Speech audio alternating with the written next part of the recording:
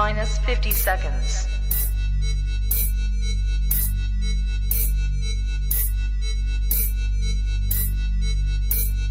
T minus 40 seconds.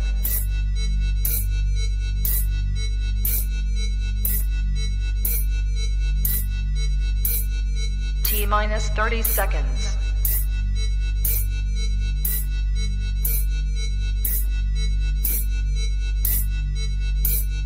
T minus 20 seconds.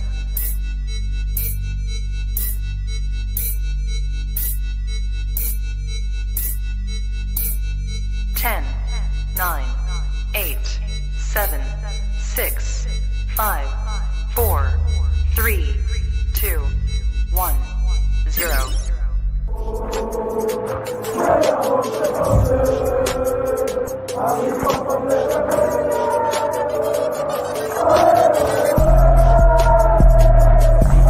Shout out to Kopish. Shout out to Kopish, guys. Keep all the good work the up. two legends, Emil Heskey, Howard Gill. Can't get much better than that guy. Yeah. You know what to do now. Like, comment, subscribe. I'm with legends, guys. Kopish.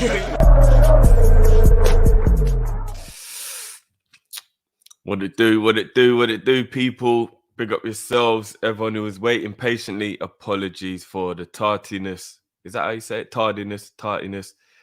Apologies for the lateness, whichever way you want to look at it. Was having a little bit of difficulty with my back, especially. So I'm not sure if I'm going to be able to sit here for a whole 3-4 hours like we normally do on a Friday night. But we're going to keep it pushing. Obviously, you know, it's the Kall-In show. Big up your damn selves, people. We'll be hearing from you lot. Matt will be joining me shortly. Callum, unfortunately, won't be making tonight's show. But yeah, we got... I always look forward to this show. I look forward to this show, getting to talk to the people. And I'm flirting between just giving a little bit more time to everybody or keeping it the same, but trying to make sure we do stick to the time limit. And I know we can get carried away the last of jokes. I love it. That's why this show's so fun for me, because it's off the cuff. But yeah, we're going to have to make sure we're not riding out for a 5-hour tonight, people. We really, really do. So first, before I bring people in, how's everybody feeling about the news that, and if I butcher his name, then apologies. So we have a new sporting director, it's looking like, people. We have a new sporting director. His name is George Schmacker. Am I pronouncing that right? If there's any Germans in the chat, please let me know if I'm pronouncing that right. And apparently he has put pen to paper on a 3-year deal to take over from Ward at the end of the season. So we're moving in the right direction in terms of it isn't just going to be all on Klopp. I know quite a few people were... Eric, yeah, you know already. I've already put that ibuprofen gel on it. Flipping out, having a bad back is not the one. But everybody was a little bit worried that we were going to go to a place where it was going to be quite old school, and Klopp, including his team, which, you know, Linda's and the rest of the coaching staff would have probably been a part of, but we would have got to the point where he, when I say he, I mean Klopp, was basically in control of pretty much everything, the way like Wenger used to be, for an example. And there's a lot of people that were a little bit worried about going down that route because one man having so much power, especially in the transfer market, could be a little bit dangerous, a little bit detrimental to us moving forward. Big up everyone in the chat. And I don't know which way I went on that, but I totally get the argument of people saying, look, you can't have an Arsene Wenger situation where like he's the be-all and the end-all, and Klopp basically does what he wants, says what he wants, buys who he wants, sells who he wants, and there's no repercussion, or there's no, there's no pushback, it's just whoever he wants, he goes and gets it, basically like he's playing Football Manager. That's what people were worried that it could have got like.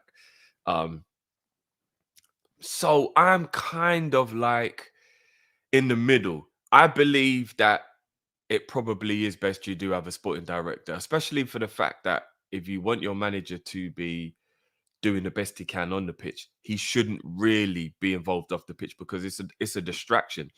It kind of means that when he goes home from the team training and team games and all that kind of stuff, his job isn't over in terms of like he's then got to go and do what a sporting director would do. And where does he get the time to rest, or the two start colliding and getting in each other's ways and all that kind of stuff? So I'm in the middle as in I would trust Klopp to be able to buy who he needed and who he wanted, because he would still have his analytical team, for example.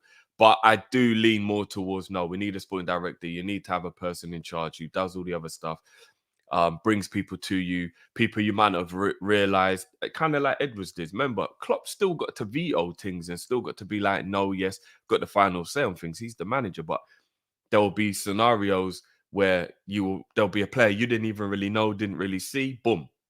Now you're like, okay, I changed my mind. And we all know the stories with Brandt and all that kind of stuff. When we got Salah and them back in the day. So yeah, I think everybody will be pretty much happy with this. Is he the right guy?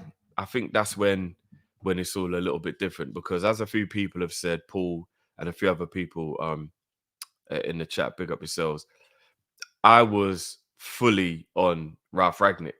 And there was a lot of rumors that Ralph Rangnick was going to be the one that was going to come to Liverpool. Obviously, he already has a relationship with Klopp.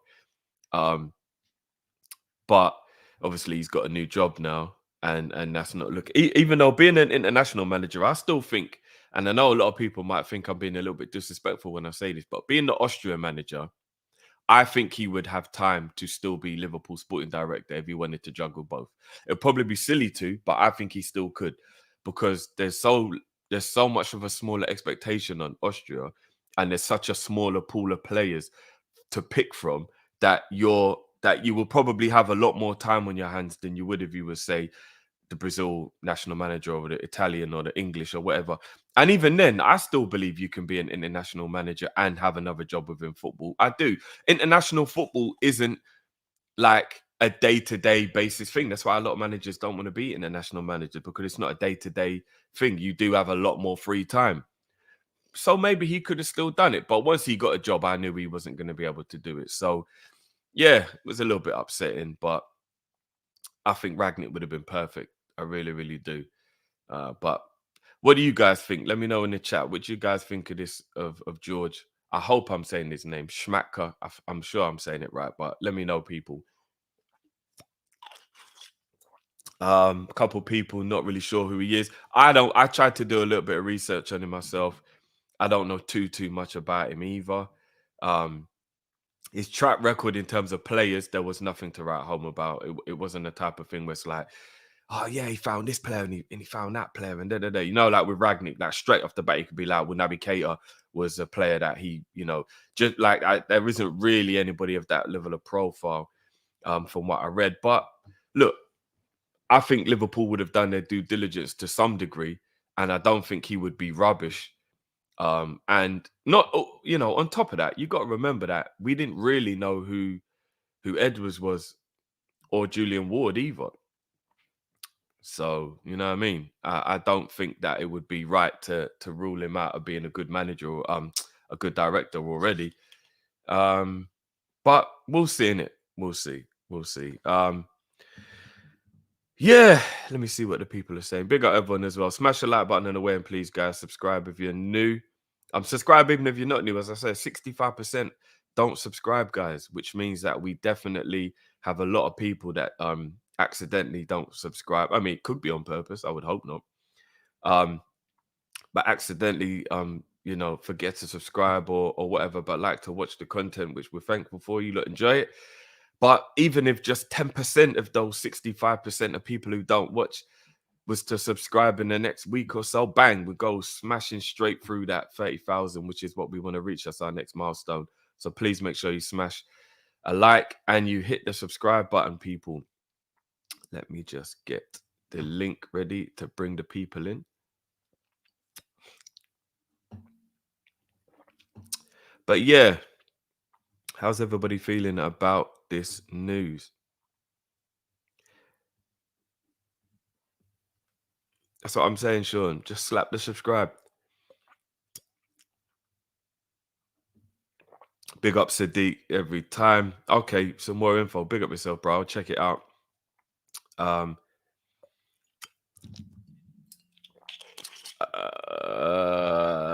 What's everyone else? Big up yourself, John. No, got that save, John. Got that save.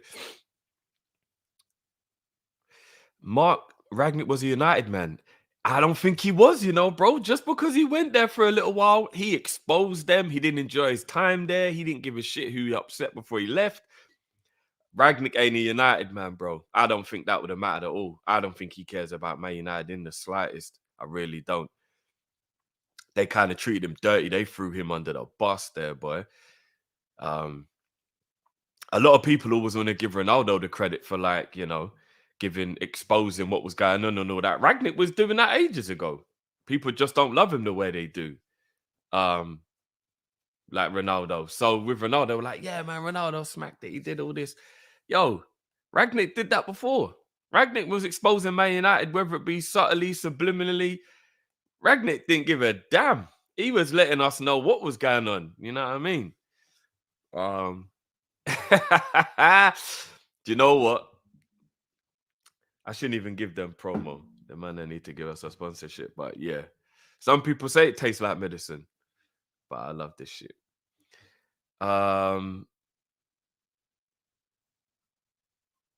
Ooh.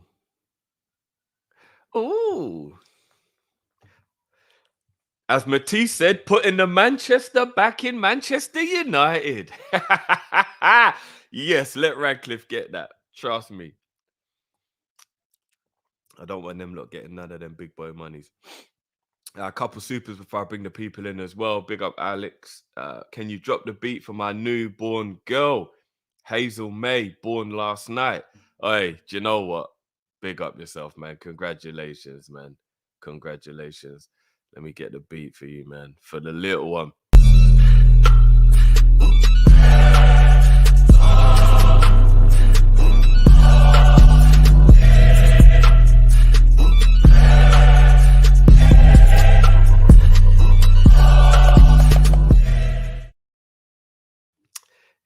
Yes.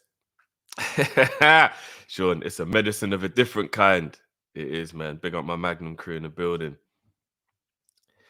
And one super chat from John as well. Big up yourself, bro. Big up yourself, bro. John is one of our loyalist members, man. Trust me, I will not hesitate to give John his props, man. Big up yourself each and every time. And John's got the new kit as well. John said, big up Drifty, Matt and Callum. I hope you feel better soon with your back, Drift. Yeah, appreciate that, bro. Appreciate that. It comes and goes, man. Comes and goes. Depends on how much exercise I get, how I slept, all them kind of thing. But I think I just slept awkwardly last night, man. But yeah, all right. Let me put the link to bring you guys in. Give me 1 second. I'm going to get the timer ready as well, guys. How much time am I going to give you? Look. I'll tell you what I'm going to do. I'm going to go straight down the middle. I'm going to make it 3.5 minutes to make it fair on everyone, all right? 3.5 minutes.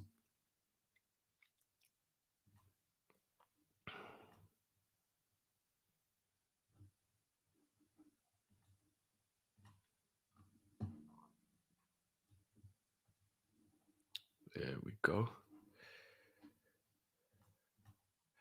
Big up Ends, man. Big up everyone in the building, man. Big up everyone. There we go. Link is in the chat, people. Oh, it should be.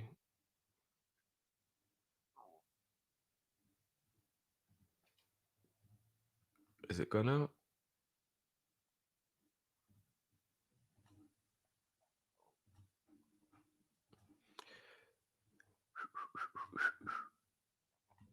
Oh, there you go. Apologies. Should be there.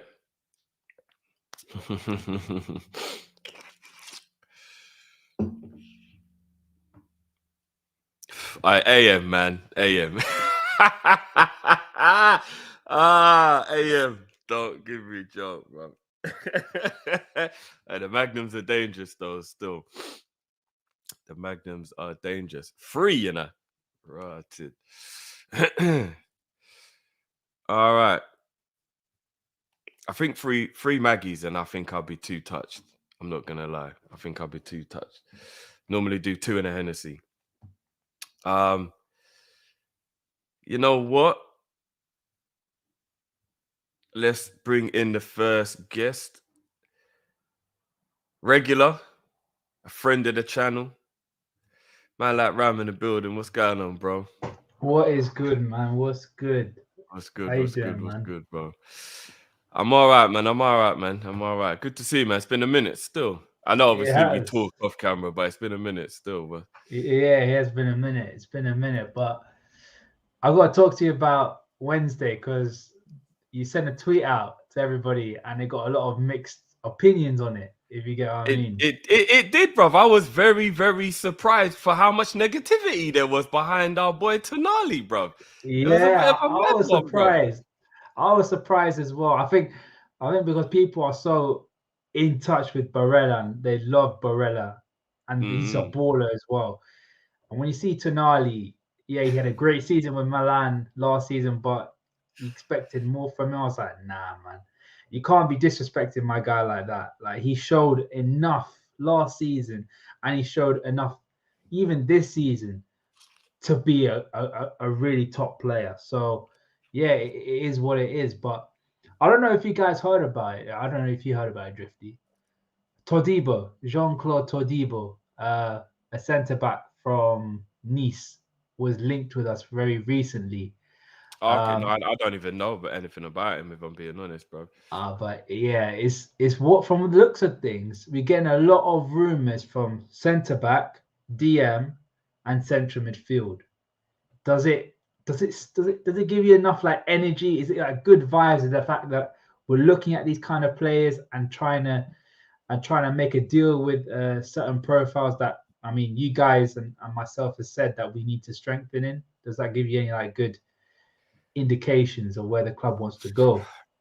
Here's the thing, bro. I don't know what to trust, man. Liverpool are one of the top clubs that are very easy clickbait when there's nothing to talk about. And I think because it's so obvious that we need players in these positions, any agent who wants a little bit of something to be drummed up about his player, bro, he can just be like, yeah, let's put Liverpool in the mix, or let's da-da-da. I'm getting very skeptical about a lot of the people we're being linked with. Do you know what I mean? I'm getting very skeptical. But at the same time, you could be right.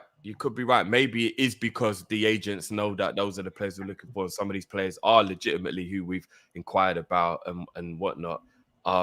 Would you be okay with that, with him being a relatively unknown? How old is he? I think he's 23, 24, if I'm not mistaken. So Ibu age.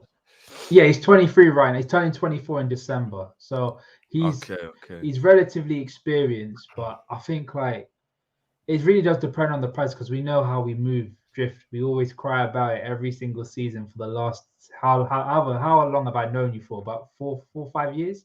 Yeah. We've been crying about it for time, about these owners. And it's one of them ones where we're like, yeah, these guys, we have to rely on the prices, value in the market, and all that stupidity. Where if we had owners that wouldn't mind pushing the boat out and paying like a 10 million, 20 million pounds extra for each position, I think we wouldn't be haggling over prices. But as I said before, my first choice is a centre back. I think Vardiol, he's the perfect guy for us if we are going to do this inverted fullback situation. But another thing was the inverted fullback, Trent playing that inverted role. Are you a fan of it? Because I'm not a fan of it. In terms Are you of, not? No. I like him being in these midfield positions, but I don't like the fact there's such a gaping hole on that right-hand side and the fact that Kanate has going to have to do two man's job. You get what I mean? I'm not a fan of that. I'm more the occupation, that mindset of Trent can come in midfield, but we need to have a body in that right-hand side of defense because look, we keep on leaving ourselves open at the back. And we haven't really addressed the situation of that right hand side getting dominated and getting pressed every single game of the week. And that's where I'm like, you need to fix up on this sort of system. If you can find a way to negate that, then yeah, I'm good. I'm good with it. But if you can't, then I think it's the case of stick to the four at the back, stick to what you know, Klopp, and stick to the 4-2-3-1 or something along the lines of that. That's been your bread and butter since day one. So I think it's the flexibility, Ram, if I'm being honest. I think it means that we have, because let's be honest, everybody's been asking Klopp to be different. Everybody's been asking Klopp to change things up. And even if it took a long time to do it, there's been different stages of the season when he did. Now, remember, we're on a roll before the World Cup. The World Cup actually halted us picking up some form. We went to the 4-2-4 or the 4-4-2 or whichever way you wanted to look at it. And we started to get some good results. We even beat Man City at that time. So I think that changed, and plus the change he's doing now with the invert, I think we know that Klopp does have about 3 or 4 formations now that maybe he'll use depending on the opposition, the tiredness, availability of players. Absolutely. And that's all we've ever wanted. Do you know what I mean? So there'll be games where we're going to dominate, and I don't mean this disrespectfully. We're going to, say we're playing against like a promotion team, a team who's just come up, or Wolves, or somebody where we know we're going to have the ball more, especially say it was at Anfield, and we're definitely going to be more dominant possession-wise. Doing the inverted is perfect because Trent means that they're unsteadied. He's got the freedom to roll. Creativity starts to be a lot better. And we've got 3 at the back that can handle a team like that at home. But then if you're going away from home to like the Bernabeu or the Nou Camp or Old Trafford or Stamford Bridge, no, hold on a minute. Don't do that. Let's be proper. Let's have the solid back 4. Do you know what I mean? And then you just change it depending on, go back to 4-3-3, So it really depends which way you look at it. Do you know what I mean? There's going to be times when we need to stretch the team because they're just sitting deep and they're just doing a counter-attack. And we're going to need to be like, no, do you know what? You shouldn't really invert, Trent, because that's more people in the middle. You should go wide now. We've got to stretch the play now. So now we go to the fullbacks doing the overlap. And do you know what I mean? And you just got to change it depending on who you're playing, what the opposition is doing, and so forth. So it's options, though, isn't it? But that's the thing, right? I mean, on the terrace, I've said I don't mind Trent being inverted. I like the fact that you've done something different. The fact that from now to the end of the season, I'm 100% on board do it because teams haven't figured it out yet. But I can't be doing this as a long-term thing because it's still not refined. It's still very much in the crude stages where you've got something there and it's working to an extent, but you need to keep on refining that because at the moment we're still getting exposed at the back. But that's my opinions on that. I think it's one of those situations where we're finding different ways. Like you said, we're finding different ways of making ourselves even better and more adaptable and versatile. And it's only going to make us stronger because teams are going to go into every game thinking which type of Liverpool are we going to go up against? Are we going to go the inverted way? Are we going to stretch the wings? Or are we going to play more direct football? And that's only going to make us even better. But the last question I've got for you, Drifty, last one. Yeah, go for it. And this is an off-the-cuff question. I know you are like a WWE fan, yeah? And I was going to ask Matt and Callum this, but yeah. Say you're in the ring, yeah, and you got a choice. Vince McMahon comes up to you and be like, you got these opponents, and you have to face them with these sort of weapon, right? Obviously, you got your weapon yourself, but would you rather face Triple H with the sledgehammer, John Cena with the chain, Jeff Hardy with the steel chair, or I was thinking of the other one, I can't think, Hacksaw Jim Duggan with the hacksaw? I'd have to go with Hardy, bro, because I think he's the only one I wouldn't get absolutely smashed to pieces. But even if there weren't no weapons, you say that. If you've seen the Jeff Hardy chair shots he's done to Brock Lesnar, my God. No, I hear you. But like the others, even without the weapon, they're gonna just thump the shit out of me, bro. John Cena and Triple H. And this is Triple H now with the pacemaker, bro. And even then, he'll probably still beat me up anyway, bruv. So I'm just saying. I thought people would say Jeff Hardy. Jeff Hardy with the steel chair is a madness.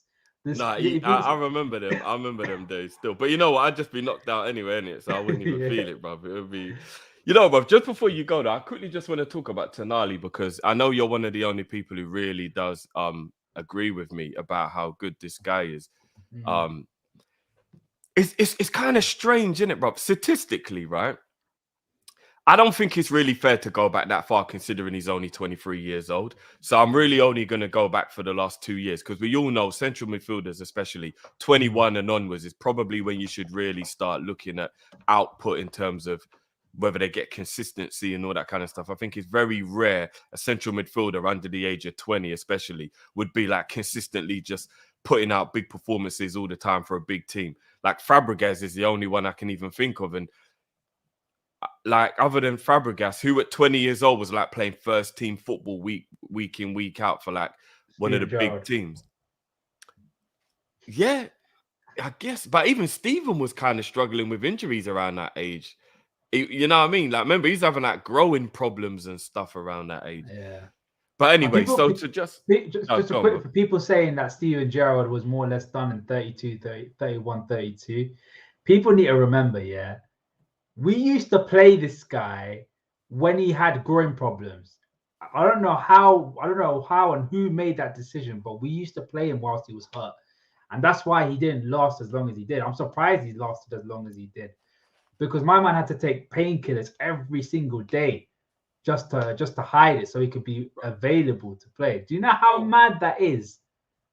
Remember when everybody thought that I was lying and I was chatting rubbish when I said that he had to have an epidural and everyone was laughing at me and then they realized I was telling the truth. When he played that Chelsea game in 13-14, he had an epidural, bro, because of the pain he was suffering in his back, bro.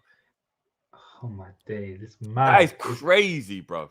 That is crazy. When we say it's clear back pain, properly, literally, he had back pain carrying the team at times. And he had an injury. What year was it? He had that injury where the bone and the muscle like tore off.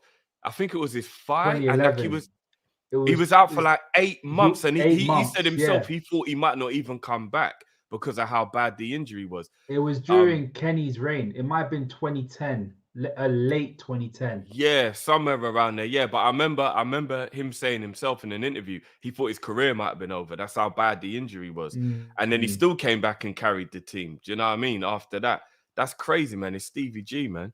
But yeah, man. So Tonali, bruv. Even if we're just looking statistically at Tonali, yeah, because you got to remember in our midfield, we don't get any goals and we don't get any assists. Let's just keep it a buck.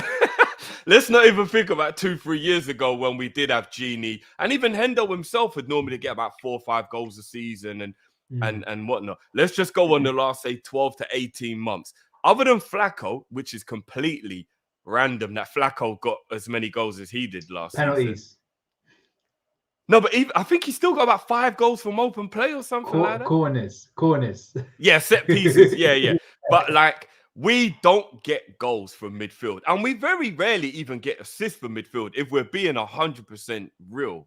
Like, we really don't. So even on a statistical level, bro, last season, Tonali got 5 goals and he got 3 assists, playing a total of 45 games. Now, on face value, you think, oh, bloody hell, you know what I mean? 45 games and he only had an 8 goal and assist, GA. But this guy plays DM/number 8, remember, for them. He's kind of got like the Thiago role in the AC Milan team. It's not really about him scoring worldies, and it's more about him dictating the play of the way, you know, and the pace of the game, that AC Milan player. So to still get an 8-goal GA ain't that bad at 21 years old. And then this season, his GA has, hold on, just waiting for it to load, has slightly improved in terms of he's got 9 assists this season in 2 less games. Now his goals have gone down to 3. He's only got 2 goals this season, but his assists have gone up. So overall, his GA's gone up, and 9 assists from midfield playing DM/8. That's pretty good, bro, in my opinion. So the majority of the assists that he's got are mainly from corners because he's a very, very, very good set piece taker. Like, he's very, very efficient with them. Sometimes even the corners, you know how it is where it gets headed out and he gets the ball back on like on near the corner flag and he just crosses it back in. It's one of them ones. But I think his crossing's really good. His passing. I think the reason why I wanted Tonali over Barella is the fact that before with the 4-3-3, where Trent wasn't inverted, Tonali would do the creating from deep kind of thing. And we didn't have that. I think Thiago was the only guy that do that, but he has that knack of finding that killer ball from deep. And we haven't had that since Stevie was here.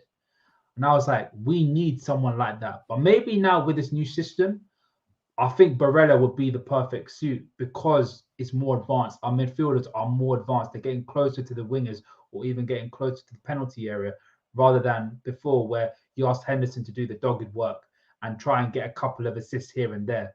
So maybe right at this moment, Barella is more adapted. But I think Tonali, just if you're asking for a Klopp type player, I think Tonali's more of a Klopp type player than Barella. I think because of his versatility, he can play 6, 8, and 10. So yeah, that's why I'd pick Tonali. But both of them are amazing, man. They're both amazing. Yeah, I agree with you, man. And I think if Klopp does want to go to a more possession-based game, which the inverted right back would suggest, because I don't think you do that unless you want to dominate the ball and be more possession-based. I think Tonali is better than Barella for a possession-based game. Personally, I think if you're doing more box-to-box, chaotic kind of game, counter-attacking, direct, then I think Barella would be better. But if you want a more possession-based game, I would go more with Tonali. So I think it more depends where Klopp wants to go with it as well. But either would be brilliant. It's just a shame we'll probably get neither. You know, both of them are, especially Tonali. I think he's going to be one of those AC Milan legend type players now. I think he'll cement his place in that team, in the Italian team, and then he'll just stay there like a Ambrosini or someone like that, where he'll just be there for years. Yeah, Gattuso. Yeah, he'll just be there for years and years. So, yeah, I don't know, It man. Is what it is, man. But yeah. But yeah, no, big up, bro. Big up as big always, up, man. Appreciate it as always, man. I'll speak to you guys soon, yeah? Yeah, man. Big up, bro. Cool. Big up. Big up, man. Like Ram in the building. Do you know what? He's always, whether it's by accident, which it normally is, or whether it's because he jumps in late, comes in late. You know what I'm gonna do? I'm gonna make sure you're right at the beginning of the show today. Man, like 12th man. What's going on, bro? What's good, bro? What's good? I guess you didn't see my message. I was saying you can put me on when Matt came on because I wanted to hear both your opinions, but it's all good. Okay, I'm not actually sure when Matt's gonna be on. That's why I was just checking to see. But yeah. What's good though, bro? What's good, man? Chilling, man. Chilling. Just got my own channel ready to rock and roll. Gonna be putting on some episodes. Man. Yeah. And make sure you let us know, man. We drop that in the chat so people can go over and give you a follow, man. Oh, I appreciate that immensely. I mean, give you guys shout outs, because I mean, hell, some of the inspiration to do this at all has been from you guys. So, I appreciate that, man. Big up, man. But yeah, man, I'm hoping to get on a Friday with you actually, because I think you're one of the closest to my sentiments when it comes to this club, and comes to loyalty, and comes to the appreciation of what we've had the pleasure of enjoying past, I'd say 5-6 years, if not 7 years, or pretty much all of era's the Klopp era. But one thing I was thinking is, what's your ideas and concepts of like, what is the next stage for this club? Because I know that we have this new sporting director coming in, and I know that a lot of what reading isn't exactly inspiring to say that, he is going to be, because he doesn't sound anything from the Edwards mold of a sporting director. And if anything, I think we've all, or at least myself, I've gotten so used to and accustomed to that type of an era, or that type of a sporting director, and that being somewhat of our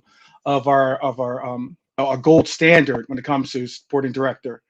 So now, like, we got this new phase going in, and what are your views on what's about to come? Pause on that too. Yeah, all right. I'll try that. I mean, is that the only thing No, that no, you? I wanted to interact with what you have to say. That's why I want to hear what you have Oh, to okay, say. okay. My views moving forward. I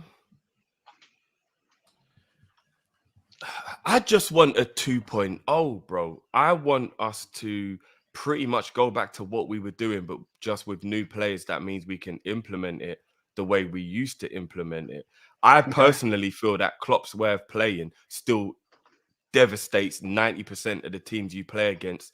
The other 10% are probably the elite clubs that it doesn't matter how you play, you could lose anyway. Hmm. And I think it's just all about getting the personnel back in.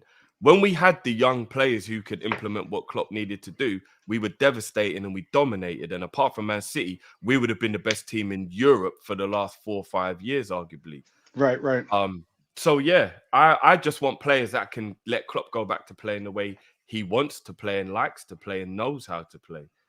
Okay. Yeah, and real quick, because I do want to try to bring you on to the red bus that I'm driving with the hashtag 71 points.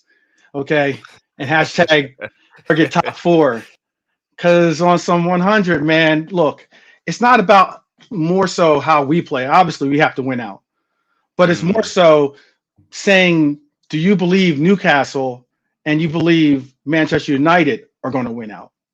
Do you believe they have the fortitude to make it to the end line? And I don't think they do, to be honest with you. And then that's something like I had this spreadsheet that I put together back in March, and it's gotten some notorious. I know I'll do 20 seconds over some notorious airplay going on with it, because I've been pretty much saying that we're going to get top four because I don't believe in Manchester United. I don't believe in Newcastle. I never believed in the Spurs. So, I mean, like when it comes to worrying about, and at the time when Spurs were ahead of us, it's never been about, hey, do you believe that we can do it? More so, I don't believe they can do it. And they'll give us top four, albeit. But then on the other hand, we've had the history of getting these types of forms. And there's only been 2 teams in this league that have won over 6 in a row. And or 3 teams now with us included.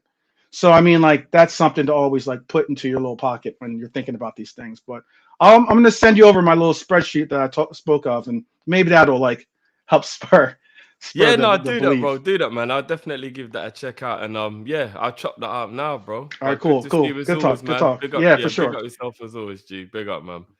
Big up, bro.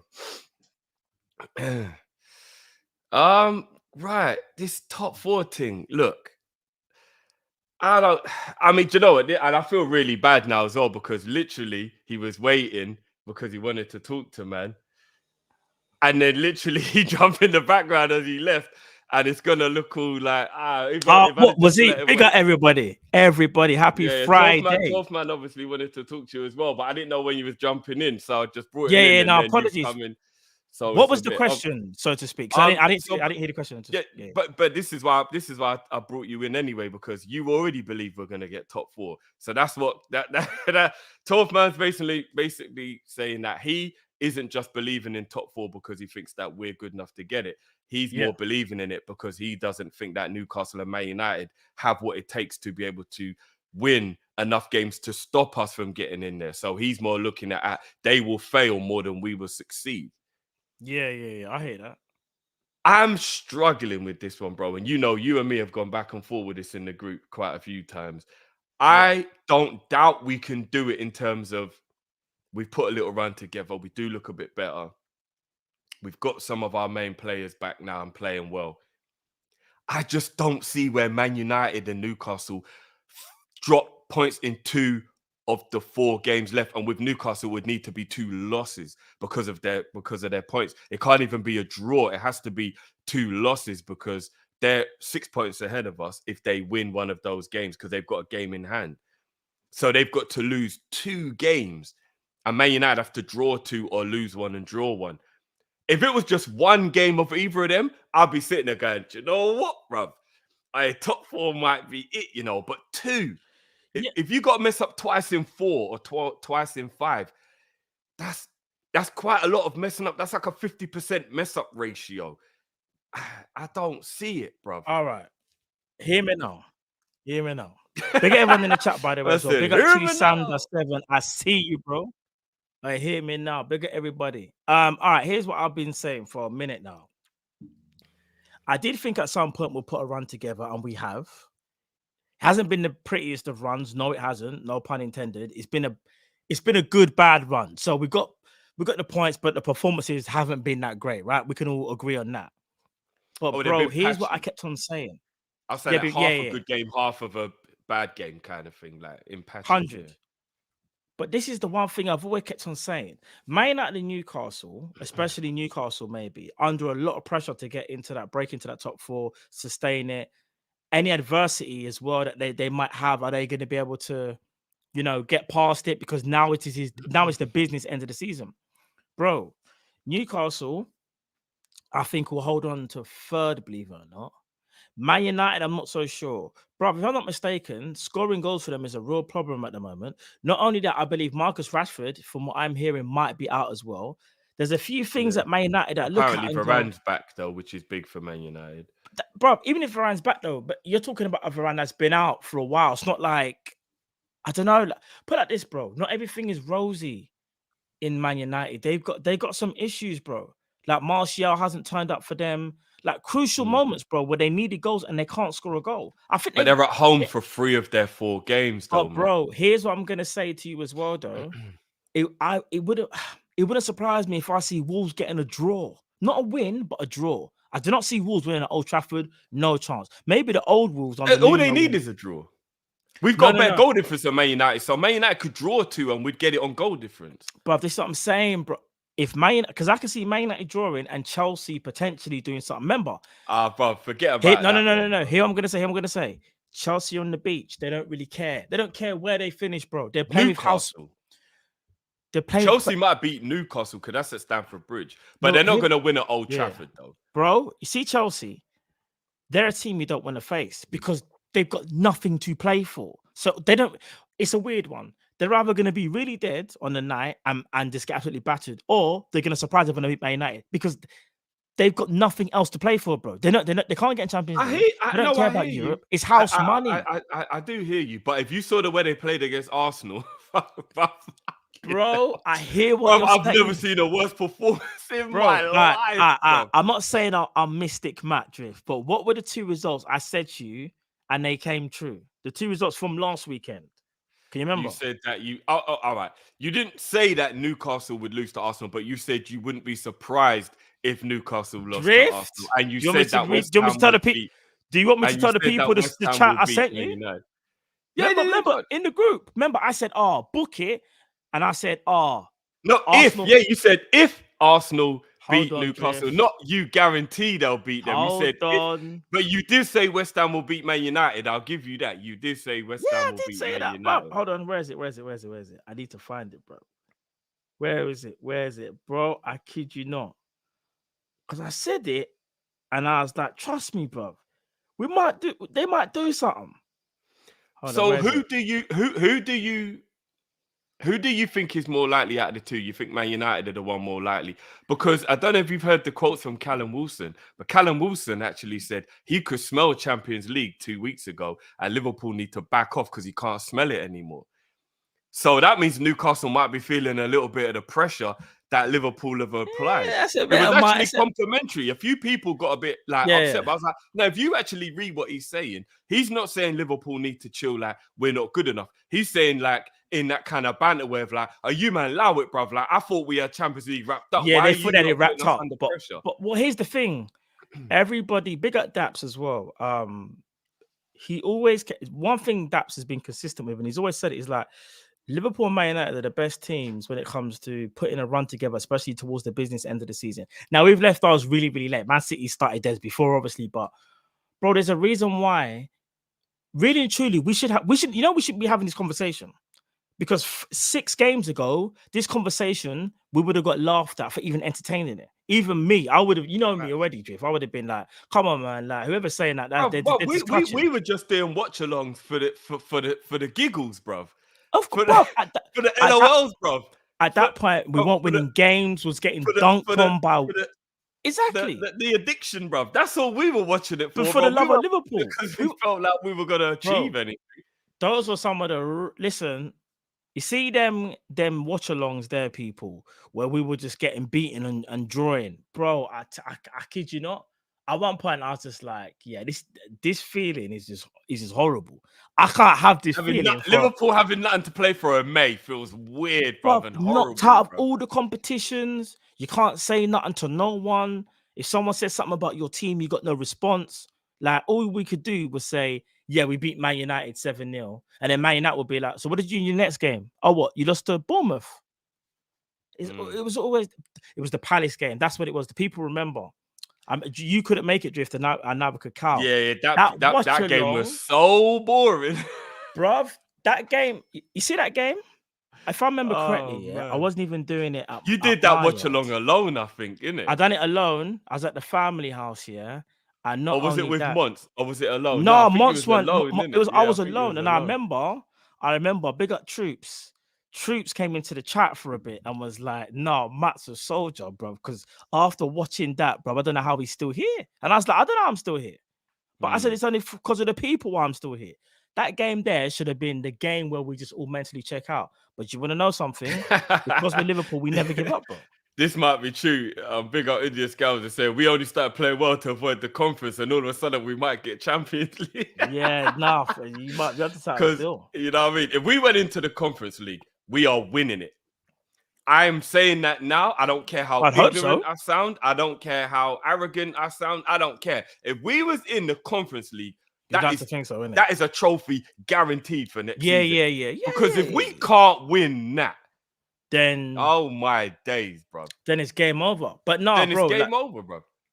Look, just quickly, do we have a chance of getting top 4? Hell yeah. Are we gonna get it? We got a good chance of getting it. Reason being is what 12th man said. It's the other, not just us. Obviously, it's the other teams. They're not convincing. They're not convinced me, not yet. Maybe after the next round of games, maybe after this weekend, I might go, yes. Like, say Man United win emphatically, and so do Newcastle. And like, it's one of them things where even though there's more games to play, it's the fact of they win emphatically. And even if us, like, say we even drop points, that's when I look at it and concede. But I'm not conceding, bro. Remember what I kept on saying? Until it's actually mathematically impossible, that's when you just say, you know what? Yeah, man, next year, innit? We'll come back next year. Next year, innit? No, I hear you. A9 says 20%. I think it's higher. I'm going to say 40%. I'm going to say 40. I would probably... This is how much I don't think we're going to get top 4. Newcastle are more likely to let us in to the top 4 race than Man United are, with Man United having 3 of their 4 games being at home. Yeah. But because Newcastle are 2 losses ahead of us, and Man United are only 2 draws ahead of us, it makes me think that Newcastle still won't slip up enough. But I'll put it to you like this. If we beat Aston Villa and we beat Leicester, and we go into that Southampton game and the last day of the season, and Newcastle have lost one of their games leading up, and Chelsea away is the do or the die, I might believe there's a possibility. I might believe Chelsea last home game, last game of the season, Lampard's last ever game in management. Possibly they might be able to get a win. Possibly. But just quickly before we move on, I'm looking at Newcastle's fixtures now. Yeah, they've got Leeds tomorrow. I'm gonna be honest. Leeds away is not an easy, because you don't know what Leeds are gonna turn up. You could get the Leeds that's like, oh man, we just can't be bothered. Or you're gonna get the Leeds, bro. Leeds on their day. A whole week of training under Sam Allardyce could make this a very tricky game. It could make this a very after that, let's say they pass the test, they've got Brighton. Now here's the joke about Brighton, which is what I said to you before, about Brighton, Brighton are the worst team to play against. They just beat Man United, but they also lost the other day emphatically as well, So they're in that in between of whatever we can get, we can get. So there's like, again, it's a house money game for them. They kind of know they're going to Brighton want Europe. Brighton want Europe, bro. They do. They want Europe. Yeah. They do, but what I'm gonna say is they won't see it. They're not gonna go, in my opinion, like it's not do or die. I don't think the players are gonna do a do or die attitude. I think they want to get there because some of them players I don't think will even be their drift. So Saicedos, your McAllisters. I'm not trying to say that they're gonna down tools, but it's a case of are they gonna give absolutely everything to make sure they get Europe? I think they'll give a good go, but I'm not gonna sit here and say, no, they're gonna play like they're on stuff. I just don't see it. I think Brighton are gassed out, and it's natural for a club that's slightly punching above their weight. Bro, they can't be gassed out They now, nearly bro. won. They nearly They won a cup. They've never played in Europe before in their life. They've been brilliant for the majority of the season. They're playing catch up because of all the cup runs that they went on. I just kind of think that they might be gassed out now. And I think the Everton game could be a flash in the pan, but it could also be because they're gassed out and people can take up. Because if you go and look at the Everton game, one of the things that was mad about the Everton game, Everton was just more physical than them. And normally Brighton outplay you, so the physicality doesn't matter. But it was almost like they got a bit overwhelmed by how physical Everton were being with them. And then on the counter-attack, Everton were quite devastating. I can't stand them, but you got to rate them. On the counter-attack in that game, they were devastating. McNeil thought he was laying out Messi in that game, bro. I'm not even going to lie, bro. Yeah, no, he McNeil was moving to them, bro. Even Iwobi thought he was like Luis Figo on that day or something, bro. Yeah, what brother Iwobi was being busy as well as looking busy. It was flipping Calvert. It was Dominic Calvert-Lewandowski, bro. Did you see some of the touches he was doing up front, bro? No. I don't know what Everton was on in that game, bro. But it could be a one-off. It could not. But so what? Bruv, listen, man. Can Brighton take points off Newcastle? I don't know. They can, yeah. They can. Bruv, listen. I'm not gonna sit here and get carried away and say we're definitely gonna get top four. We're not. It's because it's not in our hands. However, remember I've been saying this for a while. There's something says to me we've got a very, very good chance. And you know what? Let's just see what happens after this weekend. Take it game by game, or should I say round by round? Leicester away is a difficult game, man. No, it is. People are looking at the way they got beat up by Fulham, but they won 2 of their last 4 games, if I'm not mistaken. And bro, it is literally, if they don't win this game, they're relegated. All right, they are going Let to me go say this. hard in the paint, bro. You heard it here first. Watch out for the result for Leeds and Newcastle. I know, but didn't if we want to don't say beat it. Leicester, it don't even matter. No, I know. No. But I reckon if Liverpool see any type of slip up, especially like a draw, if it's not a lot, it doesn't have to be a loss, but a draw. Liverpool, you'll see Liverpool turn up, bro, because they'll see that's a chance to see. Bro, do you know what I would rather? I would rather the Newcastle Man United games both on the Sunday, yeah, and we were playing on the Saturday, and we got the win. Actually went into the top 4. Yeah. And once you look at the table and you see Liverpool are in the top 4, even though you know you've got 2 games in hand, that might psychologically make you go, oh shit, they're actually in the top 4. Because when you're chasing, you know what I mean? It's different. If you go ahead, boy. So yeah, I don't know. It's mad fix.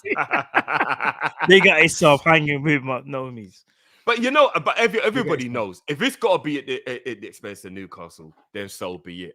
But everybody knows I do have an affiliation with Newcastle through family. I would much rather it was Man United that dropped out and it was Newcastle and Liverpool. So would I. Do you know what I mean? Yeah. But if it has to be Newcastle, I'm still always going to prioritize Liverpool over anything. So if it's got to be Newcastle, it's got to be Newcastle. But if Newcastle and Liverpool get it, then you know what I mean. No, you lot are doing too much. I won't even read that. I just see let the people. I'm not because I don't want to buck into man, and he's just gonna be like he's trying to slander my name. But like, bro, I just want you to come go to Liverpool, innit? Like, all that stuff aside, like you're blessed. But couple supers before we're bringing the next caller. Wakey says Prime Milner or Prime Gareth Barry. Prime Milner all day. Milner all day, every day. All day, every day. Gareth Barry is an underrated footballer. Very underrated. Prime Milner was actually a baller. Bro, 17-18 Milner Champions League assist run. Are people sleeping on that? I think he got, you know what, my brain. No, but bro, even if you roll it back to Man City, like if you roll it back to like Newcastle / Man City Milner, when he was playing out wide with pace and beating players, people forget that Milner because he's been an old boy for a little while now. Old school James Milner could beat, man. He was a winger. Like, Was it don't 17, 18 or 18, 19 when Milner got them bagger assists? I think it was the year before the year we won it, so it would have been 17, 17, 18. I 18. think. Milner was I think- going I on think so. crazy. Yeah. Hold on. Bruv, my man got 8 assists in the Champions League, cuz. He was the 17, leading 8. assister that season. I know that. Can't talk to James Milner. Barry wasn't doing that, bruv. Prime Milner was an absolute G. Wakey also says Prime Salah over Bale for important games. Who is better? Oh, you know what? I'm always gonna want to ride out for my boy. But one thing I think that people forget is that Prime Gareth Bale is one of the sickest things we've ever seen. Prime Gareth Bale. If you take last year at Tottenham, first 2 years at Real Madrid, Bale, yeah, bruv, he was electric. But he weren't better than Salah, in my opinion. Bro, I'm not saying he was. I'm saying the conversation is I think it needs to go deeper than just what it making is. an assessment. Here's the thing. Because remember, we're not talking about career. We're talking about prime. Yeah, of course. Peak. At his best, all right, but this is how I look at it. At his best, he wasn't top 3 in world football. He was top maybe Bale top 3. 100%. The year he went to Real Madrid, the only players in world football that were better than Bale at that time were Messi and Ronaldo. Bruv, the only players at that point that were better than Bale. Look, Iniesta's a better player all round. No, Iniesta's a better player all round, but I mean like on form and like what they were doing at that time. Bale was Suarez, it was only 15, Ronaldo and Messi that were above him, bro. I don't know. So, what about Suarez? Because Suarez, hold on. What about Suarez? Because Suarez 15. Suarez would have been a little bit after that, wouldn't it? Not? No, before that. Sorry, that would have been before that. Yeah, that would have been before that. I'm sure it would have. Oh, yeah, because Suarez moved 15-16 season, innit? Actually, do you know what? I can't actually remember. What? This is because it was MSN versus Bell, Benzema, and Ronaldo, weren't it? You're right. But Suarez was better. Come on, man. Give or take Suarez then. He was in the top 5 at least. Yeah, that's what I was going to say. Ever. Like, Bale was right up there, bro. Do you know who else is better? And you're not going to tell me no. And you're not going to like what I'm going to do to you because I'm using like Jedi mind trick, Neymar. And you know Neymar was better. See what I'm saying? But do you know what? You're right. No, Bale was crazy. Bale was crazy. You did me dirty there, Matt. Still, I'm not gonna lie. You did me dirty there. You used emotions on me. You did me dirty there. Still, you brought Bale in. My internet's going crazy for a minute. Hold on. Am I back? Oh, you're back. You're back. My internet went crazy for a sec. Can you hear me? Cool. Yeah, you're back. You're back. Sorry. No, I was just saying you did me dirty. You emotionally did me dirty there, bro. I don't appreciate that still, but yeah. No, what I was gonna say is man use Neymar against me. What I was gonna say is, in his prime, Bale was arguably a top 5. Yeah, probably was a top 5 in his prime, because he kind of took over from, dare I say it, maybe a bit, maybe arguably the best right winger after Robin. But then I still here's the thing. When Salah entered Liverpool, I think Salah took that to a new level. I know you can't just look at stats, but even Salah, like consistency, it's tough, innit? Because Bale has the clutchest moments that you will ever see in it, Champions League and that. Do you know what I mean? You can't really compete with that.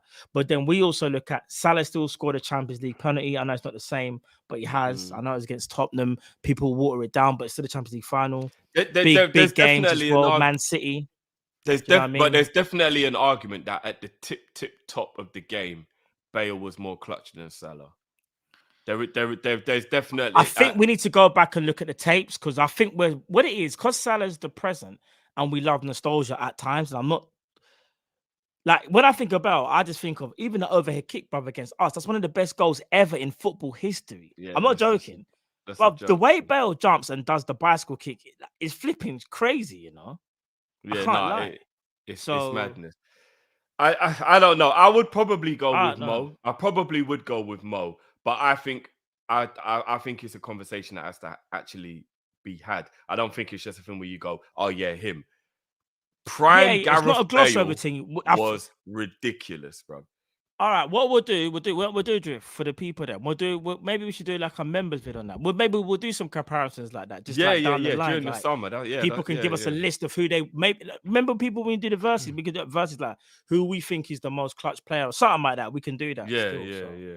I just remember Gareth Bale having man tearing his hamstring trying to catch him, bro. That's one of the best things I've ever seen in my life.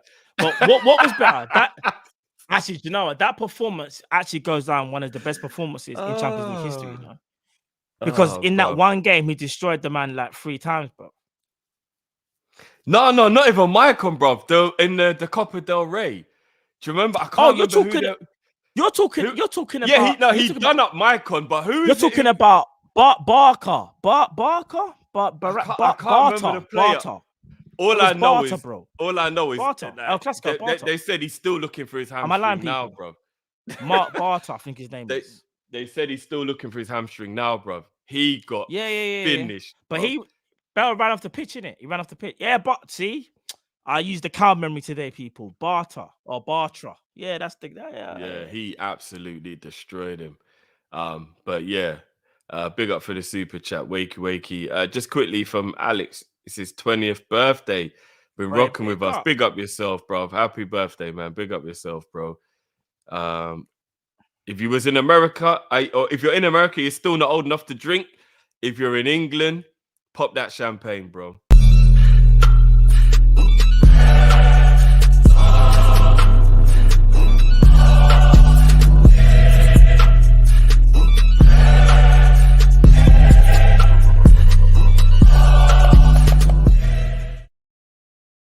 Happy birthday, man.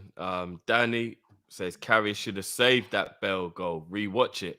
I have, and I think that Carrier could have maybe gone with his other hand. Bro, Carrier, one of the goals, no, one of the goals might be the bicycle kick. You know, Carrier kind of does this. I'm not joking. He tucks his hands in. Bro, I kid you. You think I'm joking? Bro, no, I remember he should have more gone with the hand that was higher up. Oh, well, I can't. But the element of surprise, I still think that it was like you got to more look at the goal than the goalkeeper. I don't want to do that thing where we just blame a man because he made the shocking mistake he made for the Benzema goal. If a man scores a bicycle kick like that, sometimes you just got to say it needed to go in to just be what it is. Do you know what I mean? But yeah, maybe Carrie's. I think Alisson might have saved it, but yeah, and big up Sam Max each and every time, man. Big up your damn self, bro. Says great show as always, guys. 1, who wins, John Wick or the Equalizer? 2, actually no, let's go through it then. Let's go through it. I think Equalizer. Man goes into bullet time. No, I think John Wick still. John Wick. You know why? Because he should have. I haven't seen the last one, but he should have dead in tree. Remember where he fell from? But he's alive.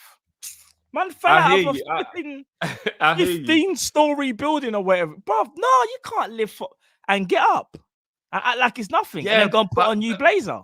Yeah, but bro, Equalizer, man goes into bullet time like this is Max Payne, bro.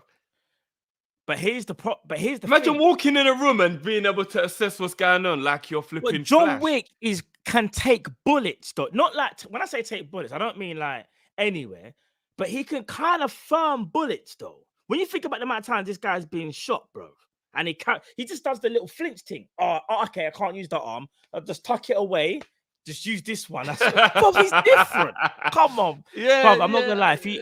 Listen, I'm not telling no one to shoot anybody, but I'm just saying, if for whatever reason in an alternate universe or in a video game you shoot an enemy and the enemy still runs at you, it's problems.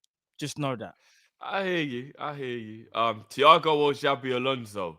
Fuck yeah, no, that is... Nah, you can't do that. You can't do that, fam. What kind of question is this, Sam? Bro. What I will say is I think Xabi Alonso is going to be Liverpool's next manager. Interesting. Okay. I'm going to plead the fifth on that one. I'm not going to lie.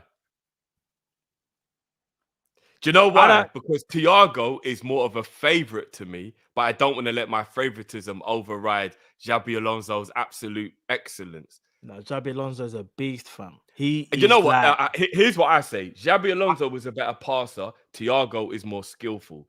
That's how I'm gonna leave it. Even that, I don't. You know what it is? No, All right. I need. Thiago's more skillful. That's a No, fact, no, no, no, bro. no. He is. I need more context. Are we talking careers or just who was better at Liverpool? Because I need context. Just Xabi Alonso's got a better career because he Carlos actually Alonso, went. you know.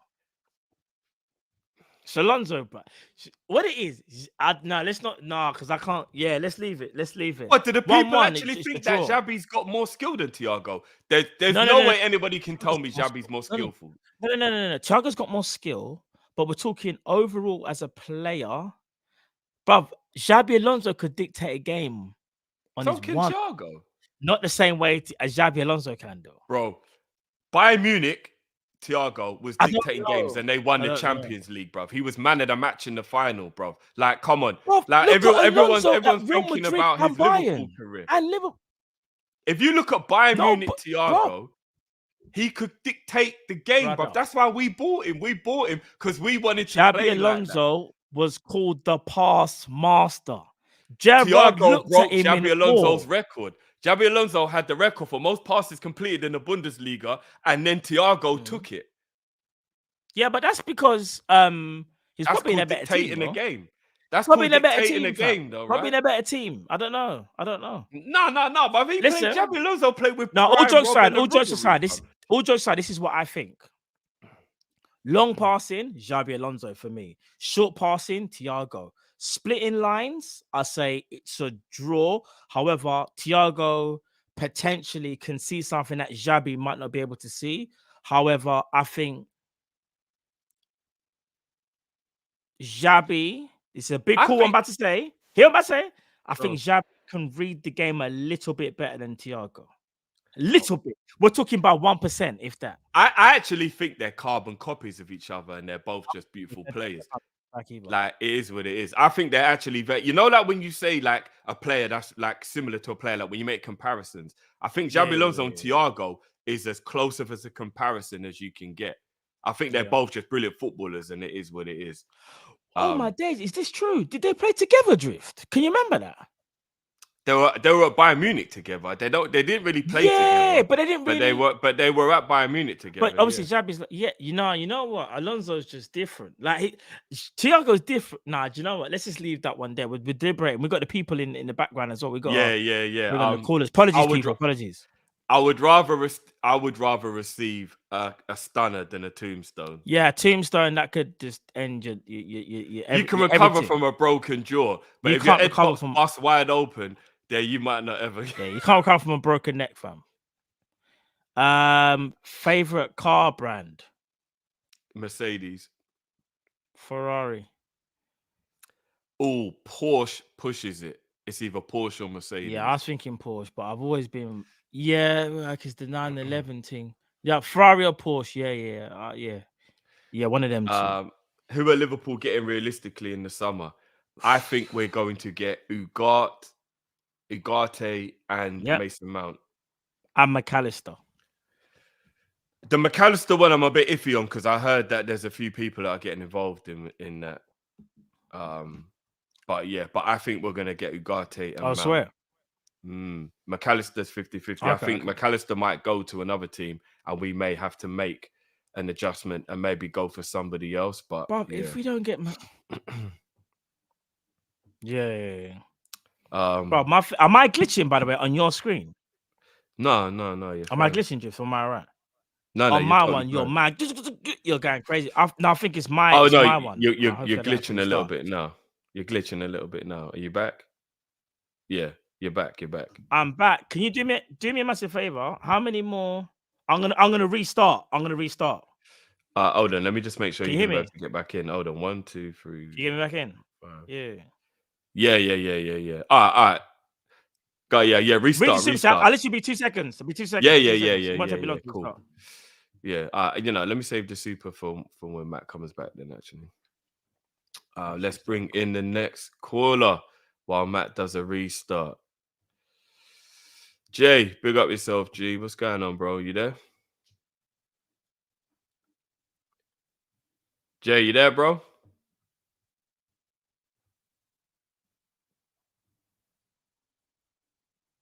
Jay? Hang on. So I was just about to put you back in the background. What's good, G? Hang on, can y'all see me? There you go. Here you go. Oh, bro, you done my dirty. Fucking hell. Is Matt frozen? Yeah. It'll be back in a minute. It'll be back. Why are you making that face?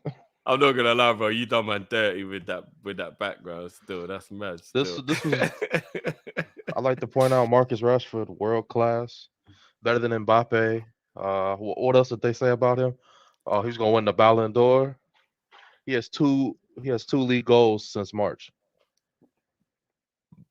I'm gonna be honest with you though, Jay. I think Rashford is actually a bad boy. He was having a purple patch. He was having a purple patch. I rate Rashford. He was having a purple patch, Drifty. I'm not even just talking about this season. Like in general, I think he's talented, and I think he gets used wrongly. I think a lot of United players are talented. I think Sancho's talented. Yeah, I guess so. A lot of their players are talented. They all have other issues. As funny as he is, because I don't rate him at all. Martial's talented too. He's a talented player. Martial is talented. He is. The movie he made against West Ham that he just couldn't finish because he's just not what he does was nice. He made a good move, but a lot of the players are talented. That's not their problem. No, but I just think a lot of people shit on Rashford, but I actually think Rashford is a good player. Now they're overcritical. Even I'm just saying he's got on Jay that picture, bro. But they were saying he was better than Mbappe, which was ridiculous. No, that was crazy. That was ridiculous. But I would take Rashford. Two league goals since March. 2. Imagine what Klopp could do with Rashford. I'm telling you, he would bang it under Klopp at Liverpool. He would. I don't know. But all right, but I don't want to take up too much of y'all's time. I have a question for y'all to chop up, or we can all talk about it. Whose career would you rather have, Jamie Vardy or Harry Kane? Oh shit! Whose career would you rather have? Because one has all the goals and one has the trophies. Oh, it's not an easy question, but I'm just, Let me write I think that it kind of down. is. I'll go it down. Oh, you got it. Okay. Yeah, I think it just depends on what the person values. Yes. Well, what do you value more in your footballing career? Yeah. I think it's harder to have the career Kane had, though. Yes. Here's the thing. It's not rather, but I think his career was harder to have. Jamie scored Vardy 200 goals. That's true, but Jamie Vardy also came into the league like very late in his career, right? Because he's playing non-league football for a long time. Then goes on to win a league with Leicester. People can call it fluke or whatever you want to say. It wasn't a fluke. They just had a lot of world-class players. They had a lot of world-class players in the skies. They had flipping Riyad Mahrez. Let's keep it up. Riyad Mahrez was playing out of his mind. Yeah. N'Golo Kante. Yeah, exactly. This is what I was gonna say. So they had a core there. Imagine this though. You won a trophy. A lot of teams had a down year that year too. So that also helped. They did. Not to say that if all those teams were on form, I still think they finished top 4 that year, but they won the league. There's no taking that away from them at all. But I'm just saying. Yeah. Like they were like legit that season. Matt, the food I had. Yo, I had the rice and peas, oxtail. Yeah. I had some greens. Yeah. Nah, I'm gonna disappoint y'all. The fried plantain, it's just not my cup of tea. Not my cup. Oh, really? To be fair though, I don't like sweet potatoes and stuff like that. So that doesn't surprise me. I don't like sweet potato. You don't like sweet potato drift? Only with honey on it. So like sweet stuff, it just doesn't really do it for me all the time. But yeah. Fair play. Did you have any curry goat? No, curry goat? No. I ain't had that kind of money, man. I said I bought you know how much oxtail is in the States? Yeah. Yeah. Do you know how much oxtail is over here, bro? It's expensive everywhere, bro. No, but you see me, actually, let me not even say it. Yeah. We leave it there. We'll talk. But it was hidden, man. But United since they played Sevilla has been. Well, I think we're gonna get top 4 for them. Since they played Sevilla, man, they have been so inconsistent with all the injuries and everything. So the first game of Sevilla, was a draw. They beat Nottingham Forest 2-0 away, which is good. Then they lost 3-0 to Sevilla. They advanced because they didn't really win. They advanced against Brighton in the cup. They draw versus a dead Tottenham team. 1-0 against Villa at home. Fair play. They lose to Brighton and then they lose to West Ham. They have been inconsistent and they've been struggling to score goals a lot. And especially if Rashford's out tomorrow, I wouldn't be surprised if it's a draw tomorrow. Would not be shocked at all. I actually think they will get a draw tomorrow. Tell him, Jay. I hope you're right, bro. And if they draw tomorrow, that's 3 games consecutively without a result. Yeah. Now the pressure's on them even more. They're feeling it now. And who would have guessed? It's the same thing with Arsenal, because at that time, no one would have thought how many games ago Arsenal were going to have those 3 draws in a row. Remember, it was us, Southampton, and West Ham. At that point, Arsenal were absolutely destroying the league. Let's keep it a buck. Then they came up against some pressure moments, and what happened? They drew 3 games. Now, I'm not trying to say the same thing's going to happen with Man United, Jay, but I'm in agreement with you that we could potentially see that. And the pressure even goes up higher because you know what the next game is? Bournemouth away. Now you're staring at away form right in the face again after a draw. You haven't gotten a result in 3 games, and now you need to win an away game. And you haven't been good at that all year long. All year long, it's been a struggle for them. So now you're looking at dead in the face with the pressure of winning the league.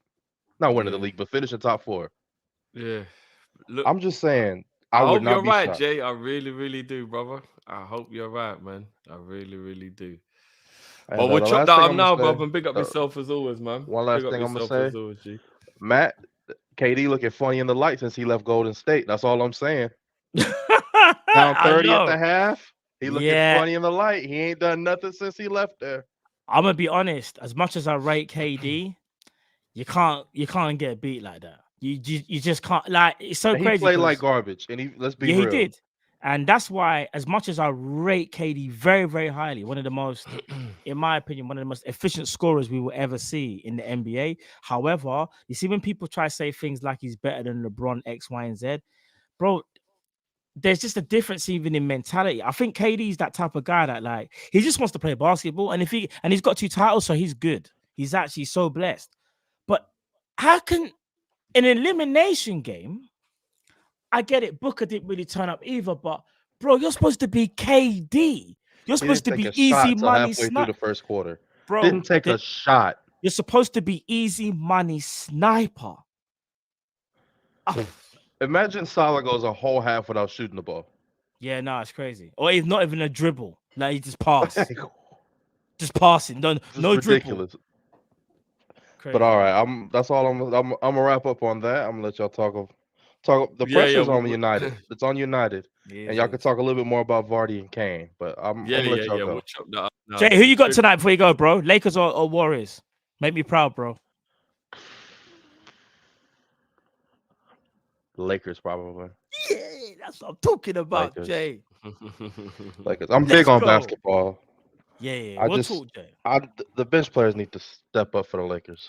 Oh, 100%. We need another Lonnie. I'm not a Lakers fan, but they need another Lonnie Walker masterclass. Yeah, they do. We're not gonna talk about They my do. team. I'm a Rockets fan. They're dead food, man. They're dead food, man. But big All up right. as always. Big bro. up, y'all. Big up yourself, Jay. Big Love up us the all. chat, now, man. G. And Big up, man. top 4 race is on. I'm telling you. I hope you're right, brother. See you next week, man. Big up, G. Right. Vardy or Kane? See, for me personally, because Jay said career, I'm going to go Vardy. He's got trophies.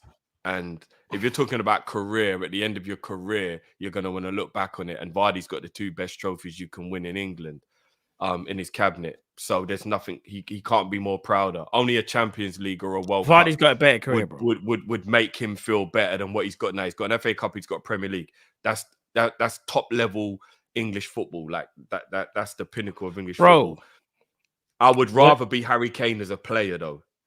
So if someone said to me like, who would you want to be? Yeah, I would rather be Harry Kane. That's fine, but just know that you might not win nothing though. You know, like that. If he went to another club, then he would. But yeah, Bro, Vardy's had a better career. It's not even close. Kane can be the better footballer. That's absolutely fine. We know that. Kane's one of the best forwards in the world. But bro, do you know how mad it is to know that you could potentially play at the highest level and not have nothing to show? Yeah, Like I'm that's not. It's not crazy. all about glitz and glamour. But bro, He's you know about to when, do a Matt Letizia, isn't it? bro, you can't sit down and you've got your grandkids and they say, "Oh, uncle, like granddad, like what did you win?" And you just go, "Obviously, Delhi left out at the wrong time. We got a bird right. Everyone thought it was going to be the truth. Poch left suddenly. Nagelsmann, he pissed off, didn't want the job, left me kind of stranded on an island. Obviously, I wanted to beat Shearer's record. Yeah, the best thing I probably have is when I went to Anfield, they gave me 2 chances. Matt Drift were there. I scored a penalty. But yeah, that's what it is. Bro, you cannot end your career and play for Spurs. Not. I'm gonna do a Bruno. Not flipping Plymouth Argyle or Macclesfield. They got them clubs there. He's playing at freaking Tottenham Hotspur, and you couldn't win 1 trophy. Not 1. No Europa Conference. Come on, bro. As great as he is, I'm not disrespecting Kane as a footballer. I'm not, bro. He's one of the elites. Let's keep it about elite talent. But bro, you can't end your career with nothing. You can't, bro. Yeah, For all of that. I hear you. Come on, man. Yeah, and on the food thing, I'm not gonna lie. Jay saying that he's not a planting guy. That let me down, man. Bro, I can't believe he's not like planting. But the only thing I can think of is that the planting was just as yellow as it gets. And he just, do you know what I'm saying, bruv? Like, it was almost green, it was so yellow. Because what I was going to say is, I wait till the planting's black, bro. Bro, not black, but I know what you mean. What it is a planting. Black like, with a bit of yellow still on. Yeah, some people have it. Yeah. Some people have it so fresh, and I'm like, no, you gotta cook that up. But you know what it is though, Drift? It depends where you go. Big up to Jay as well. I'm not saying anything, but you know, like, it's with any type of restaurant. Like you get restaurants that can do it better than others, so to speak. So Jay, I would even say try somewhere else as well, just in case as well.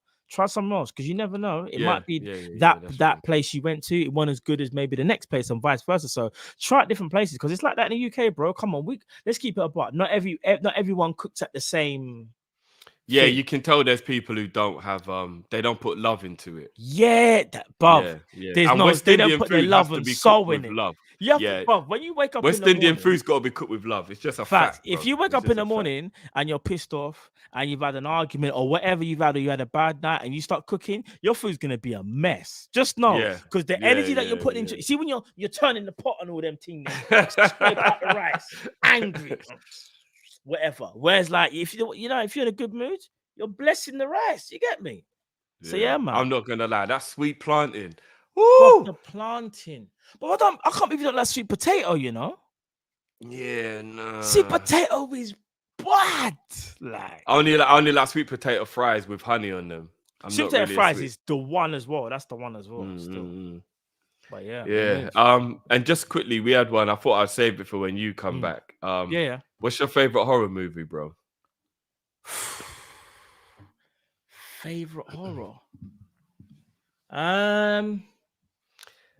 People might be shocked at me saying this, or some people might actually agree with me. I don't know. My favorite horror movie is Insidious. I don't know if you've seen it. Is that with the little child thing? He gets hypnotized and then goes into the outer world in his hypnotized state. Is that the one where the kids see him? Or is it the one with the kids in it? There's kids. It's the one where his son's spirit gets kidnapped by the demon, and then he has to go into not the sunken place, but it's like he's in a hypnotized state to be able to go and like find his son in the darkness. I don't think I've seen it. I've seen someone where this kind of like the kids, like there's this doll kind of. It's not Chucky. It's not thingy. But it's dolls kind of. You're talking about What's the film I'm talking about? That You're film's kind of talking. mad. Yeah. You're talking about with the clapping, isn't it? Yeah. Yeah. You're talking about What's that called? Annabelle's the one you're talking about. Is it Annabelle was like the spin-off from what the fuck?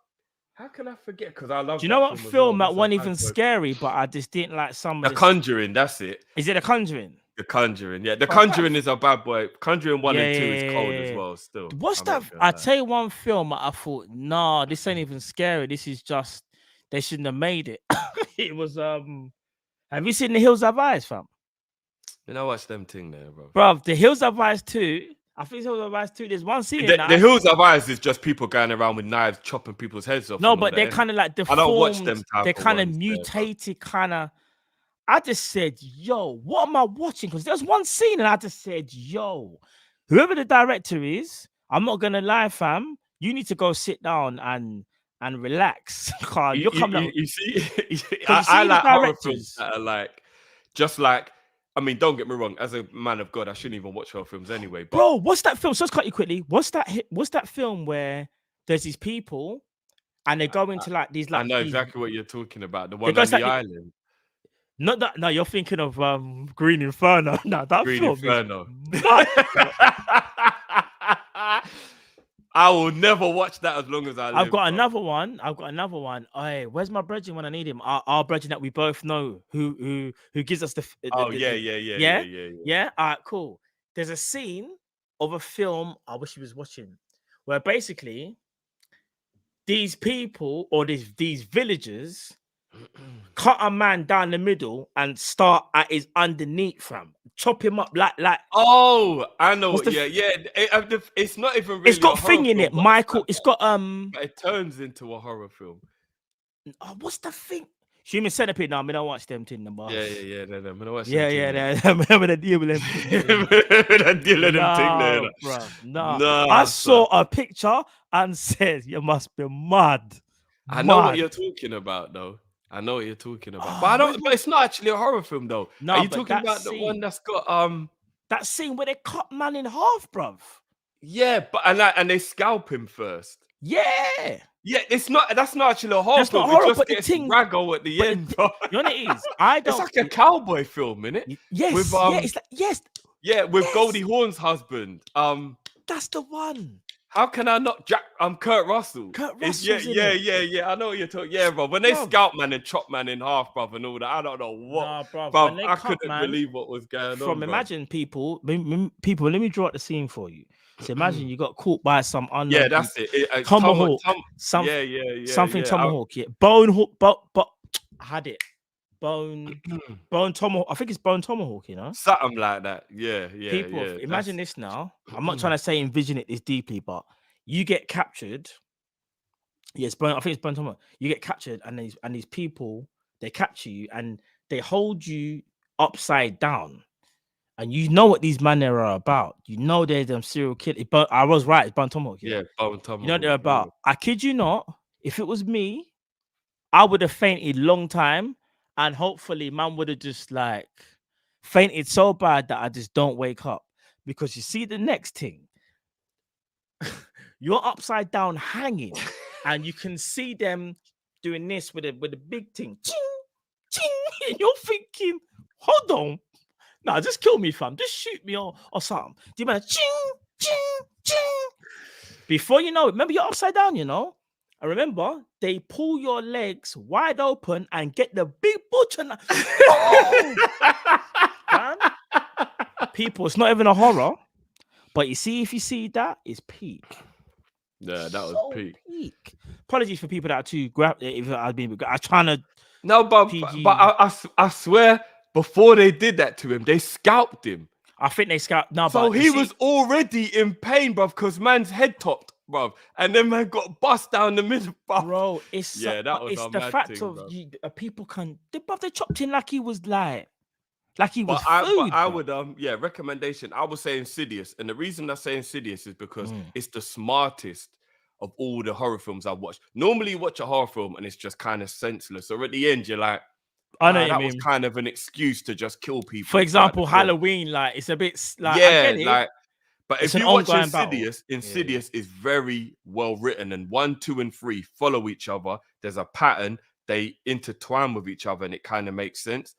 And like, it's just very like it's an intelligent horror movie. You're watching it, you're like, wow, this makes sense. There's no stupidness here. Like, this is all good. And Rose Byrne is my girl as well. I love Rose Byrne. I think she's a brilliant actress, and she's in the first one. I don't know if she's in the second one. Yeah, no, she's in the second one, isn't it? But like. Remember Jeepers Creepers, Drift? Just quickly. Yeah. That's an old school classic. Yeah, still. that like thing that. there is. Yeah, anyway, yeah, go on, bro. But yeah, no, that's why I would recommend watching Insidious. It's like a very well written. It's not super scary, but it's very well written. Like there's one scene where the baby's upstairs in bed and they're downstairs, and all of us, and you can hear this man talking through the baby monitor. So she picks it up. She's like, hold on a minute, what the fuck? She can hear like a man's voice, like there's a man, and then all of a sudden he screams down the thing, yeah. So she runs upstairs, and when she runs in, behind the net over the cot, it's just a man standing there, bro. I'm not even gonna lie, that's the creepiest shit. Like, nah, I'm not gonna lie. If I heard if you that, got a I'm baby, getting that's Lucille. the creepiest shit. I'm getting Lucille, fam. Straight away. You think nah.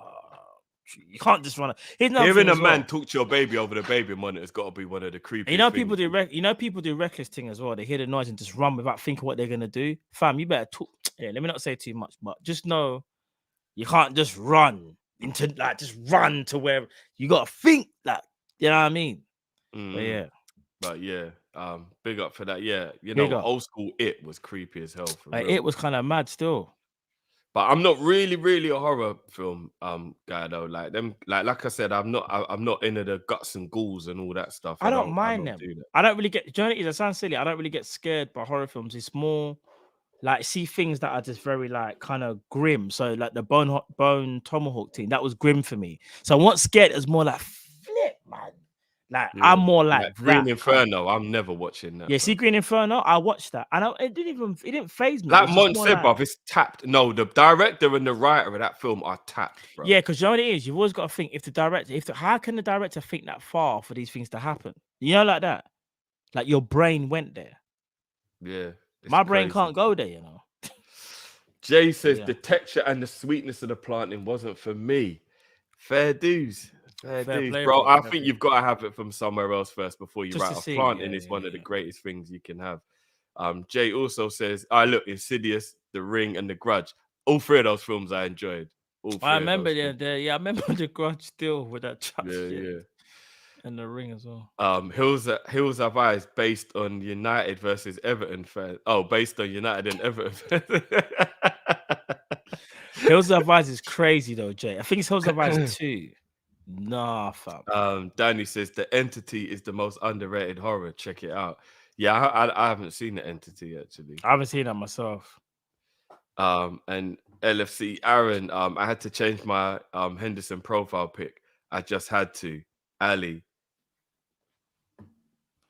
Presley photo instead. Oh, sorry, yeah, Elvis Presley and Muhammad Ali. Yeah. No, put that Henderson one back up, man. That's our captain, bro.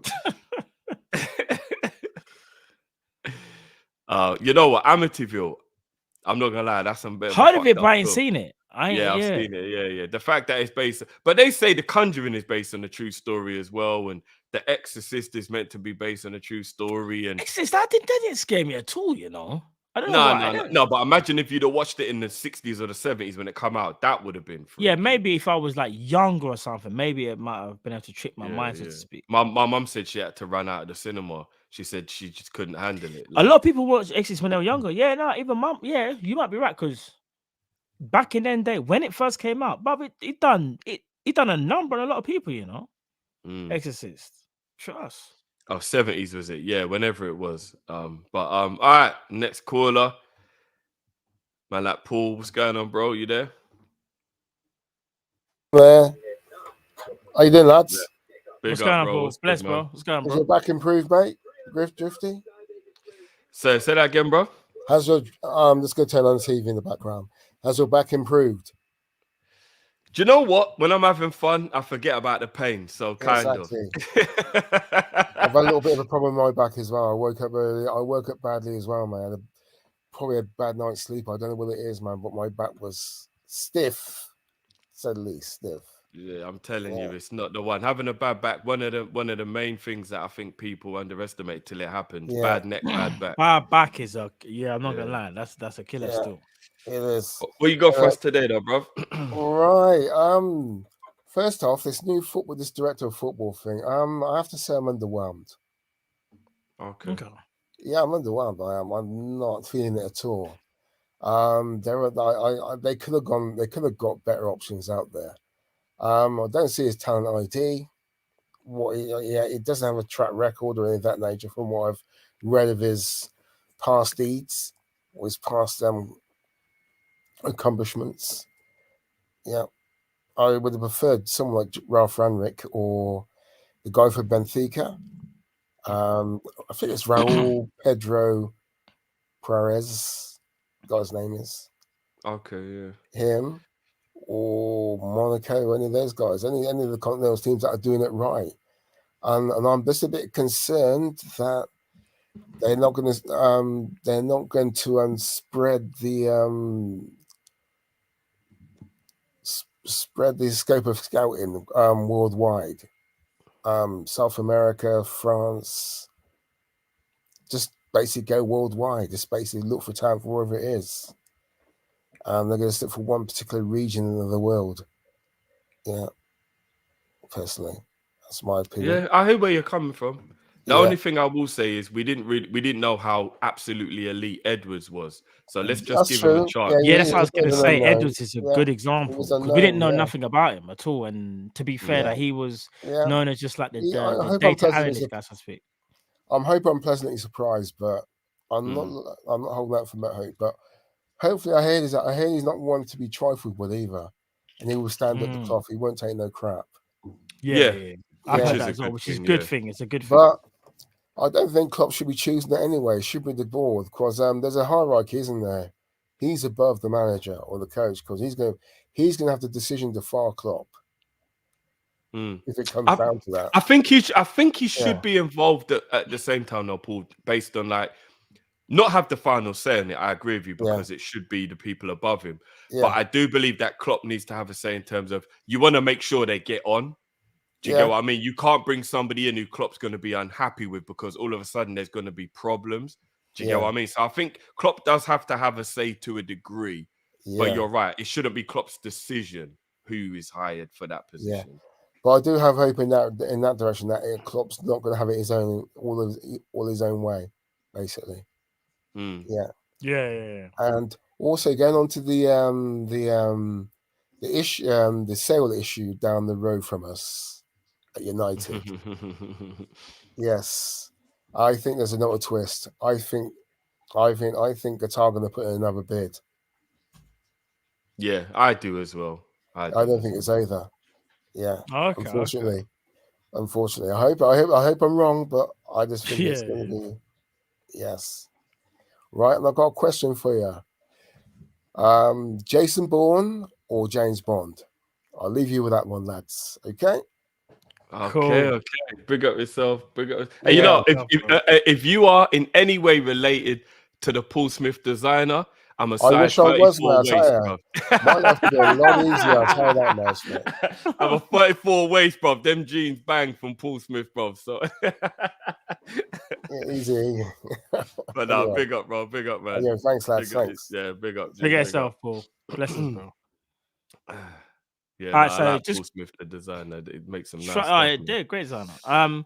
Just quickly, so obviously talking about the sporting director, I get it. Some people are probably a little bit apprehensive, a bit worried because don't know. Well, you look at his track record and you think, what's he done, or his talent ID, so to speak. And I get me personally. Yeah, you look at it. And you might say it's underwhelming. However, the same thing kind of applied to Michael Edwards. I didn't know nothing about Michael Edwards, and Michael Edwards just came in and just done his thing. So I think it's not always about what they've done before. It's about what can you do now. And he's at a different club now as well, working under different circumstances. At his previous clubs, like the restrictions would have been a lot tighter, innit? Like you weren't at a club like Liverpool. In terms of Rangnick, I would have taken Rangnick personally because if I'm not mistaken, we asked Ragnick about when we wanted to buy a centre back, and we asked him about Upamecano and Konate, and he said, "Go and get Konate. He's the better centre back." And lo and behold, I think Ragnick was telling the truth. I wanted it to be Ragnick. Yeah. Ragnick, I think, would have been the guy personally, because I don't really care what he done at Man United as a manager, because I never. It's mad because he was just temporary. He was always seen as the higher. He don't care about Man United, bro. He don't care. He's more the sporting director, the technical, whatever. He wouldn't have let Klopp boy him off. He would have stood up to Klopp, and his eye for talent is impeccable. I think he would have done a brilliant job for us. That's what I'm saying. So I'm kind of annoyed that we didn't get him. However, let's give this guy a chance. Let's not like basically shit on man's parade, and he hasn't even, you know what I mean? He hasn't even started yet. Let's see what happens. Let's see in this transfer window whether he's able to make any impact, or is it going to be the next window or whatever. Let's see what he can do and then make our judgment. But I understand the frustration. I just think it's underwhelming because he's not world renowned. So I understand where Paul's coming from. But again, we didn't know who Edwards was. One thing I will say though, what's quite cool about him coming in the summer that we really have to make moves is that not only should we have a budget, but a man who's trying to make an impression might push the boat out and get man who ordinarily we shouldn't really be going for. But you got a man in there who's trying to get his foot in the door, make an impression. So you see, like, maybe. Hey Jude, for example, I don't believe it's back on, but if ever it could be on, it will be a man who's trying to impress everyone and get everyone on side, right? A man who's new at the job. You know when you're new at your job and you're over-trying. You want to making it. I get you. You're over-trying. You get what I'm saying? You're putting your best foot forward. The thing is, I think this was kind of annoying. I think with the Jude Bellingham thing, just quickly, if this was a month before, I reckon we might have stood a good chance, you know. But I reckon from what I'm reading and whatever, I think he's close to Madrid. However, nothing's signed. I'm expecting to go to Madrid, yes, but nothing's still signed. And remember, in football, until you sign that paper, nothing is guaranteed. We've seen it so many times where you think he's definitely gone there. Man's literally. I don't even want to say that, but look at Fekir. I don't want to remind Cal. Man was literally pictured sitting down having an interview, and then boom. That is mad. That's still the maddest one for us in recent memory. So, but yeah, and then he also says Jason Bourne or James Bond. Now I've got to be honest with you. Jason Bourne is much better in terms of like his fighting and all that. Oh, of course he is. But who would you rather be? But Jason Bourne is a loner. No, bruv, let's keep it a buck, bruv. Who has to live in the shadows? Yeah. Bruv, James Bond is like the coolest cat. Man can go to a bar and say, shaken, not stirred. Yeah? Bruv. Jason Bourne has to order his drinks via Uber. Allow it, Uber eats it. This is what I'm saying, bro. Shadow realm and all that. Yeah, bro. Yeah, I don't want to live in the dark, bro. Yeah, you know what I'm saying? Yeah. Well, you man do home delivery, pizza, yeah, bro. Allow living in this. As much as I can fight and as much as I can go wherever, I'm bad man up and whatever, kill people with pencil. James Bond might get beat up a couple times. He's got the gadgets, bro. But you don't even need to fight. He got Q, bro. And I'm not gonna lie, like, and he got Halle Berry. It's done, bro. Listen, James Bond, he's not really a single guy, but he is a single guy, if you get what I'm saying. Bruv, look, I think I speak for the majority of the male species. He got Halle Berry. It's a wrap. Did James Bond even get... I don't want to go... Did James Bond even get, like, involved with any female agents or anything like that? I'm trying to remember from one of them. On a regular basis, bruv. On a regular... That's what James Bond does, bruv. No, not James Bond. Jason Bourne. Jason Bourne. Oh, Jason. Nah, I said Jason Bourne lives in the shadows, bro. That's what I'm trying to say. Bro. James Bond's different. He's up behind the clock in Waterloo train station. Man, don't even know he's up there, bro. Yeah, bro, do you know how James Bond's got it nice? The man's secretary is called Money Penny. Yo, Money Penny, what are you saying? We're going to casino tonight. Jason Bourne's going to be like, call his brothers. Yo, you jumping on Xbox Live. Allow it. It's different. It's different. Yafu, that's savage still. But yeah, no. Yeah, come on, man. It's James Bond all day, every day, man. Yeah, no one wants to be Jason Bourne still. No one wants that life of Jason Bourne. No one wants that lifestyle. Man's got to break your SIM card after every phone call. That's not me, bro. Allow it. I want to keep my same number. You know, they snap the SIM card. But if it was a hand-to-hand combat thing, then Bourne all day. Oh, 'cause the Bourne will man can mash scrap. up James Bond. 100. Yeah. He might not get close to James Bond, no, bro. Bond's got the gadgets, bro. He come like the Goonies, bro. Yeah. Slick shoes. Shout out to the people that know about Goonies. Oi, man, let's bring in our next caller, man. Yeah. Hold on, we got a super that come through. Yeah, so we got one super yeah. from Danny. Says Naby auditioned to play Michael Jackson in the horrible. You lot do you horrible. Do you want to know what's crazy? Yeah, Yeah. I actually think it's a bit of a shame that Naby will actually leave Liverpool out the back door. And nobody injured. will care. Yeah, injured. He'll be limping out on crutches. But that kind of sums up his career, bro. And but what's mad is he's a nice guy. And I always think when a person is a very nice guy who's professional and has never done anything wrong, it's horrible when they leave in a bad way. But I'm worried about Firmino, you know. He still hasn't resumed training. No, I know. He's not going to play another game. But he's not going to leave out the back door. No, he will won't. get a standing ovation. He will get to walk You're around right, the you're pitch. right, you're right. Do you get what I mean? He's going to leave the way a legend Liverpool make a big deal out of it. They'll do like a flipping montage video of Firmino for an hour of all of his goals. Naby Keita, Oxlade-Chamberlain will just get one mention on the website. It says Naby Keita and Oxlade-Chamberlain left Liverpool. They're going to leave the way Sturridge did. Which again, Sturridge should have had way more of a send off than what he did. Do you get what I mean? They're going to leave in that kind of way. Video, everything. Yeah. Look at the difference between Sturridge and Lallana. Even to this day, and I'm not having a go at Lallana, by the way, but even to this day, I look at the two and think, no, but Sturridge had a bigger impact for me for Liverpool, like.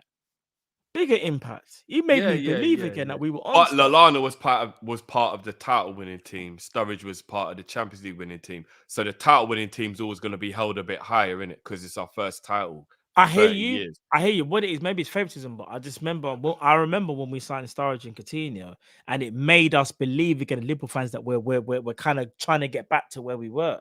Those two signings that Brendan Rodgers made, I can't lie to you, those were his two best ever signings for Liverpool.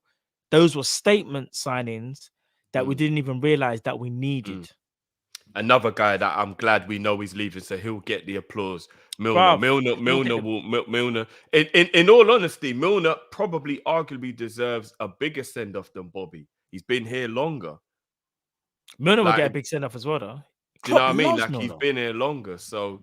But nah, Bobby and Milner leaving. It's gonna be an emotional summer. All of you lot that say that I'm too sentimental and all that, I'm gonna see you lot doing that. It's not me crying, bruv. It's you, bruv. Like when Bobby and Milner leave, it's gonna be peak. Bruv. Nah, bro, I don't want to listen. All jokes aside, I've rated both players for such a long time, and I still do. It's just one of them things. It's hard to always say goodbye in it, and when you have to move on, like, bruv, do you know how tough it was when we realized. Like Gerrard wasn't going to play for Liverpool no more, bro. I kid you not. At that point, I was like, "This failed the club. What's the point? What's the point? No Gerrard Liverpool." That's how I felt about Gerrard. Like he was Mr. Liverpool, bro. He embodied all of us. He made us believe that no matter how powerful another team was, as long as we had him, we always had a chance, bro. No one symbolized like Gerrard did, like in that era, Gerrard era, bro. So, no, it's true. And the way Rodgers just let man go, like just. It will feel like that. Yeah. It's going to be like when Origi left, but worse. For real. And well, for me, anyway. What about Sadio as well? When Sadio left, that was tough. He never got the send-off, bro. Sadio just went out the back door, bro. Yeah, I think because... I don't know, it's a bit weird, isn't it? Some of them, I just think you deserve more of it. But now, to be fair to Sadio, though, Sadio got a lot of coverage in terms of what people thought about him, especially for the Liverpool. He got a lot of love, of course. Yeah. Even if we'd have known he was leaving at the parade, he would have got more of it being about him. But he just left out the back door, bruv. Like, really did. Do you know what I mean? Like, when you're a legend like that, I don't think that it's nice when you just get a transfer and you're gone and the club don't get to give you the love you deserve. At least Gini, Origi, Gerrard, players like that, those legends, they got like a send-off. Carragher, they got, do you know what I mean? They got that love. Like, it's mad to just think someone as legendary as Mane just went and that was it. Like, he was just gone and then I don't know. It was just a bit. Yeah, I just know a what you bit mean. unfair. Yeah. No, I know what you mean. Still, Yeah, Oh, it yeah. was. So we just got one that's come in. From Jamrock, Sicario 1 and 2, or John Wick series Sicario. Sicario is. You know what it is? They're two different films. Sicario is more serious, like in terms of like realistic. John Wick is more. But what would you pick though? I'm not gonna lie, Sicario for me. Sicario 1 I and love 2 are Sicario, but I'm ill, picking bro. John Wick. Sicario 2 is a bad No, boy Sicario film. is so sick, but there's something about. I didn't even see the latest John Wick, you know. No, neither have I. Haven't seen 4.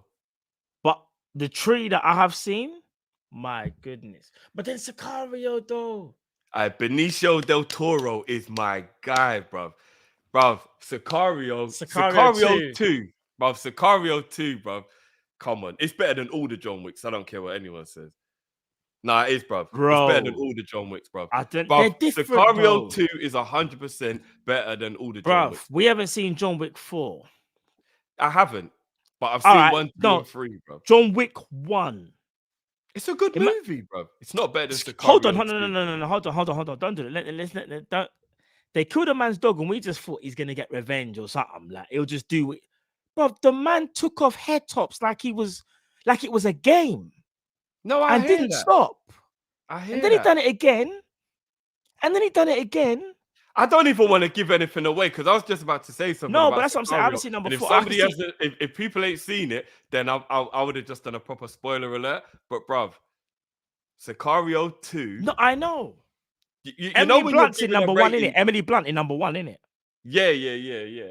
Like, number 1 is cold, bruv. But number 2 took it to another level, bruv. Sicario 2 is one of those movies that's so well put together. I hear that you. when you're doing like an IMDb rating, it's getting like an 8.9 minimum, in my opinion. I don't know what other people would put, but I personally think Sicario 2 is like, bruv, it's almost like one of those. I wouldn't say a masterpiece, but like when I watched it, I was like when it finished, I was like, bro, that film, John Wick. I don't know. That's but again, they're different films, but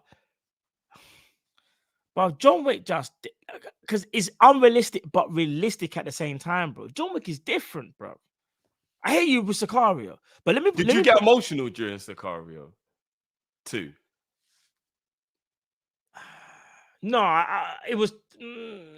I know the bit you're talking about. It was deep. It was deep. I can't lie. It was deep. It was deep. Bro, that movie is bad, bro. I love Sicario. Bob, did you get emotional in John Wick 1 when they just would finish off my dog? Yeah, no. Bro, I did, but that's just because I love dogs, bro. But this is something, bro. It's an Avenger thing, innit? I hate to say it, yeah, but bro, you see them type of films where you're an Avenger, I'm all for it, you know. Yeah, I know. John Wick 3 was sick. I'm not gonna lie. And we ain't even seen number 4 yet. Big up Tom Mizzy as well, because I know Tom Mizzy seen number 4, and we ain't seen it yet, bro. Big up Tom Mizzy, he said number 4 was serious. Like no, when he I said, I can. Bro, imagine. they got freaking Donnie Yen, Ip man. You can only imagine what they're gonna do with the fight scenes. And then when we get there, when I see number 4, I'll make it. Maybe I might slide, but I think Sicario 1 and 2 are just brilliant movies. 4 was insane. People say insane. 4 is crazy, bro. You don't hear them type of words with films a lot. You know, crazy and insane. Someone said, bro, 4 is badass martial arts. See, this is what I'm saying, fam. The martial art. You see, I'm an old school martial arts man. Old school, fam. I'm talking where I used to watch martial arts and the grandmaster had to have white hair. If not, it didn't count. You know what I'm talking about, Juice? Yeah. When they type of film there. Yeah, and they said white hair didn't count. Oh, then I've got an incoming. Oh, no, what's this? I thought that was Cal for a minute. Was that not Cal? Has Cal seen John Wick 4? I think I'm not sure if he has actually. Oh, hold on. He sent me a message though. He said, "Tell Drift, Milner and Bobby join same summer. Keep my number 9 out. He's out your effing mouth." Was man give me the Will Smith? Apologies. Well, yeah, they did join at the same time. Yeah. Give you that warning. I said, keep My man's name. Keep my out your striker. fucking mouth. Nah, yeah, nah, my bad. They did join at the same time. Yeah. But yeah, nah. Two absolute cold-blooded legends. Bobby 100. and But yeah, Milner. no, I'm gonna be real, bro. I think it's. I haven't even seen John Wick Okay, 4. yeah, but Cal's seen John Wick 4. Hey, but I Cal, if think you're watching, bro, what's better, the Sicario series? Or bearing in mind, it's unfair. There's 4 films from Wick. To I only know 2 that's from true. That's true. Sicario. That's true. That's true. But just But Cal, which one's your like? I just think Sicario wanted. Maybe I like it because it's a bit more real as well. I like it's the more realism. grounded. What that's Yeah, I like different the realism. Of it, films. do you know what I mean? And But we can't obviously, say- like, But you can't just kung fu's realistic though. no, I get it, but like, obviously, you know, it's exaggerated. I know. Well, then It's again, super exaggerated. John No, Wick he- is super exaggerated. Bruv, You he's just said it an- yourself, bruv. The man fell off a building, bro. No, that's the. and he But then that's walked away, bruv. but that's the only. No, but everything else is normal, you know. Only Jesus could fall from 16 stories and I hear walk away, you, bro. but What? That's everything else, madness, but bruv. everything else is normal because all he's doing is this. It's Nah, just I a don't know bit. about that, bro. Just getting the thing and Bruv, Sicario's got Thanos in it, bruv. It's done, bruv. nah. I hear you, but I don't think it. Put the two against each other. John Wick take out everybody in Sicario by himself. And What you think? listen, You think you got Del Toro, bruv? He Of course can't he take out could, Del Jack. Toro. No, bruv. No, Del Toro people over are John Wick. paying millions to take out John Wick, bro. He's a problem. How can you be one person and people are scared of you? You're an organization and scared of one person. Bruv, I can't even say what I want to say because it will I ruin know, it you for have to be anyone who careful. hasn't seen the film, bruv. No, You bro, saw what happened, bruv. No. Anyway, let's move on. I've just seen Kyle's message, you know. What did he say? I can't even say it. I can't even say it. Has he sent it to you? Nah, I don't think so. Hold Hold on, I'm gonna send it to you now. he must have sent it to you. All right. Don't. All right. Wait there. Don't look at it yet. Wait. And I'm gonna send you the other thing that he sent, and then I need you to. Don't say nothing. Just. It's the gift. Yeah. I won't load. Hold on. You need to that gets me every time. That gift gets me. That's Carl's favorite gift. If you know what I'm talking about, without Yeah, giving is it the anything away. Chappelle one? It's Yeah. loaded. It's that one. Big up Carl. Carl ain't seen the Sicarios, yeah? Apparently not. Oh, okay. If Carl hasn't seen Sicario, then No. obviously he won't know. Apparently not. You haven't seen it, but Okay, cool. But anyway, Carl. just quickly before we bring in the next caller, Yeah. Mr. Sinclair, it's been a minute. Big up, bro. Edwards was IMP. Am I missing the abbreviation? Edwards was important. Did he just make an abbreviation for important? Edwards is Edwards is important, but it's Klopp that has to get these players at the City level to compete. Yeah. Klopp tells him the type of player he wants. Yeah. I kind of think that is how that's what I was trying to say. Like, Klopp has to have the final say, regardless of what's going on. But I do believe that Klopp can't be fully in control the way Wenger was, because it would take away from. It won't have no time to rest. It'll be training the team, managing the team. Then he'll be doing all the off the field stuff. When would he even have a break? The man would run himself into the ground. It'll be a madness. Like, I think that's the only reason why. Yeah. But yeah. Big up Sam Max again. Guys, we need 7 players in the summer, 3 midfielders, competition for Salah, competition for Trent, 2 central defenders. Drift, you get to choose from 04-05 season, Matt 08-09. Who wins the league with your teams? Who would be your manager? What, Liverpool 04? Hold on, there's a lot going on in that question, you know. No. So the beginning bit is just like a statement. He believes we need 7 players, and competition for Trent and Salah is a part of it. I kind of agree with that, even though we won't sign 7, Sam. That is, you know what our owners are like. We'll never get that many. And the way Chelsea just did it, maybe it's not even a good idea. I get 04-05 season. Matt, you get 08-09. Who wins the league with your team out of you and me, Who wins? and the who league? would my manager be? 04-05 was our worst ever team in terms 04, of like 05. if you really deep it. But because we won the Champions League, it came across sensational. But if you actually look at the team itself, Now, play for like, play, you're getting burnt by my. If yeah, I'm 08, 08-09 absolutely walks the bruv, floor. I've got player for Gerard. I've got. player. No, So I've got Prime. I've still got Gerard. No. But I've got Gerard with an Alonso Mascherano. I think I've got prime Gerard. That was 23, 24-year-old Gerard. I think 08-09 Gerard was like the. He just got unleashed a bit more going forward. Bruv, but he was with I think Alonso and 04-05 Mascherano. Gerard was more And prime, Torres. Come on, Drift man. No, I think you would win. I do think you would win. But I think 04-05 Gerard is the better Gerard. No, Maybe 08-09. numbers wise, you've got the better 08-09 Gerard. got unlocked. You know why? But He trusted 04-05 Gerard was teammates. 04-05 Gerard was a right back for extra time. He was more of a maverick then. Marcus Serginho after just playing 90 minutes, bro. He was more of a it's hard to compare. You know why? What do the people think? Oh, people in the chat. Yeah. 1 for 04-05 Gerard, 2 for 08-09. 04-05 was more of a maverick because he didn't really trust the man. 08-09 he was more of a team player. He was more productive number wise 08-09. No, but I just think but he looked around and thought I can relax because he's got Alonso. Bro, 04-05 Gerard had the team on his back. Yeah, because that's because he had to do it by himself. That's what I'm trying to. No, it's not a slight against him. I'm just saying there's two different versions. Yeah, no, I know. It's just two different versions. That's all it is. 50-50 at the moment. Couple people It's are 50-50. saying, yeah, it's a mad one. I mean, both Gerards are cold, but yeah, no, I think you win. I would want my manager of the 04-05 season to be Rafa Benitez. We won the Champions League. I'll pick Rafa. He knew how to get the best out of that 08-09. I would have gone for who would have got the best at Ancelotti, Godfather, this whole thing. He would have been brazy because he would have assured us up even a little bit more defensively, and he actually would have said to Ryan Babel, "I believe in you."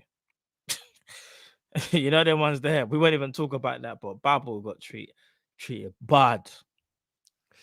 Wakey's back. Mane at Chelsea scores against us. Is he still your favorite player? I'm not gonna lie, I'll be heartbroken, but yes, he will still be my favorite player. Yeah, a lot of people looked at me sideways on a Prem Panel show, bro, when I said that Mane is my favorite Liverpool player of all time. I got looked at very sideways. It was a bit of a mad one still. Well, I think maybe because it made me thinking John Barnes, or is he for you? No, Gerard was the one that like most people were shocked. I never said. Oh yeah, Torres as well. But Sadio Mane is my favorite Liverpool player of all time. Yeah. But there's to be fair, when it comes down to favorites, bro, it's just I don't think there's a wrong answer. It's who you see as your favorite player. You're not talking about who you think is the best Liverpool player. You're just saying who's yeah. That's what I'm saying. Favorite and best is a totally different conversation. It's weird for me because I don't really have one. Like if someone put me in the spot, it'll be Gerrard. But then I think of John Barnes. That John Barnes is the reason why I support Liverpool to this day. And then I think, I think recency bias, and then I think about Virgil and Sadio myself. There's a few. I can't lie.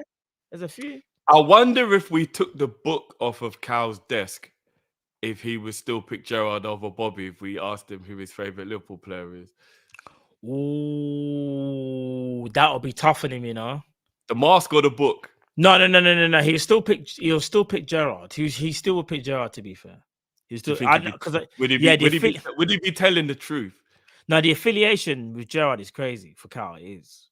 But one thing I do want to ask him, if he is watching, Mohamed Salah keeps breaking record after record after record, and he's done it in such a short space of time when you deep it. When Salah leaves Liverpool, could he be Liverpool's greatest ever player? When it's all said and done.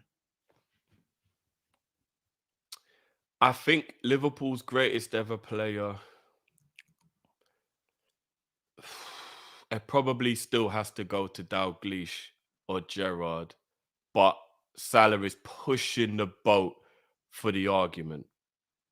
He's pushing the boat for the argument. If Salah wins another Prem, Or If you Champions look at the League? achievements of Liverpool under Kenny, I think Kenny trumps everybody. But you know what it is though, bro? You see how obviously you look at errors and how things have changed and how games changed, yeah?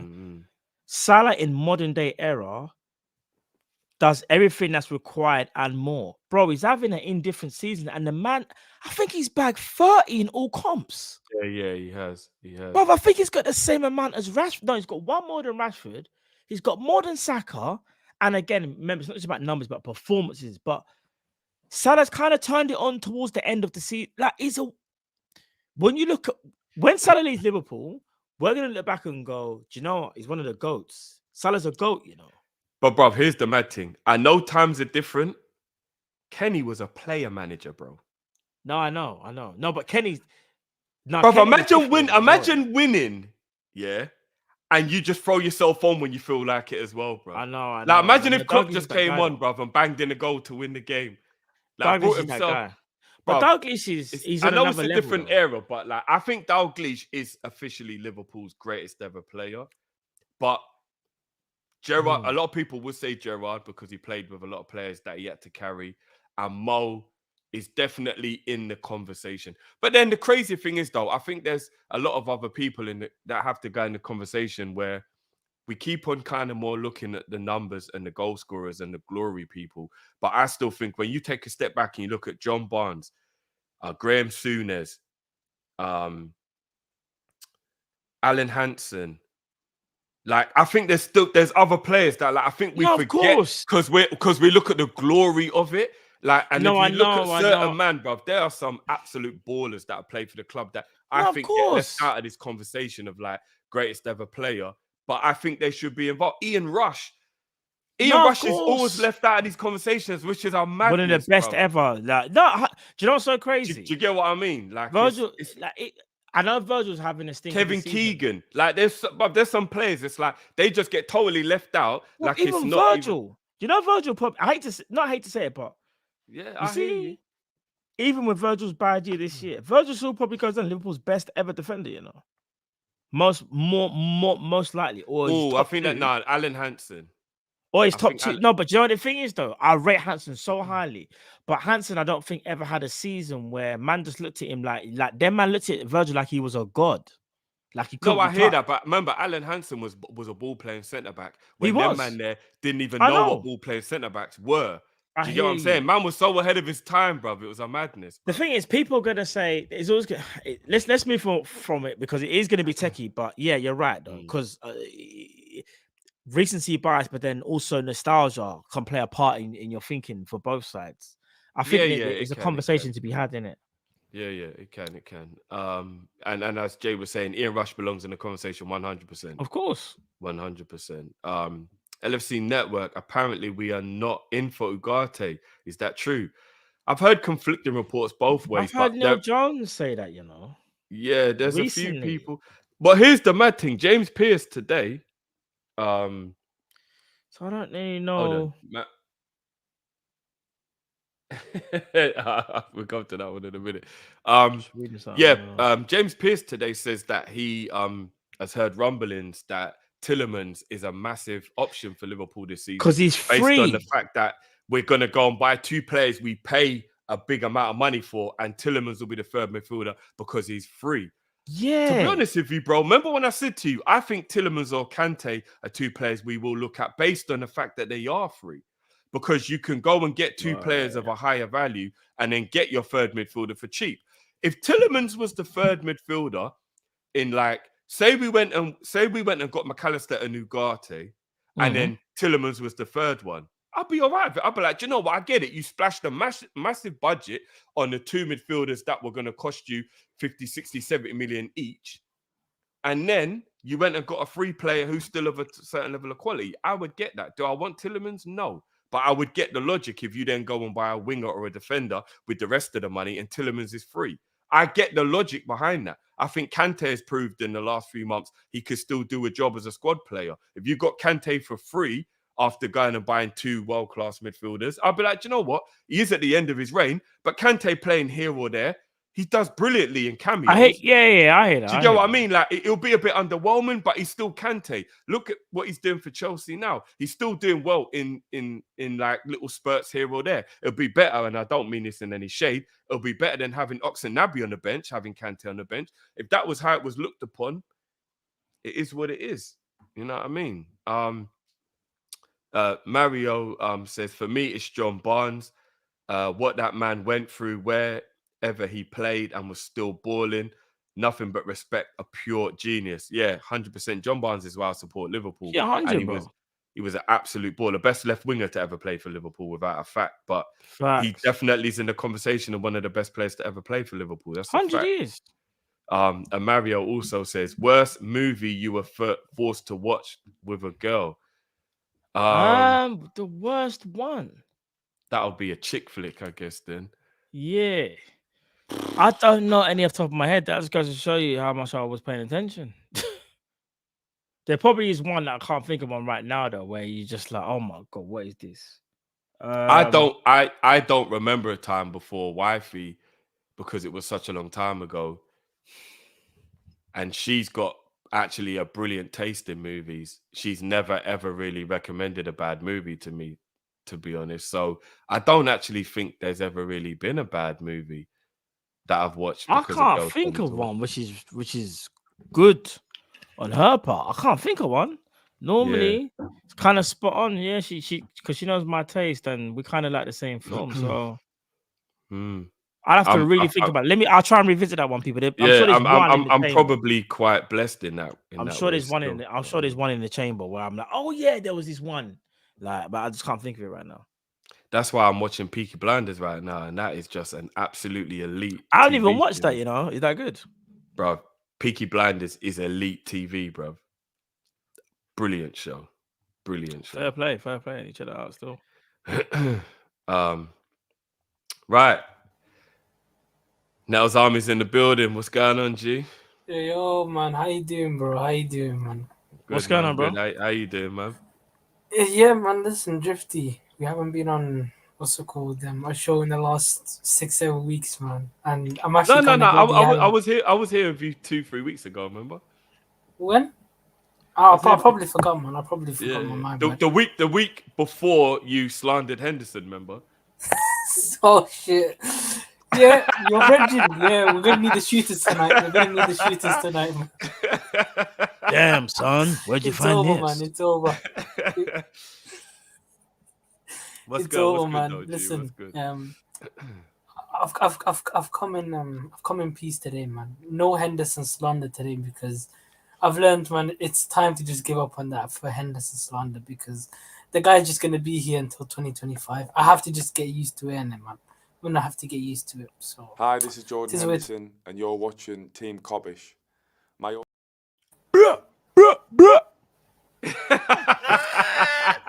know about them team there. But anyway, yeah, continue, brother. Fully sad.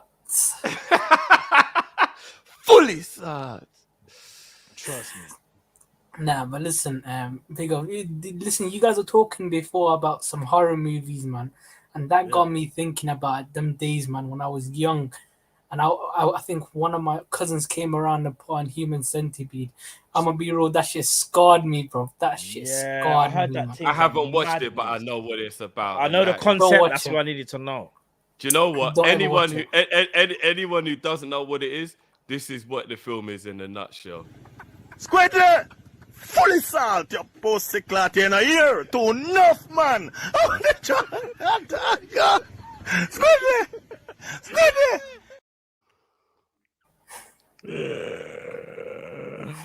Too enough, man. It's the most disgusting movie I've ever watched in my life, man. Thank God I probably forgot about that, but yeah, man. 6 wins in a row, guys. It's looking a bit. Who would have thought that? Who would have thought that, man? If you told only a me few people still. Big up Matt, man. Mystic Matt, man. Give him some praise, man. Give him some praise out here. But listen, Matt, I'm be real, man. I remember that day against Crystal Palace, man. That was probably the worst. After that Crystal Palace game, I checked out mentally, bro. I So remember did that I. day, bro. So did I was Bro, we there. were talking FIFA in the chat, man. I remember, it was we were peak. doing everything, bro. We just I did. remember. It was the worst. It was probably the worst game of the season. Not because It was. it was like it was just so boring, It man. was so boring. There was But no it's attacks. Nothing was happening. I remember because the chat was just a little bit insight, yeah. Kazna Army. I remember that day because we were just talking about other stuff. We weren't even talking about the game. Yeah, man. I said I can't be bothered anymore. I said, you don't want to talk about something else. I think at yeah, one but we point. started talking about movies. We started talking about girls. We started talking about uni days. Bro, we just moved on, bro. It was the worst day of my life, man. Watching that game, bro. It's like that. Do you know the expression? Time is valuable. That game told me time is absolutely valuable, man. Because I wasted 3 hours on paint dry, man. That's what I did, man. But yeah, but listen, United now. Don't go anywhere, United. Don't go anywhere. Tomorrow, I've heard it's going to be a front three of Wankhorst, Sancho, and what's it called? Anthony, the Brazilian Beyblade. Yeah, bro. It's going to be a good day for us, man. It's a good day for us, man. It's a good day for us, man. I'm telling you, man, right now, United are not winning tomorrow. Even if Varane is back, the person that's been scoring all the goals for them is Marcus Rashford. It's Marcus Rashford. Yeah, and might be injured. If Marcus Rashford is not playing, who's going to play left wing? Sancho? Scamcho? Kennington, where it started? Yeah, man. Long day for them, man. Big up, true. Every time. You got any questions? I got two questions. What's it called? The first question is it was a general question. I was chatting to my boys in uni about. We were talking about famous people and what they did for each of their individual fields. So there was 3 people that we were talking about, and listen, I couldn't answer the question. It was so hard. So I want to hear your expertise on this. Who do you think left a bigger impact in life or in general or on people? Michael Jackson, Michael Jordan, or Muhammad Ali? Oh, flip it. I couldn't answer the question. It's difficult, man. It's too difficult to answer. Because if it's popularity, I would say Michael Jackson. If it's the best in their particular field, I would have said Michael Jordan. If it's for racism and all of that, is Muhammad Ali. So I couldn't answer that question, man. But I want to hear what you have to say. The second question is, in terms of this summer, if we don't sign a CDM, who do you blame? Do you blame Jurgen Klopp or do you blame FSG? And I'm trying to put it out there with saying Jurgen Klopp knows the amount of budget he's going to get. So if he doesn't prioritize a DM, is that on him, or do you still blame FSG for the lack of the budget? Because for me, I will blame Klopp, because Klopp is given the budget. He knows what he's supposed to work with. So why is he not prioritizing a DM? That's just me, man. So I hear that. I've been in the trenches for 2 hours and 30 minutes, man. I know how it feels like to be Minamino and Origi, so I'm not going to hold up the chat, man. I'm not going to hold other people in the back, man. So big up to you, man. Big up as always, big bro. Up, big up, bro. We'll chop that up now, G. Big Indeed, up, bro. We trust me. Have a best weekend, bro. Yeah, man. Bless you. Yes, big up our brother Kojo in the building, man. Big up Kojo, man. Yeah, do you know what, G? I'm not even gonna lie. All right, so here's the question: bigger impact, like I guess in life, Michael Jackson, Michael Jordan, or Muhammad Ali? Bro, all them 3 names carry a lot of weight. That's a lot of weight, you know. Yeah, for all different reasons. Like Muhammad Ali. Ali's just on a political level greater than anything we can ever. Before, like, all right, so this is how I look at it. I look at it from, but then again, he just said overall, he didn't say your time. He just said, like, who done more, who had a bigger impact, like, in the world. If we're just going to say bigger impact in the world, you probably would have to say Ali. The reason I say Ali in the world. Do you think so? No, because he's got into politics. Michael Jordan was arguably the biggest sports icon and still is ever. Yeah, that's icon, but that's within sports. Yeah, Michael Jackson, as much as Michael Jackson was one of the, in fact, the most famous musician ever, but also I don't think Michael Jackson made people think outside of just his music. Or maybe they did, but Ali's Michael different. Jackson is officially the most famous person to ever walk the earth, apart from Ali Jesus. Bro. didn't believe in shit. Bro, Ali rebelled against the system, bro. No. From Ali went in prison, you know. No, what Ali did for his people, that's not even touchable in comparison with the others. Different. But is it not a little bit unfair to make that? Bro. Is it not a little bit unfair to make that what the overriding judgment will be if you're just talking about the impact on the world? Because if the other two just did what they were good at, Muhammad Ali doing what was needed outside of that is a little bit unfair to Michael Jackson is the most. That's famous what we said. person. Impact. Yeah, but I think there's people who still won't know who Ali who's is. The bigger name? Who's the bigger? What?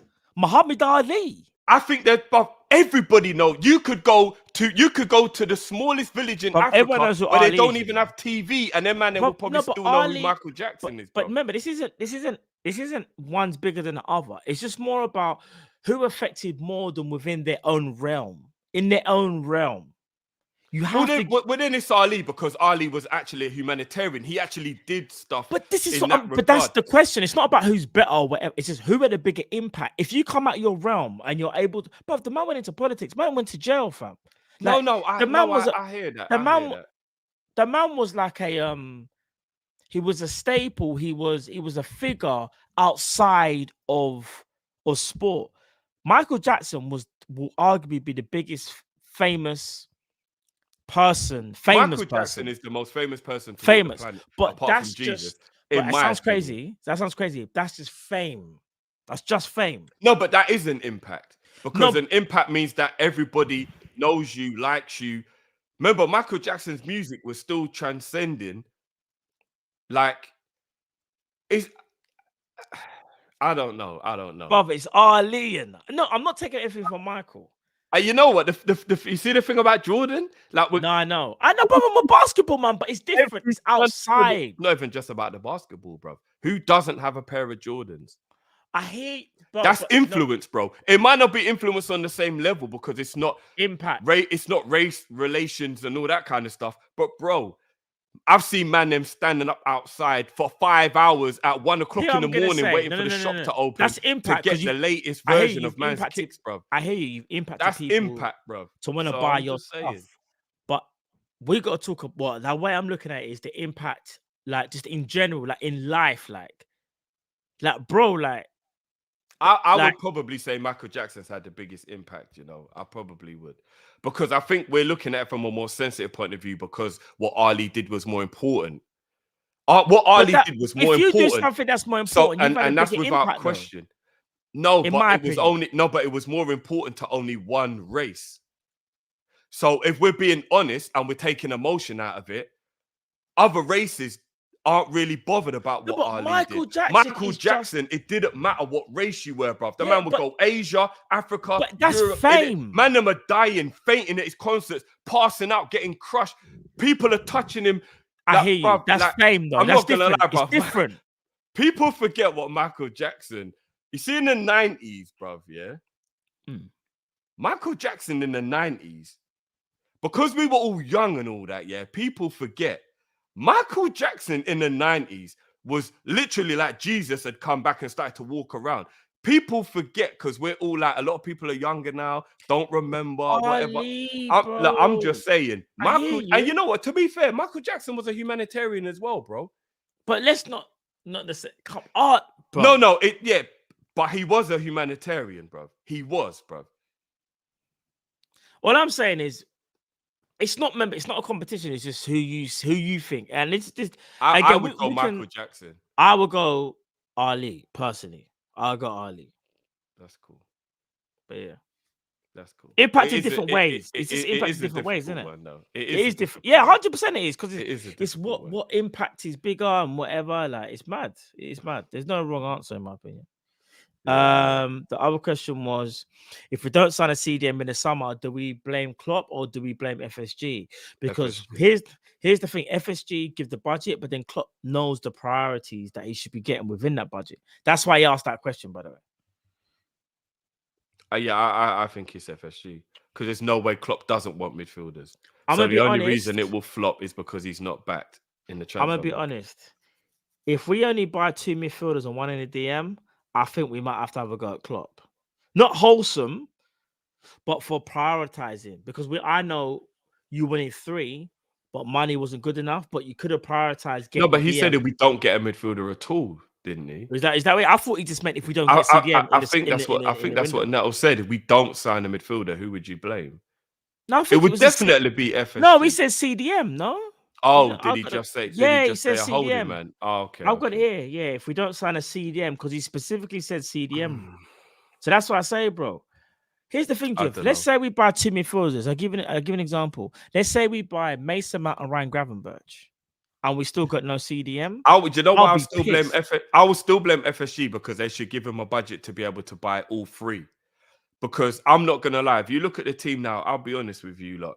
I would defend Klopp if he was only allowed to buy 1 midfielder and he bought an 8 rather than a 6, because I would go under the premise that maybe Flacco just had a bad season and can get back to it. But if you look at our 8s, there's not really an 8 in our team you can rely on and go, yeah, we can back that 8 for the next season. Thiago gets injured, the others are leaving, Henderson isn't good enough anymore. What do you get what I mean? I would buy an 8 if I could only buy 1 player. So really and truthfully, I would still blame FSG because there should be a budget in place for us to be able to buy both or 3 like we need. No, but here's the thing. I understand why you would have a go at FSG because they haven't given him a sufficient budget. However, let's just say your budget, your budget isn't great, but you can still go shopping. But you just said you want 2 CMs over 1 CDM and a CM. That is Klopp, though, more so than FSG. It's a bit of both. In fact, I'll be honest, it's a bit of both because you've had to make that decision because you haven't got the funds. However, that you still could have got the CDM. So if you was only allowed to buy 1 player in the summer, Matt, I think it was 2. Let's say you buy 2. I get a CDM and a CM, not 2 CMs. That's the argument. No. Say we got 1 centre back, we got 1 right back, we got 1 winger, and we got 1 midfielder. 4 players, and then we moved Trent into midfield because we bought a right back. Yeah. What would you buy with that 1 midfield position, an 8 or a 6? I think I'll go 6. Maybe go and get someone like. Would you really? Yeah. Reason being is because if Trent goes into midfield, no new 8. Here's what I'm gonna say. I can live with a Ugarte or Ugarte or a Declan Rice in a 6 next to Trent on the right and Thiago on the left. And if Thiago's not available, Bajcetic. I don't know if I can live with Trent on the right, Bajcetic and Thiago. No, sorry, not Trent. Let's say the midfielder was McAllister, Trent, and Fabinho. So as much as we are at keeping the ball, and now we can break lines with McAllister's passing, we're still going to face the same problems. We have to defend, and the CDM can't put out the fires how we used to. And you might be right, though, Jiv. It might be lack of form, or maybe it's just form. But I'm worried about Fabinho more so than you are. And I just feel like he's more of an issue, in my opinion, in our setup, how things are constructed. He's more of an issue. But that's just me, though. Okay, that's fair. I would buy an 8. I would definitely buy an 8. Yeah. I think it's very unfair to think that Flacco is done without giving him 1 more season. And based on if there was only 1 player, I think we need a box-to-box general the way Genie was more than we need to replace Flacco. Especially with the fact that we've got Bajcetic at the club now as well. I think if it was just 1 player, you need a player who's good at pressing, who's good at keeping the ball, who can play week in, week out, and can carry the ball more than you need a DM. Because if you get a DM, a world-class DM, and you shore things up a little bit in that regard, it'll be brilliant. But then we turn into Man United. They got Casemiro, who's a brilliant DM. What does it matter, bro, when the 8s are shit? Look at Man United's midfield, bro. They've got a world-class number 6, and the midfield is still shit, bro. Because if your 8's ain't 8 in, that, you get what I mean? Like, what do you do, bro? Whereas if you've got an 8 and then you give Flacco a chance to redeem himself, it might not work out. And you're right. And then I'll be left with egg on my face. But I think that Flacco could actually redeem himself, especially with his age as well. If Flacco was maybe 32, 33, I'd be like, yeah, do you know what? I think you lot are right. At 29, I'm willing to let Flacco redeem himself. But I think we need I think we need a marauding box-to-box 8. More than the 6. If you could only buy one, obviously we need them all. But yeah, that's just my opinion. Yeah, fair play. Just quickly as well, back so we don't thingy. Is fame and popularity the same as impact from Jay? Like going back to the Michael Jackson thing. It depends which way you look at it, because fame and popularity, especially if you look at modern times, but back in the day, I think it is an impact. People listen to people who they look up to. And everybody looked up to Michael Jackson, so I think it can. I think it can be the same type of thing. Do you get what I mean? And the people forget Michael Jackson was a humanitarian. There's a lot of bullshit that happened towards the end of Michael Jackson's life, all the controversy and all that stuff that I think has put a scar on his legacy. Without that, I think people would look at MJ in a much better light. Again, I hear that because nothing was proved. I hear that. So do you get what I mean? Michael Jackson, I don't know, man. Maybe a lot of the younger people might not remember, but if you're in your 30s, Michael Jackson's impact on the world was insane. Absolutely of course it was. I'm not denying that. It's just, I don't know, man. Like Ali just. Oh shit! Jay says Prince did more for the music industry than Michael Jackson did in terms of artist rights. Quincy Jones did more in music too. Well, Quincy Jones made Michael Jackson effectively, right? So yeah, I get that, but like he wasn't the face of it. Prince is an absolute G, but I don't think Prince is as big as Michael Jackson personally. But again, maybe that's just my opinion. I think Michael Jackson's the most famous human to walk the planet since Jesus. Honestly, like, I think you could go to a little village in Africa where they've got no TV or somewhere of the same level in any other continent, and they'd be like, do you know Michael Jackson? Yeah, I know who Michael Jackson is. How do they even know who he is? But they will, bro. Like, everybody knows who Michael Jackson is, bro. Everybody knows who Michael Jackson is. Everybody. Have you ever met anybody who ever doesn't know? Everyone knows who Ali is as well, though. Ali a pioneer as well, bro. He is, but I still think there's parts of the world where there'll be people who'll be like, no, I don't know who Ali is in comparison to Michael Jackson. That's just my opinion, but I could be wrong. Fair enough. These aren't facts. This is just opinions. And Jay says, Drift, Flacco's legs are gone. He's the way he said it. Just Flacco's legs are gone. Just quickly as well, people. We're gonna take 4 more callers, people, and then we're unfortunately have to call it a day. I know some people are still trying to join, but we're only gonna take 4 more callers, people. Yeah. Apologies to the 2 who've jumped in late. Still, so apologies. Let's keep it pushing. Indeed. All right. Baldo was saying he's been to the bush and them man have never heard of Michael Jackson. All right. I don't even know if that's true or not. Well, that's great. No, they must have. Did they know who Ali was? I don't know.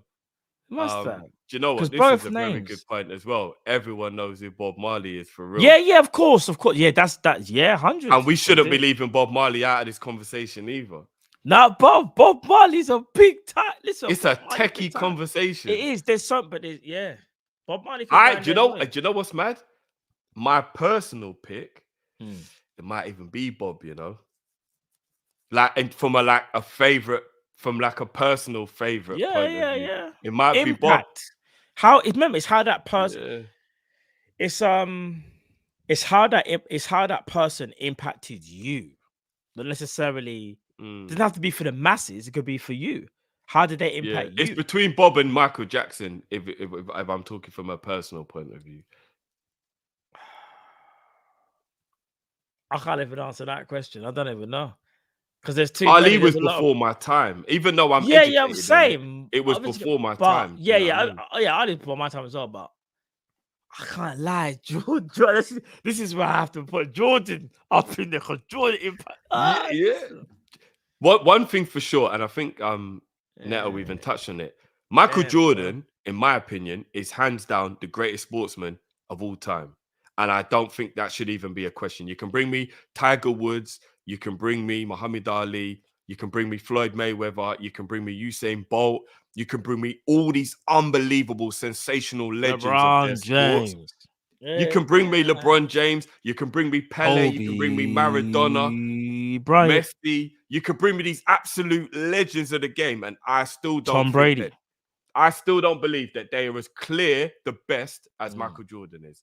I think Michael Jordan is just hands down the best to ever do it. Sportsman ever. You might disagree with me, but I think I think you're probably. Some people are putting. I can't put Messi there. I don't know why. Messi is not better than Michael Jordan. It's not. Because there's still a conversation. Is it Pele? Is it Maradona? Is it Cristiano Ronaldo? There's still a debate. Come on, man. There's no debate. Michael Jordan is the best basketball player ever to grace the world. We'll revisit that conversation at the end of this. Fact, bro. You're talking with emotions now, bro. I'm just saying. You're talking with emotions now, man. Come on, man. Let's be real, bro. LeBron is an absolute bad man, but he cannot talk to Michael Jordan. Bro, LeBron, in my opinion, here's the thing: LeBron and Kobe are Federer. All right, Indian Scouts are big up. Federer goes in the conversation, but I still think I'm the Nadal of a Federer, by the way. But that's just me, though. I'm the Nadal of a Federer. I've always been a Nadal of a Federer fan from early, from when Nadal first broke into the thing. Yeah, bro. I'm the Nadal of a Federer all day, every day, all day. Bro. Yeah. That's yeah. Nadal, that's my guy, bro. Nadal, listen, bro. I think Sampras is the only person who can talk. Nadal, are you? Nadal's a bad man, but I think Sampras is the only. If I'm not mistaken, ain't Nadal won more than Federer now? I mean, maybe he's longer, but... No, Federer's got the. I swear, Federer's the Grand Slam champion. People, who's won more? And I don't even know this off the top of my head. This is me kind of. Who's won more though? I swear, Federer is the record holder for Grand Slams, isn't it? I feel like Nadal might have taken him, Drift. I could be wrong though. Maybe at the Australian. I know Nadal's home just fine. I know that's the only thing I like about him, but everything else. Men's. Yeah, there is a debate about Jordan. Record. Fact, that is the debate. The thing. Oh shit! They've actually both got 22 each. You're right, bro. They both got 22 Djokovic, each. man. I can't stand him. Now Djokovic is a little G still. Nah, he's sick, but it gets on my nerves, man. He messed up in the Nadal and Federer era. Man came in and said, but you know what? Let me get some. Pause. I'm not gonna lie, yeah. You're gonna think that I'm being like shady when I say this, yeah.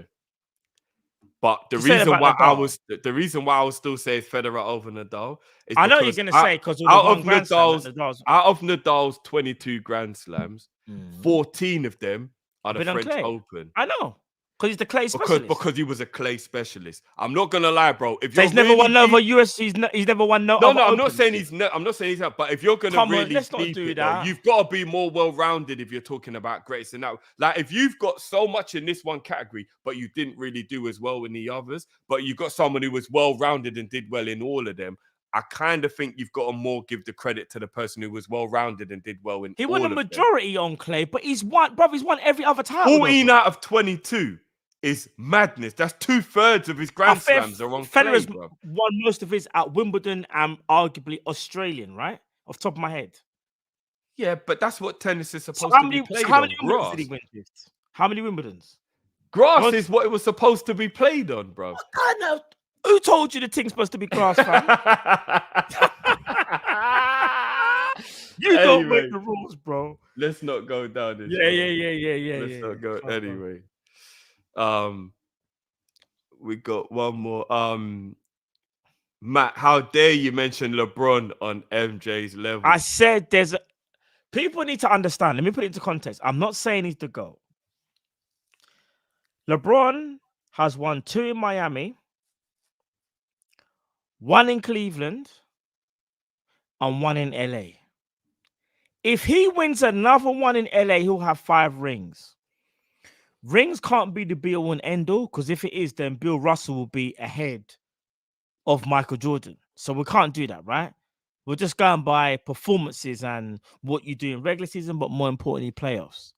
There is an argument to be made if LeBron does win a fifth. If he doesn't, then obviously it's still Jordan. What I said is there'll be a debate, though. There has to be, because you can't sit here and say a man that's won with 3 different teams. You can sit here and say they're stacked. Okay, that's absolutely fine. But look what he's up with. We're acting like we're not in an era where every team or the top teams are stacked. Come on, man. Let's keep it a buck.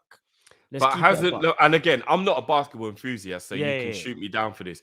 But isn't it a little bit like, to get the rings, LeBron went Miami and LA and didn't do the one club thing the way Jordan did? Hold on. Like, it's like harder. when he went to Miami, everyone kind of was like, it's not like a cheap mode, but like, look, like it was almost like, come on, man. When he went there, it was like everything was set up and he was just like the finishing piece kind of thing. And now, if you play for LA now, like, I don't know, like, and again, like I say, you can shoot me down, but I think it's harder to be a one club man than it is to like do it at like all the different clubs who were like better at that time. Like Miami were the best at that time. Bro, LA are kind of always the best. In my opinion, it's harder to do it in multiple places because you're out of your surroundings and you have to start afresh. It doesn't matter how good of fresh, you start again.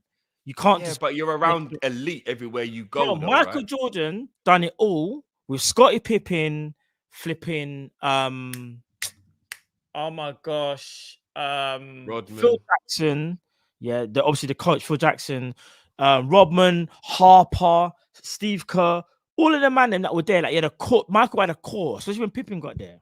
He had a core, and they built that foundation. And was able to run with it. Yeah, cool. LeBron did that at Miami. Okay, so let's say you want to say he was at super team at Miami. Okay, cool, but he had to still go up against, if I'm not mistaken, the Celtics. In fact, that was well, they lost to Dallas. To be fair, that was Cleveland. But yeah.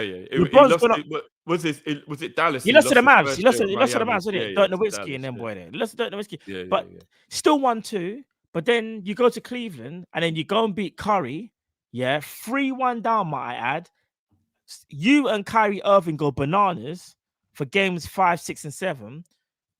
Turn that around, win that. And then you go win in LA. And here's what I don't like. It's the last thing I'm going to say when I move on, Drift, about the whole bubble thing. People want to say LeBron won a championship in the bubble. That would be the same thing as Liverpool won a title in the pandemic. You do realize, people, it's actually harder to win a title in the bubble, pandemic, or whatever you want to call it. Yeah, I don't think, hear this, Drift. The world was going through some real life stuff. Guess what, people? Things were happening that I don't want to talk about and remind people that were very bad for the world outside of sport. And they had to put that to one side and focus on one job at hand. That's actually harder. I don't understand why people think that's like a bonus, bro. Imagine that, bro. Things around you are going to shit. Things around you are going to shit, and you've got to try and put aside and go, I've got to try and win this basketball game. That's crazy to me. What about the fact that MJ never lost the final? Yeah, that's serious. I'm not gonna lie, but one thing I will say is, in my opinion, MJ never came up against formidable opposition as the same way LeBron has, like peak. Like, if I'm not mistaken, MJ didn't come up against a peak Magic. He didn't come up against peak Magic. Magic was a bit older. And same thing was Bird. He took the titles from them, but they were older. They weren't in. Michael was the up and coming guy, like hitting his peak. Them man, they were kind of, in my opinion, a bit older than their peak, so to speak. Come on, man. Look, we could, let's not. And if it's rings, if we're gonna say rings, Michael don't even have the most rings. It's Bill Russell. How about that?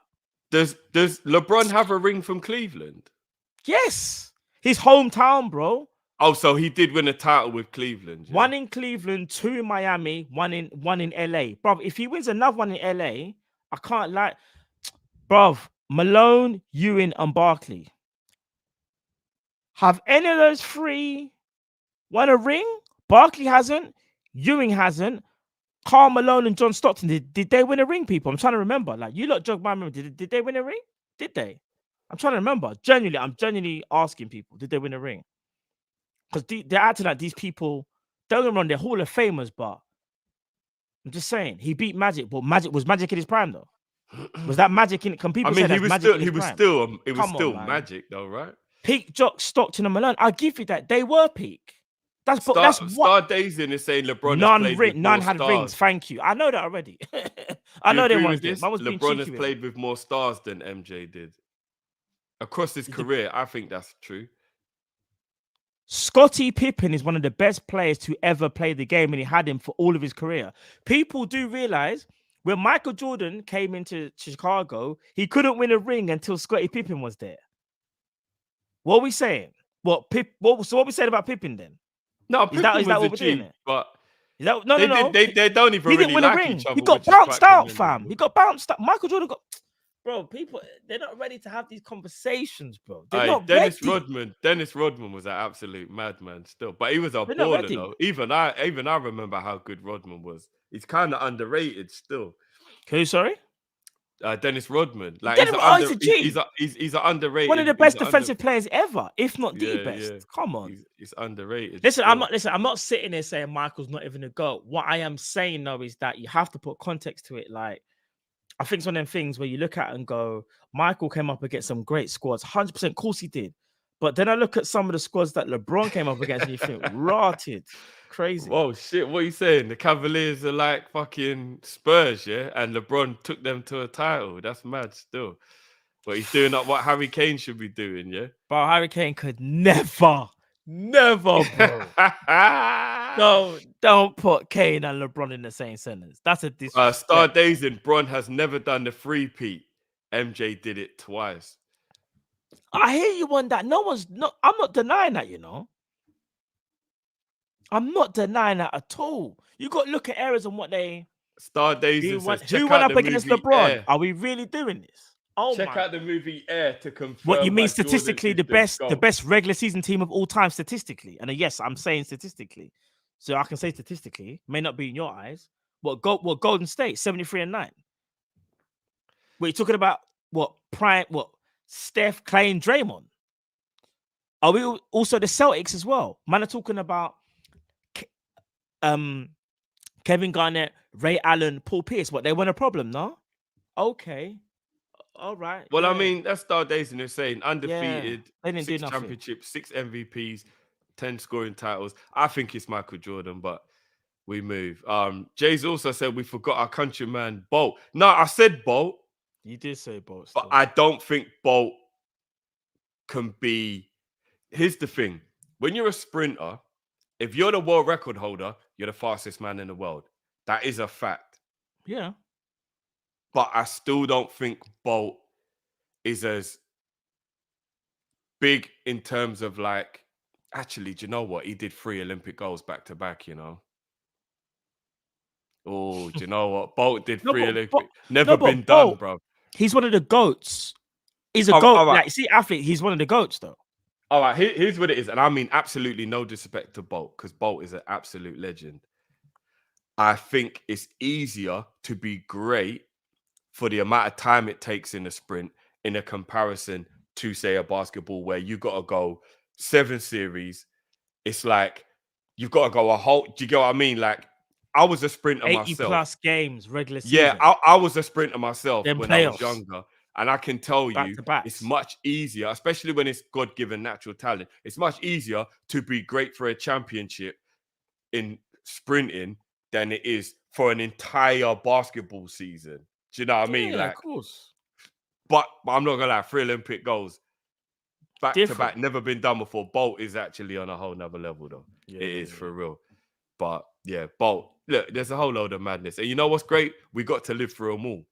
Yeah, no, facts. We got to live through Mayweather, Bolt, LeBron, Jordan, Messi, Kobe before as well. When we sit Ronaldo, when we sit back at Zidane, all that was like, right, you know what? Dino. When you look back at all the if you're from the 80s and 90s, yeah, like 80s and 90s, and you've lived through like some of the greatest, Federer, Nadal, Serena Williams, all like just it's mad. Even like people I don't care about, Michael Phelps, absolute ridiculous, like best swimmer ever, fam. Yeah, we live through some of the madness. And Chombe says MJ dominated against US enemy, or is that us enemy, and LeBron playing against his little homies. Also, What? MJ is 6-0 in the finals. LeBron is not even better than Kobe. We can do the whole I don't. Do you know what it is? This is where it gets taken. It's for another day, innit? They're trying to bait me, but it's for another day. Yeah. Do you know what, bro? I actually think you should bring in Jay, Bayesian, and do a members basketball special, bro. We probably will. I and think anyone else who wants to the be finals involved, one, we will. I'm gonna sort something. Big up Bayesian as well. I know you've been asking me, bro. Apologies. I need to get back to Bayesian. I know Bayesian. Right, let's fly through these last couples. We're gonna be strict with the time now, boys. Yeah, we have to get. As I was saying, just so you don't waste any more time waiting as well, guys, in the back for the last people jumped in. More. And Zoltan, apologies, guys. We won't be able to get to you. Like everyone else will be able to get to you, but guys, just to make sure you're not just wasting time in the back. Apologies, guys. We won't get to you. So you should probably jump out to just not wait around, just to not take the piss with you lot. Bruno, what's going on, B? What's going on, Bruno? First of all, I'm not sure if you watched last week's Matt, video. give me a sec, Matt. Sorry, bro. Give me a sec. Come. Not sure if you watched last week's video. Anyway, so since the Man United, so Jim Ratcliffe apparently is going to be getting Manchester United. You know what that means now, don't you? It means that John W. Henry needs to get his finger out of his arse and he needs to start moving. The other thing I've got to say is this. Commentators, Premier League commentators. Martin Tyler, when he commentates Liverpool games, he is so boring. He is the most boring commentator. I mean, I could watch flipping, even the commentator from WWE is better than him. Like, he is so boring. Whenever we score a goal, like, where's the enthusiasm? Where is it? So boring. It's so dead. And also, the next bit is this, right? So we've got Leicester City on Monday. Yeah? Yep. Yeah. We have to make sure we turn up in that game. No faffing around. None of this playing rubbish. Get that ball on the floor and literally thump the crap out of Leicester City. Jamaican slap their ass, if you know what I'm trying to say. Yeah? None of this playing all rubbish and, you know, downing tools, as they like to call it. Downing tools. None of that crap. I want to see a professional performance. When it's 2-0, 3-0, then keep the ball. Keep the ball. Make them sprint for it. And this is another thing, right? How many times, you was all talking about Michael Jackson to Michael Jordan's, right? Everyone has different eras of music, right? Yeah. Those kind of debates, that's like comparing Ronaldinho to Benteke. Okay?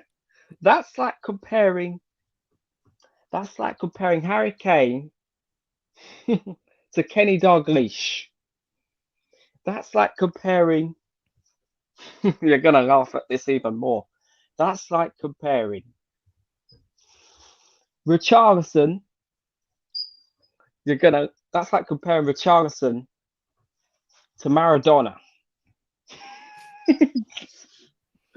Richarlison to Maradona. It's two different categories. It's two different areas of music. It's two different areas of sports. Yeah. And last bit, and this is the last bit.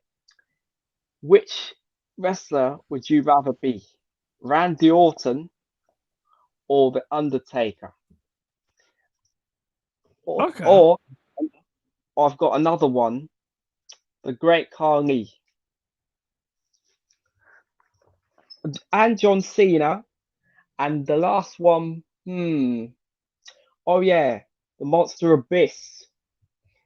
TNA. The Monster Abyss and Samoa Joe. And see Samoa what you think. Joe, yeah? Yeah. All right, that was the last one. I've got them all. So I've got, all right, just to make sure I got it right, Bruno. I've got Randy Orton, Undertaker, Great Khali, John Cena, Monster Abyss, or Samoa Joe. Pick one who I would rather be, or who we would rather be, yeah? Yeah. That's a good shot. Wrestling still, I can't even lie. That's a good shot still. And what's your best WWE match you've ever seen? Ooh, all right, that's a good one still. That's a good one still. All right. Yeah, that's all I've got for today. I'm not gonna take too much time because you've still got another 3 to get through. So big up, Bruno. Big anyway, up, man. thank you very much for having me. I'll see you guys next as week. always, brother. All right, man. Take care, brother. Have a blessed weekend, G. Thank you very much. All right, take care, Bruno. Big up, Bruno. Big up, Bruno, indeed. You got a couple of questions still. Talks about, all right, so the first thing, obviously, talking about Martin Tyler being brought 100%. But we've said this for a while, though. Martin Tyler, hella boring. So, if Liverpool score this much, to Diaz, Nunes, they've scored. What a great bring on Peter Drury, bro. Trust me. Enthusiasm. But you know when we should have known Martin Tyler was kind of like that guy, yeah? Do you remember when I think it was when Man United played Liverpool 2015, Martial scored his first ever goal. I said, yo, the way man was celebrating, I said he's a Man United fan. About Martial, yes!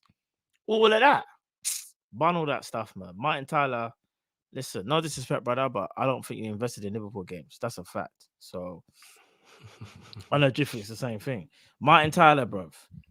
Like, when it comes to Liverpool games, he's the worst, bro. Do you know when I knew it was already done? 2015, Martial scored his first goal. I think we spoke about this years ago. And remember when Martial, he turned Skirtle. Do you remember, Jiff, when Martial debuted? About Martial, they made it, man. Oh, yes! Yeah. All of that. You know the crazy thing about Martin Tyler? I think something changed along the way that made him start hating Liverpool. Because I'll be honest, to be fair to him, if you go back and look at a lot of the older commentating from like the early 2000s and that, yeah, Martin Tyler used to get all gassed and enthusiastic about Liverpool. He was on the he was on the commentating with Andy Gray in that Olympiacos game. But I just think something changed in him where he just started to hate us all of a sudden. Yeah, no, bro. Listen, I don't want to go too far. The Martial thing was mad. I'm not even. Yeah, I don't want to disrespect no one. Oh yes, like he lost his mind over that goal, bro. It's like, yeah, it's kind of weird when you consider you're supposed to be neutral. You're supposed to be neutral, bro. What it is, I've noticed. I just think that he Oh, do you know? Bigger Ali A. Even so, it's kind of, you see, like for example, the Arab commentators. Yeah, I can't lie. They give bare soul. Messi, goal, Messi, goal. Yeah. All of that. Salah, Mohamed Salah, Diaz, Flo, Salah. But they go goal. They put the heart and soul Mo Salah, go. Yeah, they go mad still. They go ham for that thing. But Martin Tyler, this is Martin Tyler. It's Martin Tyler. This will be Martin Tyler. Diaz beats his man. Oh, and it's 2-0 to Liverpool. Darwin Nunes, Liverpool. Jurgen Klopp that they're gonna move up the table today. Like, fam, what is that? I don't even. Do you know? I nearly said something, but I don't even want to go there. But I reckon Tyler's had problems or something with the Liverpool man. Then, but I'm gonna be honest. I kind of just think he just needs to retire. I don't even mean to be disrespectful, but you get to a certain age in life where you just ain't got the energy anymore. I just think he should just genuinely, retire. bro. Like, it's like, you know what it is? It's like man woke up and they were like, man, you're gonna be doing the thing, and he's like, oh, I've got to do another one. Like, but he just can't. It's like he can't be bothered when it's us anyway. Us in particular. All right, cool. Next question was, who would you rather be out of all these wrestlers? Randy Orton, The Undertaker, Great Khali, John Cena, Monster Abyss or Samoa Joe Drift? Who would you rather be? Raw, that is a Now, selective. the list was mad still from Bruno. That is a mad The fucking list was hell. mad. Big up Bruno. The list was crazy though. I like the list still. John Cena. For me, I would be the time is here. My time is now. Yeah. I don't want would to be the say- Undertaker, bro. No, Undertaker's got it blessed still. He's got a No, high but I don't pace- want to be rolling the eyes in the back of my head all the time and doing all them thing there, living in Yeah, coffins. yeah. I'm claustrophobic, bro.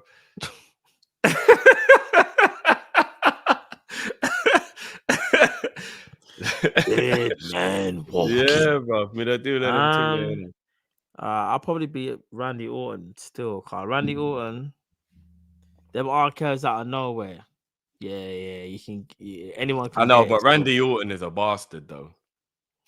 Oh well, so be it. He don't give a fuck who he fucks over, But he bro. don't care, bro.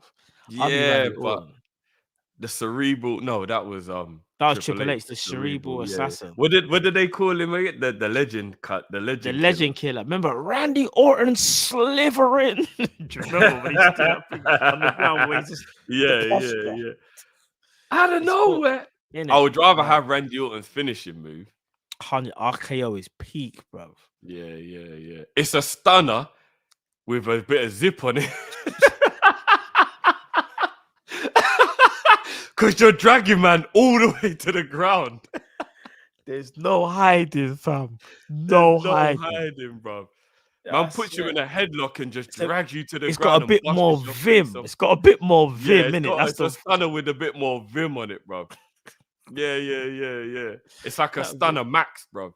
Yeah. Nah, for real. Yeah. All right, and he also said as well. Last question: best WWE match of all time. Ooh, of all time. Bret Hart versus Shawn Michaels Iron Man match. I was thinking of that one. I was trying to think, is there any more recent? There was one Hell in a Cell that was absolutely mad, but it was like Elimination Chamber of Death. This is when it had like Brock Lesnar, Undertaker, what's that? One of them? Do you know what? There's a couple classics. Ravishing Rick Rude versus Ultimate Warrior cage match SummerSlam. Hulk Hogan versus Yokozuna. Hulk Hogan, Ultimate Warrior. Intercontinental Championship fight. Mr. my Perfect days. versus Bret the Hitman Hart. No, was it? Bruv, that fight was too. I'll tell you one sick fight. I'm trying to remember. It might have been Shawn Michaels versus Psycho Sid Vicious. Yeah, I know the fight you're talking about, bro. Sid was a madman. What about Survivor Series? Oh, hold on. Warrior and Hulk Hogan. Can you hear me? Yeah. You know what? I just did this and I think I just broke my mic. I kid you not. No, I can hear you, bro. I can hear you. Hold on. I can hear you, bro. I can't even hear you, bro. I think I just broke my mic. You can't. You mean your headphones? You mean you broke your headphones? Wire. Can you hear me? Yeah, I can hear you. Hold bro. on. Hello? 1 2 1 2. Oh yeah. It's the detachable. Oh, okay, yeah. I thought I'll mash out the one. This is me. Bro, I'm not gonna lie. I need to allow that as well. I thought I just mashed out my own chest. I was trying to style it still. I can't even front. My chest hurt, you know. Man topped himself in the chest. Fam, I think I got a bruise. Anyway, I think that was the last question still. Yeah, no, you know, there's a lot of big fights, but that like I said, Survivor Series proper sticks out of my head. Mr. Perfect versus Bret the Hitman Hart for the Intercontinental title. That fight was just one of the most technical matches. Kurt Angle. You see Kurt Angle, Drift? One of the most technical wrestlers ever. Now, Kurt Angle was a problem. Yeah. Facts. You know when Kurt Angle done the thing where he took off the thing like that? I'm just Kurt Angle. Nah. You know when he's getting ready. Yeah. When he was like, "I bun the leotard thing. I'm gonna make you shorts, rude boy, and I'm gonna bust your head." Kurt Angle was one of the best natural wrestlers ever, in my opinion. Well, he was a real Olympic gold medalist. That's what I'm saying. Because you know what? Here's the thing. I would never say this, but you see, like actual wrestling moves. Kurt Angle could do it all, just a bit like Brock Lesnar. Whereas other wrestlers that kind of rely more on their signature moves. And that's the reason why Bret Hart was the best for me, because he Bret Hart was a an natural wrestler. Yeah. You see, Bret Hart. If Bret Hart was to face like Kurt Angle, oh my gosh, the technical matchup would be insane. You know what I'm saying? But yeah, let's bring in not only a brother to the show, but the behind the scenes is behind the scenes magician. He's the magician. Man, like Jersey boy, what's going on, B? Jersey boy. Good. Quickly going on what you guys were saying earlier about horror movies, I want to mention 2 movies.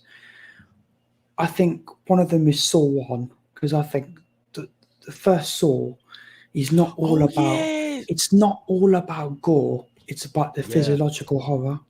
Like there's not a lot of blood, and then you've got the ending, which is one of probably the best, I think, twist in a movie I've ever seen. Yeah, and then here's another movie I recommend to people if you do a horror. It's kind of like an indie horror movie, very low budget. It's called Terrifier, and it's about a clown, and it's literally got a scene that's, I think, probably at the same level as Bone Tomahawk, but it's a woman who gets cut down in half, and you see everything. I've watched the whole movie, and I've had to turn it off. That's mad. You know what's crazy for me? I never you're saying about Saw. People told me the ending, and it made no point me watching it. You know when people it actually literally got spoiled, just like Usual Suspects got spoiled for me. Bro, Shawshank Redemption got spoiled for me. So I know there's no point watching them films now, because if you know the end, what's the point in watching it? Trust me, if you watch Saw 1 without the ending, you'd literally be standing up like that. The ending is. The ending Saw was actually a uni movie as well. It was a bunch of uni students, and then it got made into a Hollywood film because I thought it was such a good idea. Every time I see that last scene, it's like I get chills when you hear that and you hear the tape being played, bro. Okay, I'm gonna do the spoiler thing. I don't care. Everyone must have seen at least Saw 1. At least Saw 1. I haven't seen it. I just know how it ends. All right, Drift. In fact, I won't even say nothing. Even though it's because it's been a long, just go and watch it regardless. Just I know how it ends, bro. So there's no point in me watching it. What happens in the end? From what you remember, can you remember? Yeah, he has to cut off his own foot. Okay, but that's not the real ending. There's more to it, bro. I mean, to be honest with you, if I saw it, I'd be like, yeah, that's what it is. I know there's more to it. People do not put nothing in the guy in the room with him is like the guy who's the one who knows it or some shit like that. And then he cuts his bro. foot. Yeah, and I ain't even seen the film. This is how much people spoiled it. Yeah, so throughout the whole thing, he's obviously trying to work his way out or whatever. And right at the end, fam, the man that's been on the ground throughout the whole film, you don't really notice him. I'll only throw a couple of shots throughout the whole film where you see a dead body on the floor because there's a few things in that room that they're in. Yeah. Fam, the man just get up. I was like, but I kid you not, it's like I nearly fainted. I was like, when the music was playing, everything, man was just had to take a step back and was like, this don't make sense. The man's been in the room the whole time. Nah, it's crazy. It's crazy. Yeah, it's. I think Saw 1 and Saw 2 are good. Then the rest are just garbage. It becomes stupid, isn't it? It just becomes a gore fest for no reason. I like movies where you've got the combination of physiological horror. Do you know what's crazy? The missus had seen number 1, knew it was a great film, like what you lot are saying, right?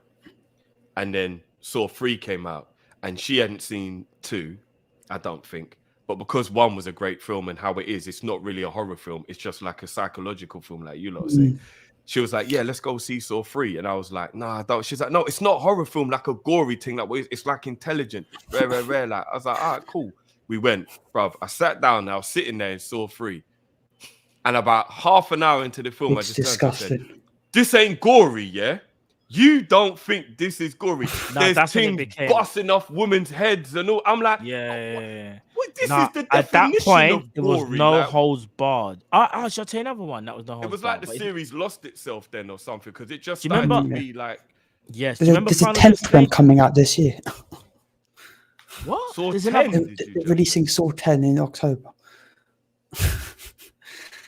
I know. They're doing that same shit with Michael Myers, fam. There was another Halloween that came out, I believe, recently, or like within the Halloween last 6 Ends, I months. think Yeah, it's they're called. milking it now. Like, They're fam, milking like it.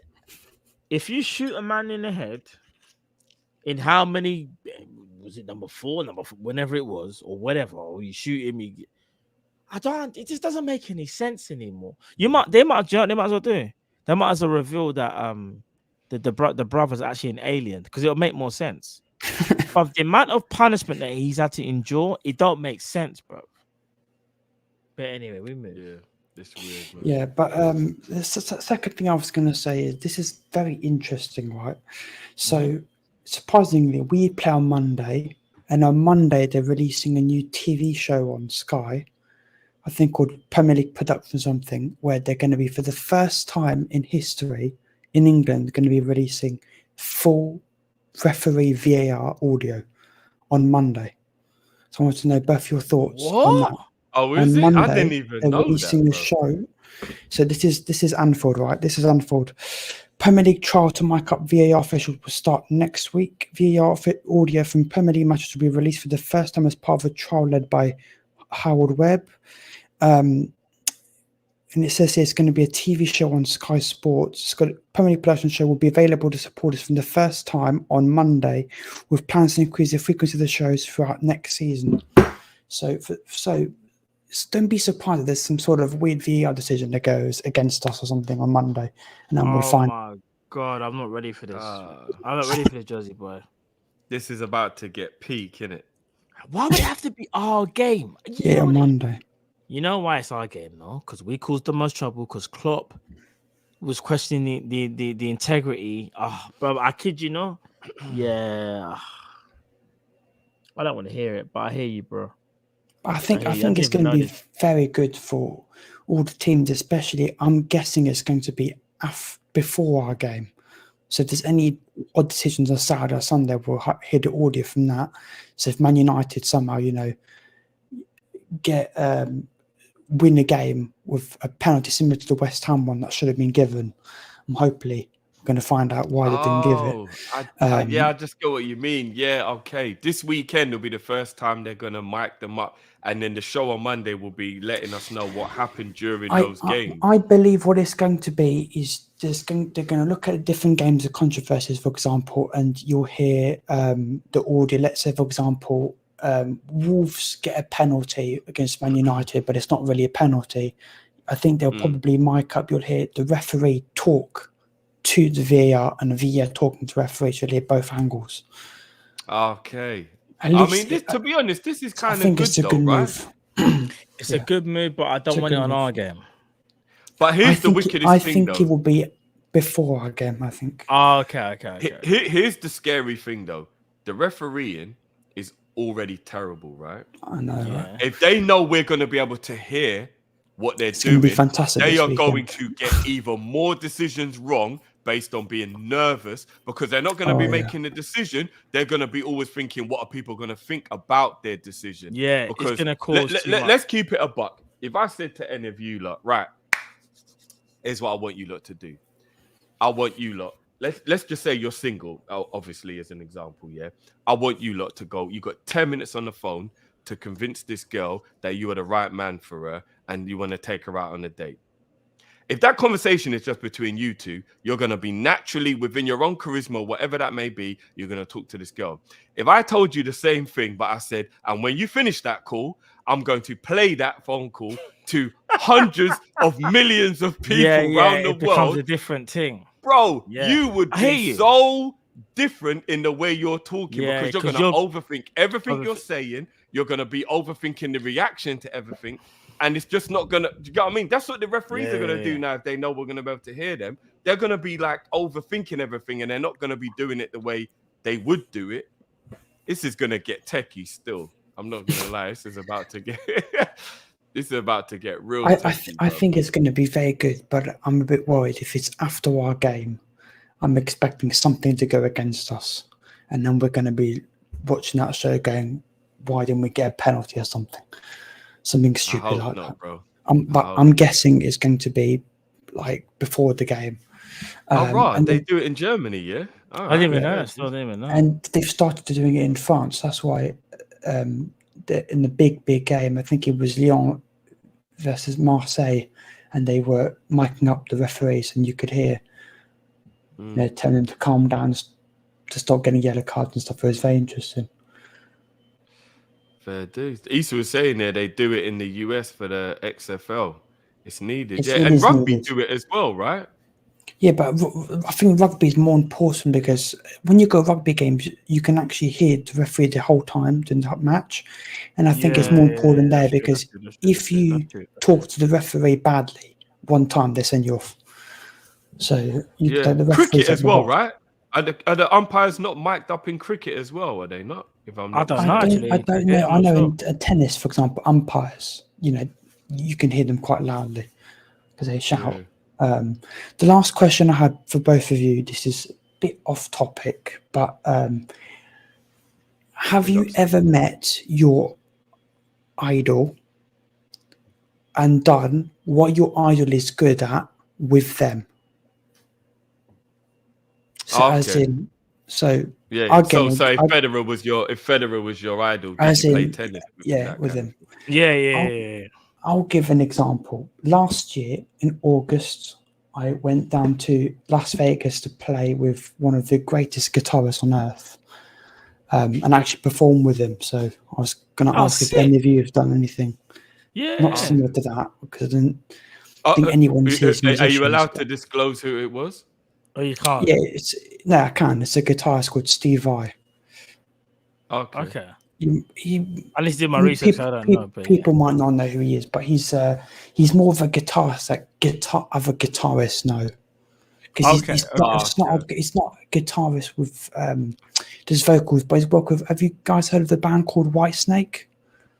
No, I haven't. He's played with White Snake, guitarists like Frank Zappa, all this kind of like guitarists, and I'm trying to think of other singing any bands you might play that any of you might know. I'm not 100% sure, but that's who I got to play with, and I've met that's cool, lots of other guitar players. That's sick, bro. Like, people in the chat know who you're talking about, though. Yeah, they do. Yeah, like they know what you're talking about. Like the guitarist from Deep Purple, Smoke on the Water. You guys heard of Smoke on the Water? They ain't They not heard of Smoke on the Water. but I don't know why. I think I've heard that. I mean, I thought you was going to say Jimi Hendrix. I don't know why. No, Jimi Hendrix. It's the only guy I know. I wish. I honestly wish. But no. Bro, Jersey boy going like that man celebrity. That's big, bro. That must have been an amazing experience, though. Yeah. No, it was. Yeah, it was Las Vegas, rocking, playing guitar. It is. You do shit yourself, literally. Like I was on stage and I'm like, what the fuck am I doing here? No, that's good, on though. stage, bro. You're not talking about you just. Right, let's see if I've got a photo. Yeah, I'm not gonna lie, that's serious, Let's see if I've got a photo. The most famous. Actually, you know what? People definitely know in the chat, though. They definitely know. Right, here's me. This is not me with him. He has a part where you can actually play with his band. So I got to play one of his songs with his band. So this is. Okay. That's me with my guitars, and then is there one with me and him? There, guys, that's me and him. That's mad, cold still. Yeah, So, that's cold still. My question I'm not is- even gonna lie. Big up for even being able to play an instrument, because it's amazing Yeah. people who can play instruments. I wish That's the guitar we're talking about in the background here.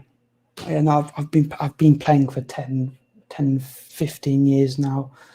So big up to all the guitarists in the chat or people in who fires, and hopefully I'm doing a charity gig in Brighton in September, raising money for cancer, because obviously that's like one of the worst diseases out there, and we need to put a stop to it. Yeah, So 100%. No. yeah, so Big up, bro. that's my question. And last thing to everyone, I can tell you one thing: watch out for the watch-alongs next season because big things happening. I'm working on some things that are going to blow the roof off. Jersey boy. Hey, The come back on. doing us hot. 100%. 100%. Big up, Nah, lads. love as always. Yeah, love as always, brother. Big We'll up, catch bro. up, man. Big up Definitely, yourself, brother. bro. We'll chop that up now, man. Big up. Man, like Jersey boy. Trust. Nah, do you know what, bro? I've never ever met any of my idols. Never. Yeah. I haven't. I'm trying to. I haven't either. I've met famous people, but not idol. Like for me, like. But then again, it's just gonna sound weird. You know, idolizing is quite a strong word, isn't it? Especially as a Christian, yeah. Yeah. So I will say someone like who I Not follow. idolizing in that kind of way, but you I know get just what I what mean. it means, though. I know what Like, it means. all I right. know what it means. Yeah. I know Like, all right.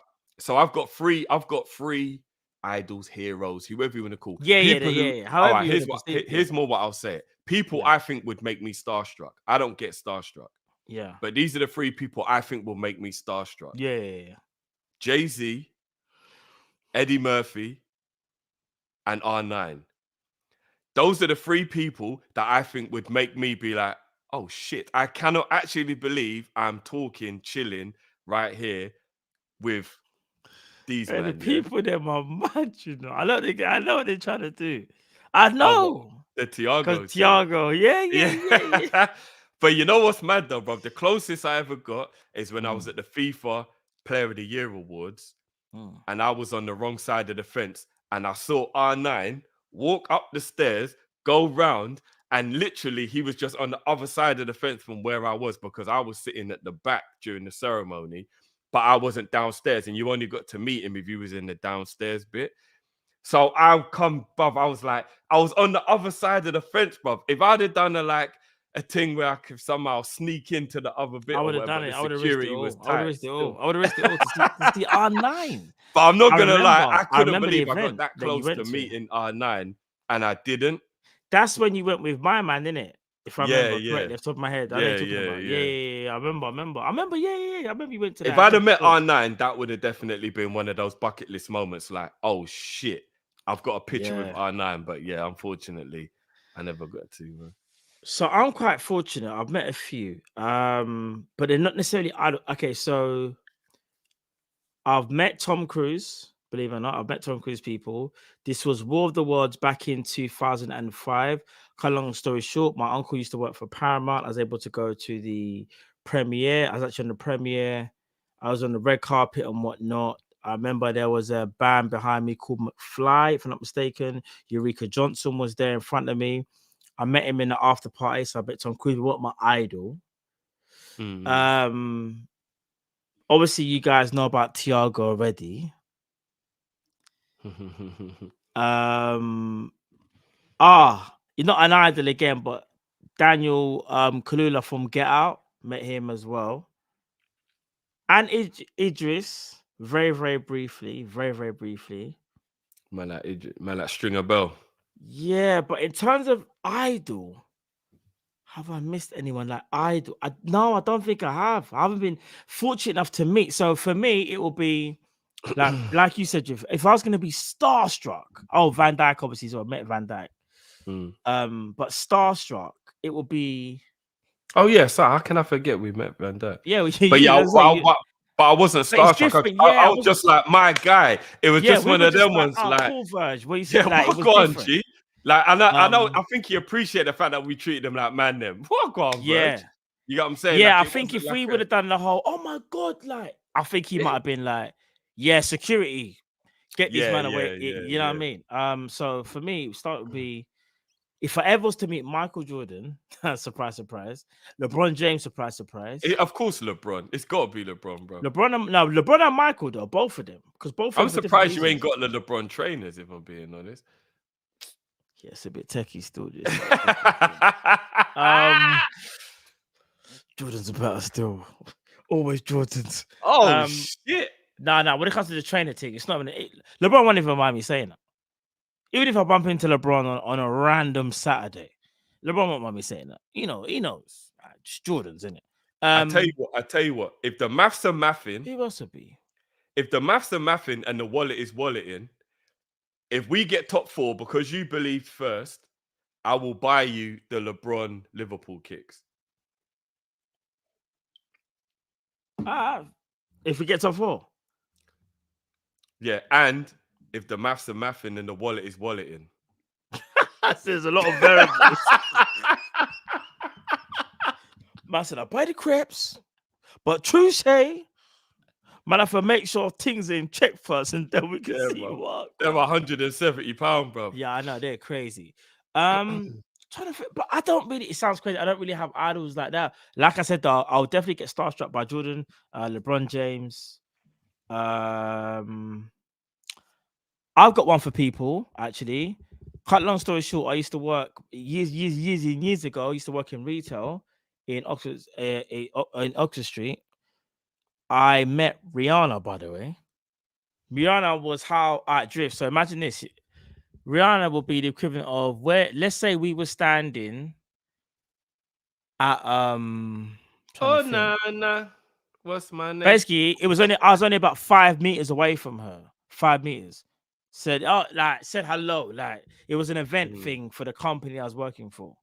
That's again. Actually, do you know what? Maybe you could throw Beyonce in there. I don't think I'd necessarily be starstruck, but if I met Beyonce, I'd probably be like, "Oh shit, this is Beyonce." Yeah. But again, to answer his actual question was, have you ever done any managed to No, unfortunately, I haven't. Yeah, I'd love to. But if there's anybody watching who wants to hook it up, if I get to kick ball with Ronaldo, if someone was to get LeBron James on a basketball court, and I was able to just, even if we don't play basketball, because I can't play obviously like LeBron James, but just talk to him. But I'll just pretend like I can do, like I got a handle, but I'm just doing this, but we can just chop it up. I mean, it would be better if you brought me because I could Steph Curry and impress him. Do you know what I'm saying? Here we go. Man thinks because he's light skinned, he's got a shot. All right, cool. All right, bro. Hey, ask the man them at the kiosk at the fun fair. They don't ever let me play anymore. I'm winning all the teddy bears, bro. Remember, we got to do our little 3-point thing. You know what I'm saying? The man there going home empty-handed, bro, and all my family are carrying big-ass teddy bears, bro. I killed the game, bro. But no, yeah, to answer your question, it's actually no, I haven't. What's the other question? It was to do with oh my God, about this whole thing with the mics, with the rest being mic'd up. Like I said, I just think they're not going to be. I think they're going to be a bit shook and they're going to be worried about the repercussion of making a mistake and saying something wrong and all that. And I think it might get a little bit techie. Refereeing might get a little bit mad. Yeah, for real. They'll get used to it, I guess. But it might get a little bit mad at first. Yeah. They're going to have to, bro. If not, it's not going to work, innit? So. Yeah. I see the comment.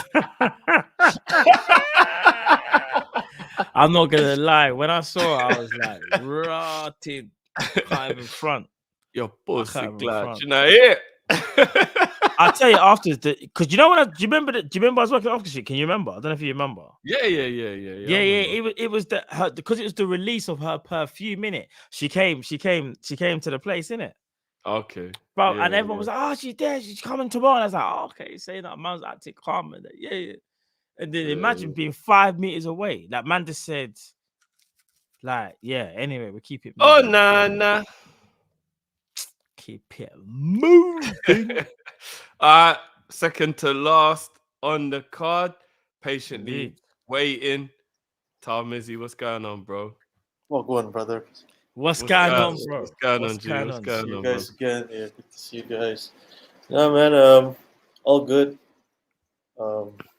Funny enough, I had a long flight back from UK last week, but the jet lag didn't kick in, so feeling a little bit of fortunate on that because normally when you come back to another region, you need to adjust the time and everything to settle down. Yeah. I can imagine. What is the time? What's the flight time? So I had to fly from Heathrow to Qatar because I had a 3-hour layover, which is about 6 hours, and then to my country, which is about 8 hours flight straight. So you're talking about Qatar to you is 8 hours. Yeah, 8 hours. From here to 14. Qatar is about 4 or 5, right? 6. I think it's about 6, Damn. 7. With To a Middle 3-hour East, layover. Hold on. So you did 6, then 3 hours layover, then 8 Yeah. hours. Hold 8 on a hours. minute. What is that in total? 6, 9, 8, 6, 17 hours to That's get so home. brain. Almost a day. Whoa, whoa, whoa. That's a madness, Yeah, it bro. Nah, was he's not mad. telling us something. He's John Wick. Well, You're gonna be John Wick there's guy. always a reason where. Do you know what? That's the only thing that scares me about going to Japan, which is one of the places I want to visit more than anything in the world. But I don't think I can Japan's handle beautiful. that long journey. I'm not gonna lie. The It flight just is seems crazy. like, yeah, bro. I don't think I can handle that journey, man. I'm not gonna Yeah. lie. That's crazy. The best I've ever done is yeah. LA. Is LA? That's the longest flight I've been on. LA. 11 hours. Even that is a mad. No, race. no, no. it LA was 9 hours going there. I think 9 hours is going it? there. It's Yeah, 9 hours to Florida. I heard LA's 11. Is it not? No, LA's not 11. I don't think it Okay. was 11. I mean, if it was, then I did well. But 9, that's the 9 longest to flight I've Miami. been on. That's the longest I've done. But Yeah. and I don't even like flying. Like, bruh, I was like this the whole flight. Man didn't sleep, just wide eye open. You got another drink for me? That's how that was me. No, sorry, Trinidad took 10 hours, I think. Mm. But yeah, if so, yeah, somewhere around No, there. but it was quite a smooth transition because I got to like balance my sleep. So I would do because there's entertainment on flight, so just balance out like 3 hours, and trying to juggle in between. Yeah, all good. On the John Wick thing, I'm not gonna say anything. If you guys haven't watched it, just I'll leave it. I'll keep it quiet. And I know who you're going for. Don't have to tell me, bro. So yeah, it is what it is, isn't it? So You have to tell me, bro. I know. Yeah, you know what you know where Cal stands with Yes, 100%. I know what Carl's thinking already. Drifted on the other side, unfortunately. Yeah. But you know, Sicario, man, it's unbelievable. but listen, it's not even like you're saying a bad thing. It's It's solid, not even a bad thing. Yeah, but speaking of Cal, good to see him, and just like few minutes when I was there. Yeah, I saw the picture. That was great. He's able to link up. Yeah. That was really cool. And I'll be back again maybe in few months' time, just before before winter. And if you can, bro, we'll try and all link. Yeah, we'll try and all link up. Like, properly, you know what I mean, go get some food or whatever. Like, Going to a game would be sensational. That would be the real thing. We all got to so let us, if you can make it, obviously, let us know in advance. Maybe we can, you know what I mean, try to sort something out. You know what I mean? Something out. Yeah, we'll arrange some way or another. I don't know if you guys have watched the coverage, the Paramount one on the Milan derby. Where Jamie Carragher, Henry, and Michael Richards. Yes, and he calls Rio the Maldini one. The Maldini one. Bro, why is seeing this? Maldini is just a legend. First of all, how is Maldini's English that sensational? And he's never even come to England or lived in England or defender. For me, he's the greatest defender ever. But that's just for me, bro. If you first of all, CBS has got the best punditry ever. 100%. Katie Abdo, Thierry Henry, Jamie Carragher, Mika Richards. It's the best punditry. Vibes, It's the vibes galore. But what they all had when they took to pitch side, Peter Schmeichel had Paolo Maldini in it. Okay. Bro, all of them got starstruck. All of them, Henry, Carragher, Mika, Henry, all of them, bro. It was hilarious, bro. All of them got starstruck, bro. All of them. It's Maldini's he's the GOAT defender though. Yeah. For me, at least he's up there. He's for me, Maldini's like top 3 of all time defenders. Easy. I know you got Beckenbauer on the table. Yeah, he's in the conversation. Yeah. So, would you agree that as you guys said, as you guys alluded to, that he's one of the respectable, admirable being. Not just a footballer, but as a person. And on the other side, at Inter, Materazzi is the disliked figure just because of what he has done, especially that with Zinedine Zidane. The polar opposite. It's like a good cup, bad cup, that kind of thing. And one question that I want to ask is because I watched one of the channel Liverpool content, and they were ranking the home kits, the Nike one. Oh yeah, I So, saw. Big up the yeah, Redman. so- I think I saw one of their videos potentially the Yeah. other day. It was Redman, yeah. And I'd like you guys to rank just the home one from 2020 until Till the next this season to the one. next one, the one that's about to come next out. one. Yeah. I think there's four of them. I'd like Yes, you guys to four. rank. There'll be four. Yeah. Yeah. And lastly, before I jump out, because I went to NBA store. I don't know if you know, Matt, the NBA store at Carnaby Street. Yeah. And a friend of mine asked me if there's a player called Jaylen Brown. I've never heard of this guy. Jaylen Brown plays for the Boston Celtics. Yeah, absolutely. So Yeah. if you just give an inside info about this guy, because my friend is like a diehard fan of him. Because normally I would So normally I know like Steph Curry and LeBron as you countless times mention it, but I've never heard of this Celtics guy. So Jaylen Brown, very, very good defender, athletic. I would say he's a complete wing player because he's him and Jason Tatum. You know about Jason Tatum, right? Jason, have you heard of Jason Tatum? No. Okay, I've never heard of any. All right, so Boston Celtics have built their team around two players. The first player is Jason Tatum. He's their go-to guy. He's like the main guy, Jason Tatum. Then next you've got Jaylen Brown. Jaylen Brown is like how Mane was perceived at Liverpool if Salah was perceived as the main man. However, in the playoffs, Jaylen Brown has sometimes performed better than Jason Tatum. Jaylen Brown can defend. He can shoot the free. He's got a good mid-range. Like I said, he's athletic. For me, he's one of the best. We call them two guards because he can guard the two spot. He's like a shooting guard. He can guard the point guard and the shooting guard. He's a two guard. So Jaylen Brown for me would be up there, probably like top 5 in the league. I would say as a shooting guard, personally. I would say he's a top player. He's a top player. Jaylen Brown. I like Jaylen Brown. He's serious. So because you got to personalize the NBA jersey over there, just like at other football retail. And he asked me to print that shirt, but in the end, he said, "Oh, maybe another time." So like, no, Jaylen Brown. This guy must be something if he really like follow him on the sports kind of thing. Some people, I don't know, I can see in the comments as well. Some people think he's better than Tatum. I don't know if he's better than Tatum, but when it comes to pressure moments, I think Jaylen Brown shines more. When it comes to pressure moments, I would say pressure. But man.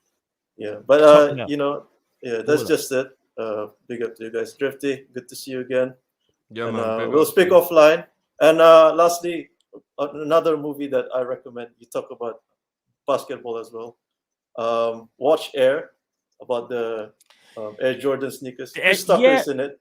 And I gotta watch that. Yeah. Matt Damon. Matt Damon, yeah. So, okay. Yeah.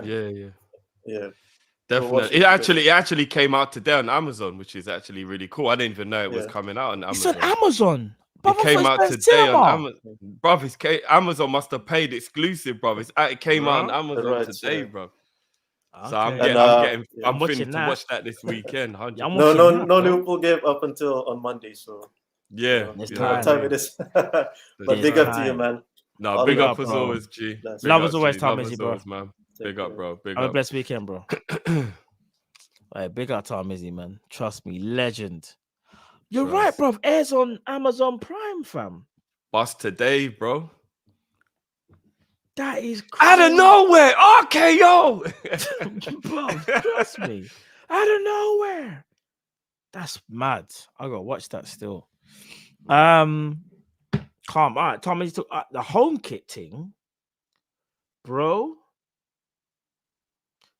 All right, this is gonna be controversial. You know the kit that we haven't even theoretically worn yet, but we're about to wear? I actually think that could be the best one out of the 4 they've made, you know? You know what's crazy, yeah? It's growing on you, this innit? new kit. No, because I didn't dislike it.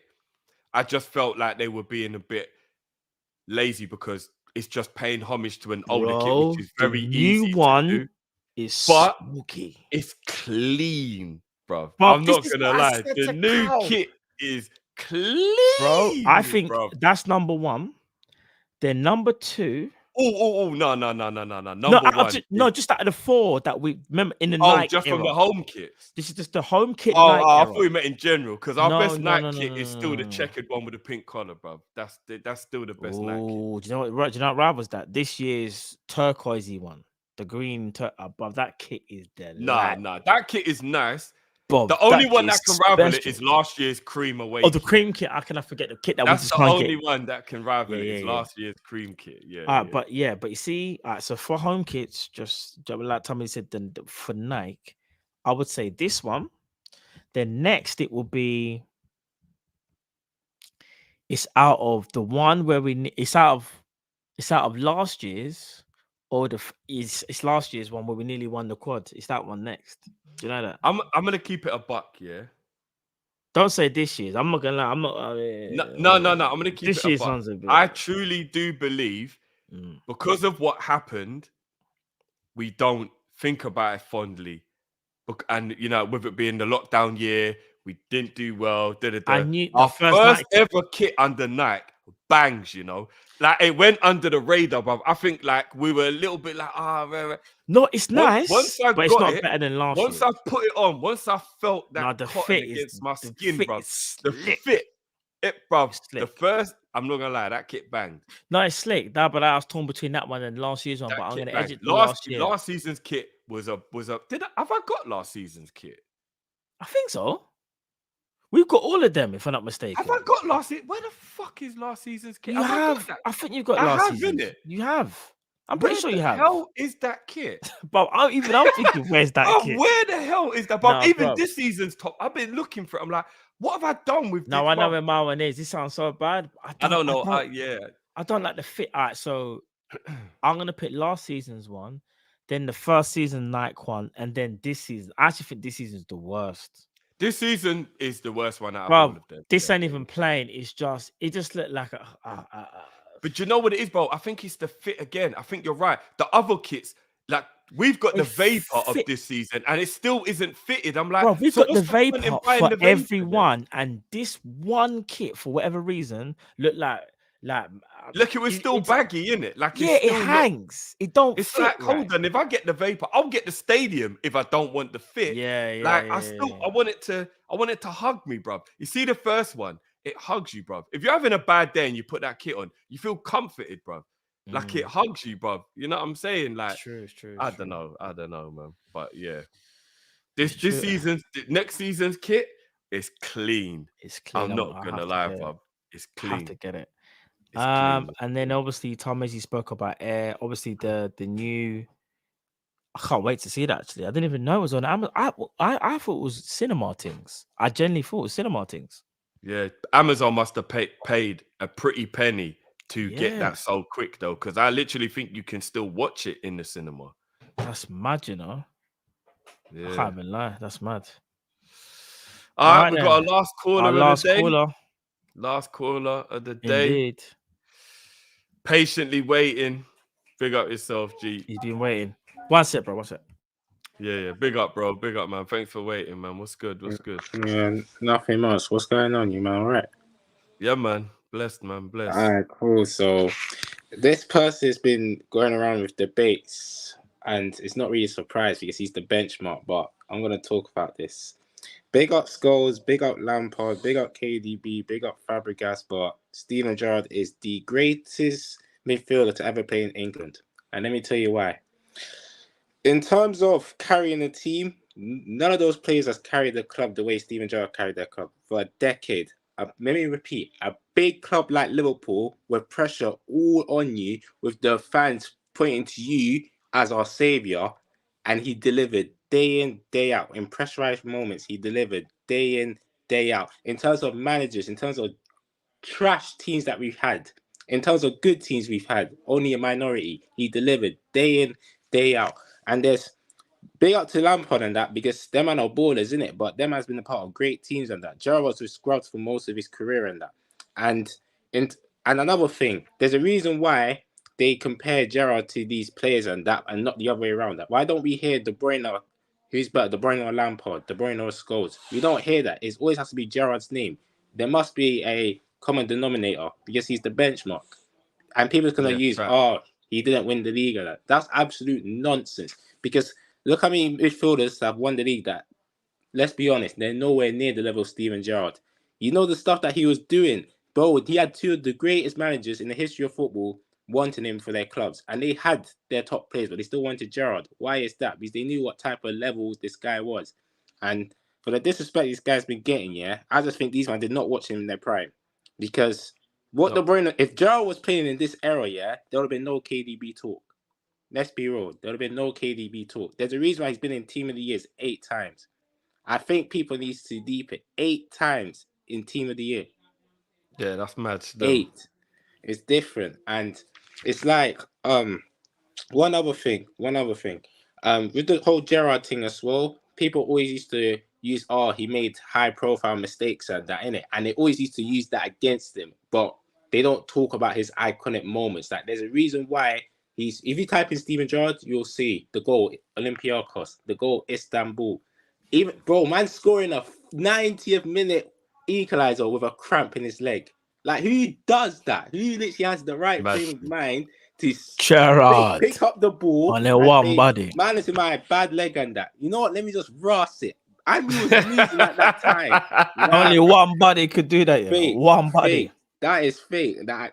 There's only I don't even know, because in this world, there's only a few players that can do that in high pressure situations, and he delivered. So real talk, G.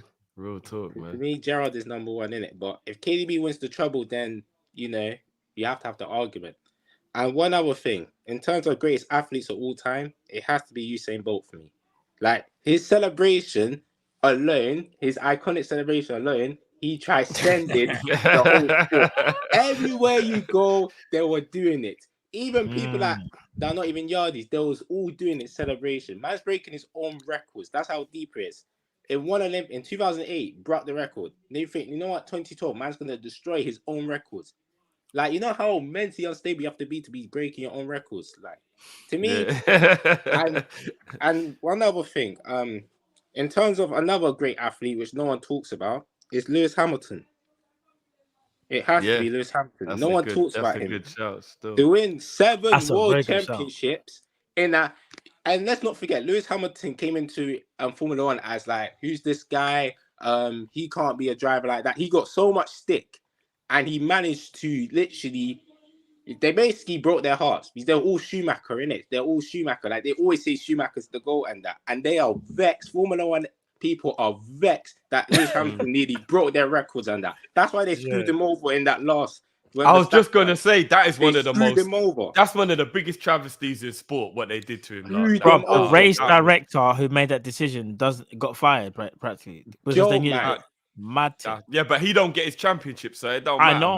I know. But no. But the fact of that, the man don't even work. It's a joke. The whole thing was a joke. He was gonna break the record for the most championship won, and then they did, and they was like, nah, we can't let him overtake Schumacher. There was even one guy saying, that even though Hamilton has all these records, he can't be in the same breath as Schumacher. Why? Look how many records this guy's broken. I think he has you might not Formula 1 people. Like I watched Formula 1 from like when I was young. This guy has the most pole positions. This guy has won the fastest laps, and he has pretty much, in terms of consecutively winning championships, I think man done it like 5 in a row or something. It was, hold on. It was definitely, it was 3 or 4, definitely. It might have been 4, because remember, Rosberg took 1. I've been watching Formula 1 for a minute still. Yes, Rosberg took 1 off him, but I'm trying to remember if it was 4 or 5 in a row. Hamilton won it in 2017, 2018, 2019, 2020, and 2020. Yeah, it might have been 4. It's 2021, it was Verstappen. Yeah, it was 4, I think, in a row. Yeah. But even that's madness, bro. That's crazy, though, bro. Yeah, that is. And so I think people need to put some respect on Lewis Hamilton's name. But to me, the best athlete is Usain Bolt. Well, big up, G. Big up, man. And I respect that still, we'll chop that up now still. Yeah. And one more thing. One more thing. Big up Michael Jordan, but I can't lie, LeBron's the GOAT. MVPs for 3 different teams. I'm sorry, that's nuts, bro. 3 different teams, you MVPs. And this, bro, bro, let me show you something. I have at this Jordans guy. as well. Like, big up Michael Jordan. That man has no J's and that. But I actually watch basketball, innit? And to me, LeBron, like, is he the highest scorer or something in terms of He's points? the leading scorer of all time. But Kareem's record this year, bro. And that's what I want to say in it. So LeBron James is the GOAT for me. Nah, big up, man. Big up as always, bruv. You've made Matt happy, man. Respect that. No, I'm not saying he's. I just respect it. I respect it. But yeah, no, big up yourself though, G. Thanks for waiting as well, man. Big up, bro. Big up yourself, Jay. Big up, man. Big up. Love us, well, G. Yeah, I mean, back to the Gerrard thing. From what he started with, I agree. I think it's a very easy dismissal of Gerrard. Like a lot of Liverpool players get dismissed because of the hate we get around the country, around the league, whatever it is. Gerrard definitely is the benchmark. What people always do, like, is he the next? It's true, and I rate people like Scholes and KDB and Lampard and these type of players. These are legendary footballers. There's no doubt about it. But I think what does edge it for Gerrard is the fact that the majority of Gerrard's career, he was always playing with people that just weren't quite up to it. Yeah, there were little periods during his career where he did have people around him that were up to it. But the majority of his career, he had people around him that weren't up for it. If you look at Lampard and you look at Scholes, especially Scholes, there was never a point in his career where he was around bums or he was around anybody that couldn't pull their own weight. The majority of his career, he's around top players, everybody at the peak of their powers. Yeah. And even Lampard to a degree at Chelsea. I agree. West Ham, obviously, he was too young. But at Chelsea, I don't really think you could ever go, he was around bums at Chelsea. Not really. He was always around elite level, top level footballers.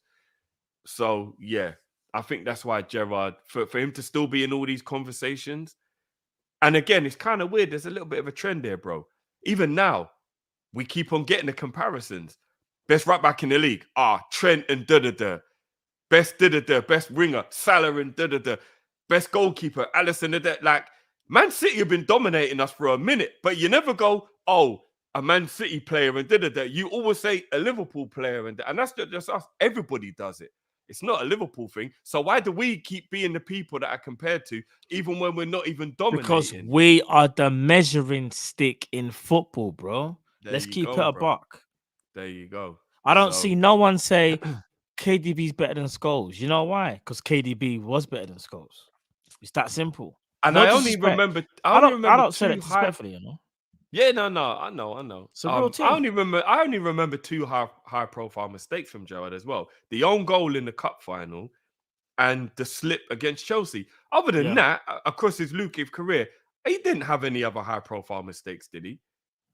I mean, if you've only got two high profile mistakes in a 20-year career, I mean, come on. These people are human, you know what I mean? I think that's impeccable to only have two high profile mistakes in a 20-year career. So, you know what I mean? Is what it is. Yeah, I think it was more statements, more that he was making more than questions. So we can wrap it up and just go into the supers. Although, do you know one person I think we have slept on in terms of like greatest sportsman of all time? Who? Floyd Mayweather. Mr. I think we witnessed greatness and didn't realize we witnessed greatness. And at some point down the line, people are going to go, because he didn't I don't know what. Not even just because he didn't lose, bruv. Mayweather is like, it's like the sweet science of black, bruv. If you watch Mayweather, I know. So here's the argument.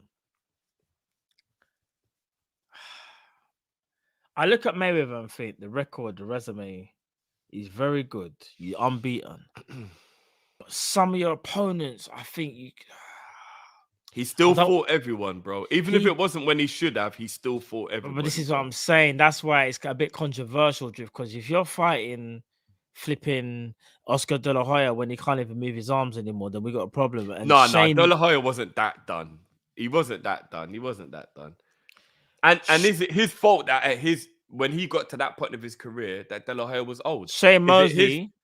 Is it his fault he got to that level when Mosley was old? He fought Shane Mosley. At that point, Shane Mosley caught me one of the hardest punches he's ever taken. But that's the closest he's ever come. But that Shane Mosley used to fight on his tiptoes. Remember that. That wasn't Shane Mosley in his prime, you know.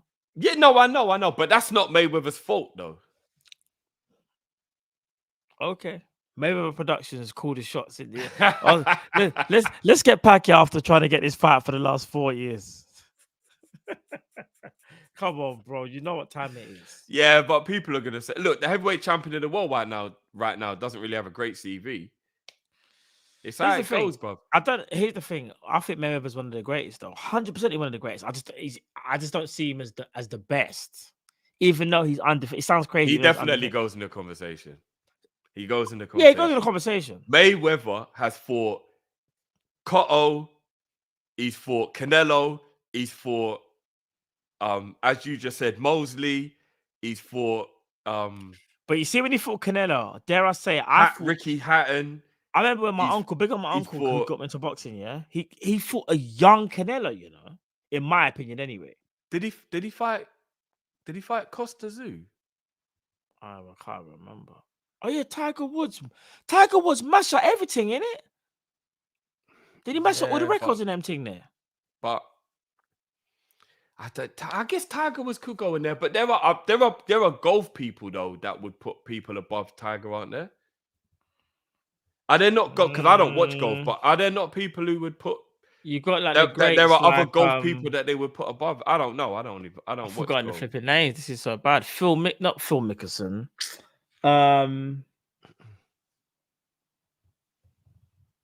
Oh my gosh, I forgot the name. My mind's gone blank. Tiger Woods is easily one of the GOATs, though. Easily. Do you know what? I mean, I did mention him before. Michael Phelps, I'm not even gonna lie. Ain't no one dominated sport the way Michael Phelps dominated still. Mad. I don't know. But I definitely think that. What did Jay say? Hold on. I need to see what Jay said. What did Jay say? Canelo had 50 fights when he went versus Floyd.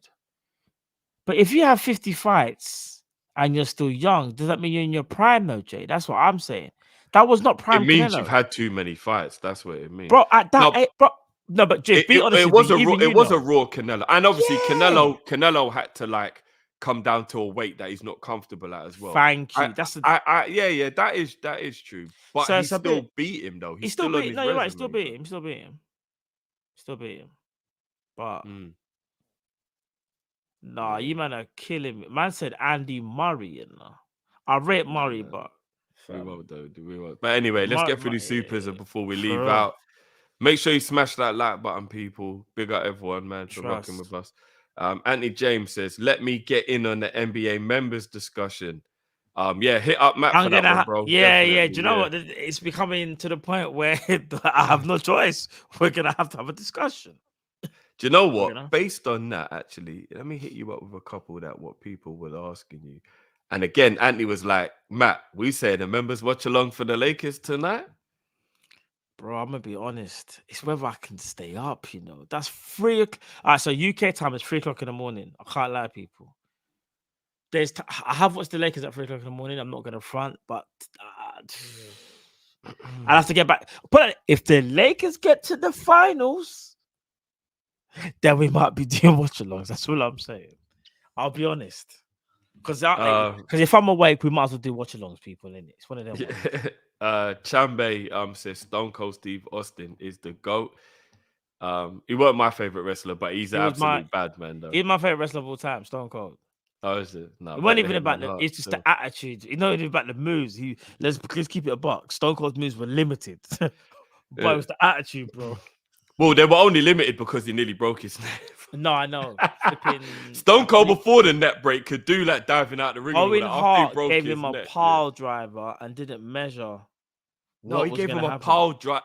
He gave him a tombstone pile driver. No, he done the jumping pile driver, fam. Yeah, it's called a tombstone pile driver, bro. But whatever it's called, no, it was a jumping. Not I don't.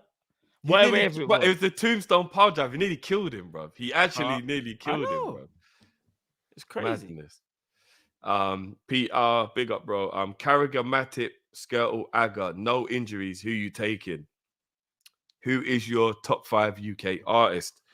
I'm taking Carragher out of those. Taking Daniel Aga. What? Someone say Carragher? What? I think Carragher is one of the most underrated Liverpool players of all time. I think Aga was a bad man from. You see Daniel Aga, the ball playing centre back before his generation. You see Agra in today's game. Flipping out. If anybody wants to know about Jamie Carragher, go watch Istanbul again. That's all I'm saying. No, I hear that. I'm picking Agra still. I rate Carragher. I'm picking Agra. Top 5 UK artists. I'm gonna be honest.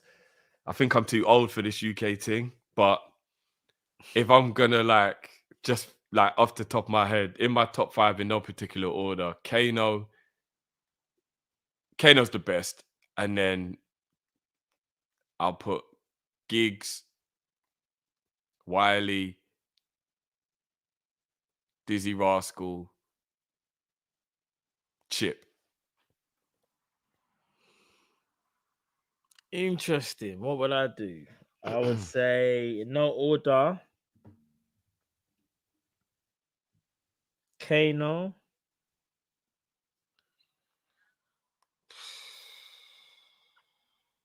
Wiley.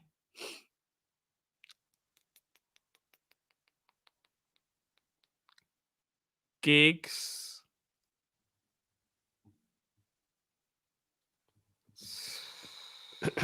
Maybe Stormzy.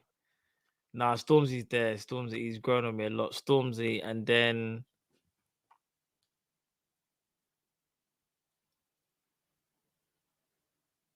I don't know. The fifth one is still. I don't know. You're gonna leave Chip out your top 5, bro. Skepta. Skepta over Chip. Skepta. That's mad still. You know what? Let me do this properly. I'll take off. Nah, let me revisit. I'll take off. Who was my third one? What's his name? What's his name? I'll take Giggs. off. You put no, Giggs not in. Giggs. No, Kano. I saw Kano. You said Kano, Wiley, then Giggs. Giggs. Who's the fourth one I said? Stormzy.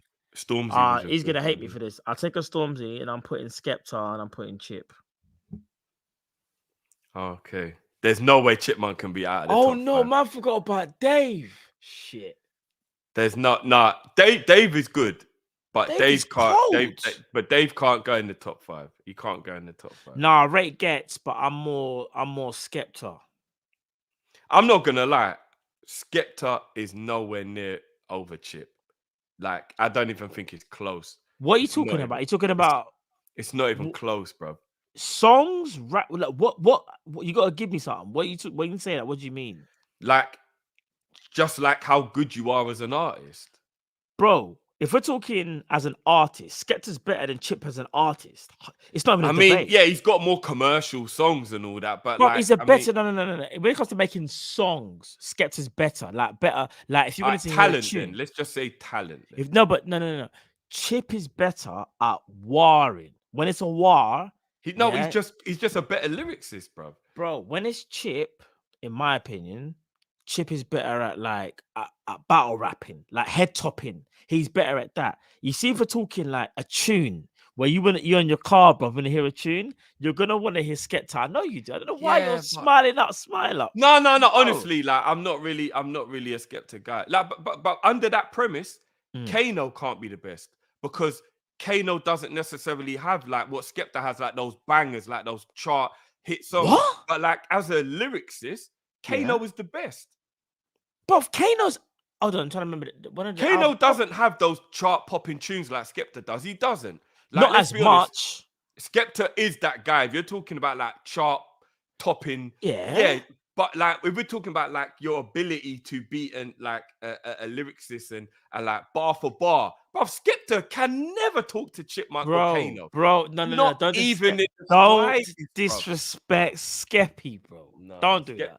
Don't do that. Lyrically, Chipmunk and Kano, Skepta cannot talk to them, bro. Like it's not even a competition. It's not even a competition. No.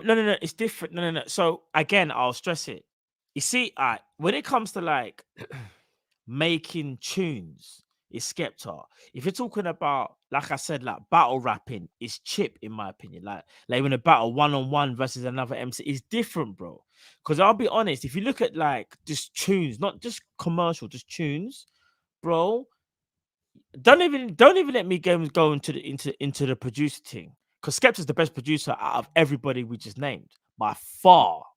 It's He's not not even a better than joke. Wiley. Are you mad? Wiley's my He's not. G. He's not a better producer No. than Wiley. Wiley is my G, but even Wiley will probably tell you Skepta is a bad man for anybody. No, I'm not saying he's not a good producer, but he's not a better producer than Wiley. Come on, bro. But anyway, we could go round and round in circles. Can't believe you're trying to make me go against Wiley, man. Wiley's my G. Wiley probably watches the show.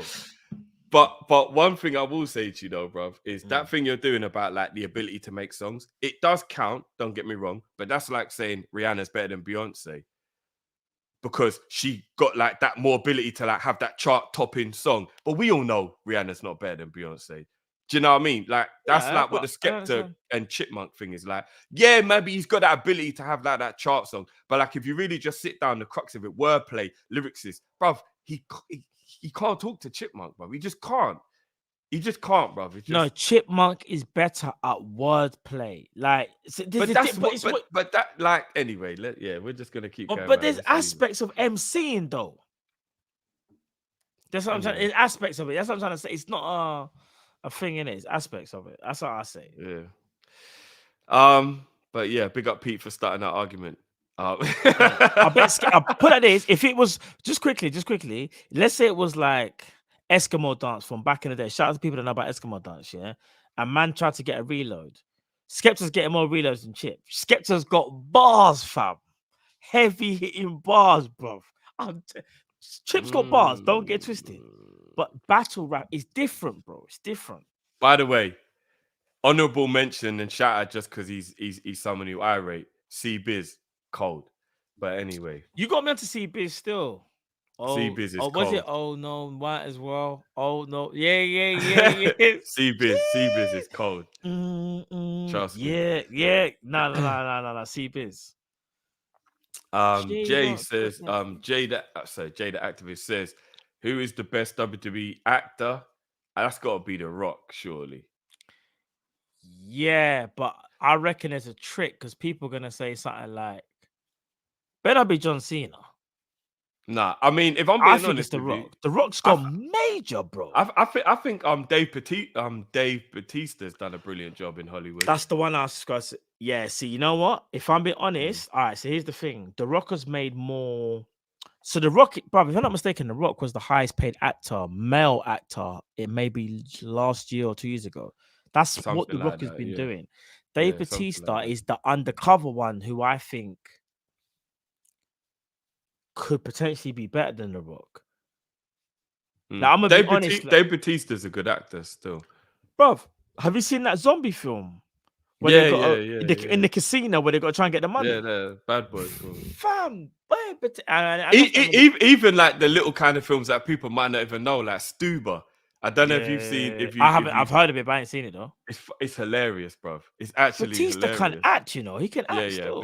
Batista's good still, but I probably would just give it to The Rock. I probably would just give it to The Rock.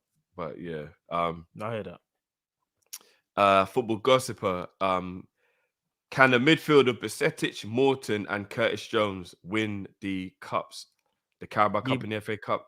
I say need a bit more experience. You need one more experience in there still. Yeah. In my opinion. Take out one of them, put in there like one of the generals or something. That's a very young midfield as well. Too young, in my opinion. Jay says, best football player you've seen live. Man said he saw Messi once. It's got to be Messi if you saw him, innit? For me, it's a joint. It's a. I'm cheating here because it's 3 that are tied. Mane, Salah, and Virgil. No, but it's true. Yeah. I get what you mean, bro. Do you remember when we went to Liverpool's opening game in the 18-19 season, and it was Naby Keita's debut? But all I kept talking about is, bro, I don't understand how Virgil's so quick. Because I remember there was like some counter with Antonio, and the distance that Virgil covered, bro, it's like he doesn't even try. The stride pattern, crazy. Now Virgil, Sadio, and Salah for me. And you know what? That's why I can safely say on behalf of the entire Liverpool community, fuck Pickford, you pussy. Because he's the reason why Virgil isn't the player he is. And that tackle was deliberate, reckless, and there was no repercussion for it. It's just unbelievable. Fuck. Nothing Pickford. happened, you know. Man lost Fuck for that practically guy. a year. Every time I straight, see man. that guy's face, I get angry. It's I want them frustrating, to innit? get relegated so badly, bruv. Yeah, You don't understand, bruv. You just don't For real. understand. Issa says, I met an adult film star. What was the name? I need names. That's when we're talking about, have you ever met your idol?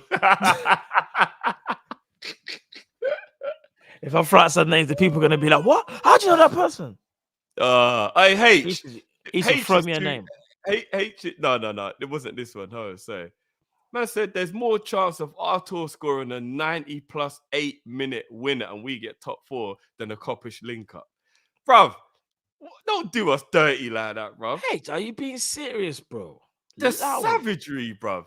Totally That's- unnecessary, H. Allow it, fam. But he said, I'm not gonna lie, seeing Mo dribbling live for the first time made me feel some type of way. Pause. Hair was flowing elegantly. Do you know what's mad, yeah? I'm saying that what H is saying. Do you remember? We got Jay the activist. If you know, you know. But Remember- Ava, I live in even. You know remember them. what- Listen. Do you remember we know. was there live where Mo did up Tottenham and scored that beautiful goal? Yeah. In the 2-2 draw when they 2-2 draw. cheated and got I the remember penalty. because Yeah. he done pause. He done Davis. It was Davis and someone else when he done a cutting thing. I remember he done like we could remember it was like a Messi-esque type goal. The way he got the shoulder was goal, yeah. crazy. That goal was Oh ridiculous. my days. That goal was ridiculous. Crazy. Yeah, he didn't even get a yellow card. Fuck Pickford, man. Nothing. Eastwood, Matt, did you know that Bronny James and Kobe's daughter Natalia are going to college, Southern California, together next year? Crazy. I didn't even know. I knew Bronny was going to the to Southern College, Southern Cal. I didn't know about Natalia though. I didn't know. Seriously, I didn't know. So remember they announced it. I think I saw it on Bleacher or something where Bronny was going to, but I didn't know. I'm not about gonna lie, Kobe's you daughter. know. Yeah. Not even trying to put things in the atmosphere. I'd be really scared if I was that level of famous and people knew where my daughter was going to college. Like, I'd want that shit to be a secret, bruv. I'm not But gonna you lie. can't. But it's one of them things where they will find out anyway. Because remember, you have to remember, bro. You see, in America compared to UK, these things will get televised. Bro, Yeah, but I college think games that's get too much. televised at times when you get to a certain level. Yeah, no, I hear that. We I don't hear get that. that over here, bro.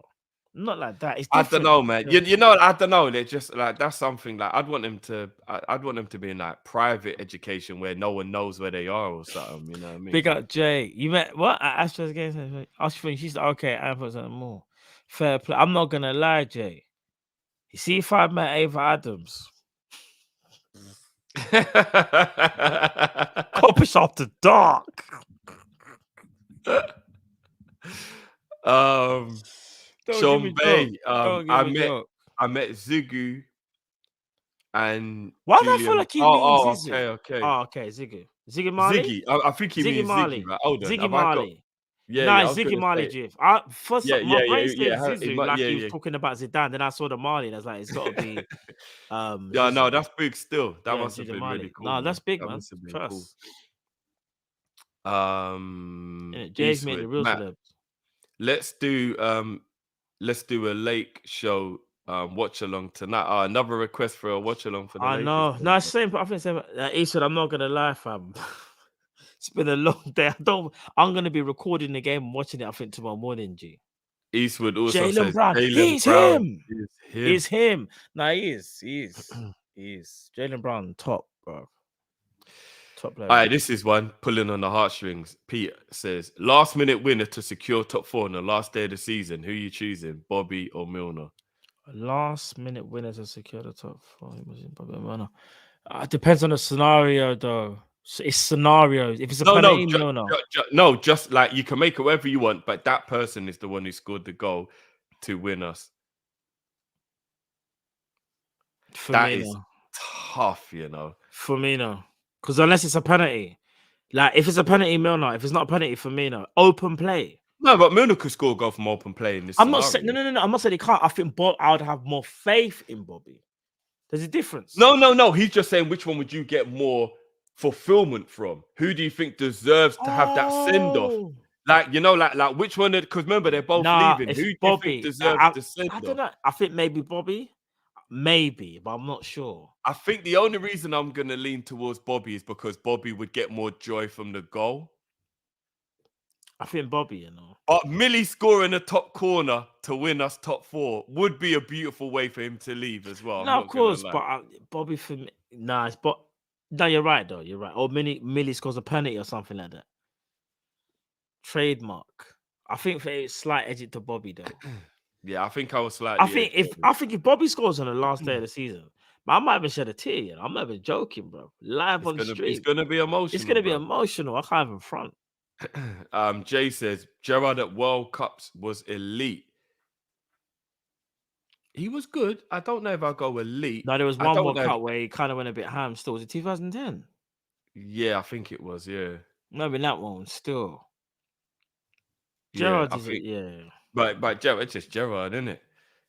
Eastwood, MJ, Michael Jordan. Actually, Michael Jordan or Michael Jackson, because MJ could be either them. I think it's Michael Jordan. I think. Yeah, because but Michael he's Jackson been talking NBA. Yeah. No, but Michael Jackson gets referred to as MJ more than Michael Jordan does, though. People more say Jordan than they say MJ. MJ's more Michael Jackson. No, should I tell you why it's Michael Jordan? Because when they say MJ is the GOAT, that screams to me basketball terms. It could be either. Eastwood, just but then, confirm. but then it could be Michael. Just confirm which one. I think it's Michael. I think it's Michael Jordan. Okay, yeah, fair enough. Fair enough. Eastwood also says facts. Pretty boy, Money Mayweather 50-0, and he hasn't ducked like Canelo. I'm not gonna lie, Mayweather's in the conversation, bro. He's in the conversation. 100% he's in the conversation, bro. He's in the It's conversation. Floyd. Eastwood again. I've got to check out the UK artist. I met Stormzy. He was cool as a mother. You know what? Stormzy does come across as a really, really cool guy. Yeah. Stormzy's blessed. I haven't met him, but he seems blessed though. He does come across as a really. I know really people cool. that know him very well, and he's man. Yeah. Remember, he you know, he's Jay's cousin, obviously. Yeah. Think cousin, yeah. But no, he does come across like a really cool guy still. Unfortunately, I just wouldn't put him in my top 5 because I just don't quite think he's there, but he does come across as a cool guy. I think he can get there though. He can get there. 100% he can get there. Jay says, have you seen Peacemaker? Cena is major as an actor. Do you know what? John Cena's underrated as an actor, you know? I started watching it the other day, but I got tired. Suicide Squad he's talking about, isn't it? Peacemaker, because he played. I didn't know that part. I'm just saying Cena in general. Okay, fair. Cena's okay. He's okay, but I don't think he can talk to Batista or The Rock though. I think they're a different level. Personally, them others. Yeah. You know, I big up Jay and Eastwood, man, with the super chats tonight as well. Big up you, man. Big up them too, for real. Eastwood, they put top high school basketball and football games on here in the US. It's crazy here. That's what I'm saying, Drift. It's different. Yeah, it's different. Okay. I mean, Kobe's daughter's actually about to be like one of the greatest things ever to women's basketball as well, right? From what like she handles a cold, like she's meant to be like really, really good, right? Yeah. Yeah. Did they get a level of protection though, bro? Like, did they get did one security on their way home and shit like that? Like one of them, if it might be the same one of them had a stalker at one point. I'm not even gonna lie, and everyone was just like on this petition. This is what I'm but saying. Everyone was just like, nah. As like a kind of unity, we just gotta deal with the issue. It was going crazy. I think it's been sorted, but yeah, here's the problem, innit? Like when you get to a certain age, and this is the thing that's quite sad as well. Is obviously because of what happened. I think some people think like they can, because let's keep it apart. If Kobe, bless Kobe, and bless his daughter, bless everyone else that unfortunately lost their lives. If Kobe was still alive today, all that stalking stuff, whatever, would never happen because you know your dad's around. But because I know dad's not around, it's people testing the waters, them nasty people. Do you get what I'm saying? So, yeah, man. R.I.P. Kobe. R.I.P. Gigi, man. Like, do you know what? Even to this day, bro. Do you know what? Say Gigi's the one I'm thinking about. Yeah, Gigi, Gianna Bryant. But the one that was going to be the cold. Well, she was the one that people thought might be the best out of the daughters, so to speak, or the best prospect. Mm-hmm. Yeah. But, Sorry, that's who. I totally forgot she passed away. Shit, yeah. But Natalia still she's sick as well. But no. Yeah, man, that whole thing, man. Even to this day, I still remember like Look, as Eastwood was saying, So I totally forgot that it was the daughter who passed away. That was the cold one. It's Gigi, Gianna Bryant, man. Yeah, still sad, man. Flipping out. That's even so to this sad. day, bro. Every time I think about it, I'm like, I can't. Yeah, it's just sad, man. And Jay says, celebs I wish I met was Jasmine Webb and Kiki Minaj. I don't even know who that is. I don't know who they are, but I think I have an idea who they are. If it's going by Jay's previous, is that at the end? If you know, you know. Is that what that means at the end? I think he means if you know, you know, innit? That must be what that means, an abbreviation. Yes. Yeah. I'm tired, bro. It is. You're right. If you know, you know. Yeah. You know who they are. We know. Oh, football gossiper. Oh, okay. Yeah, Jay, man. Oh, Jay. Yeah, Listen, it's definitely man. after dark settings, bro. Trust me. Hey, Jay, man, I would have asked you to get the interview and that still. Composed in the Kop-Ish after dark. OnlyFans interview. Ah, Jay, don't give me jokes. Jay with a microphone. So I got something to say. Oh, Jay said, Right, come on, pick up, yeah, they're Jay. English actors.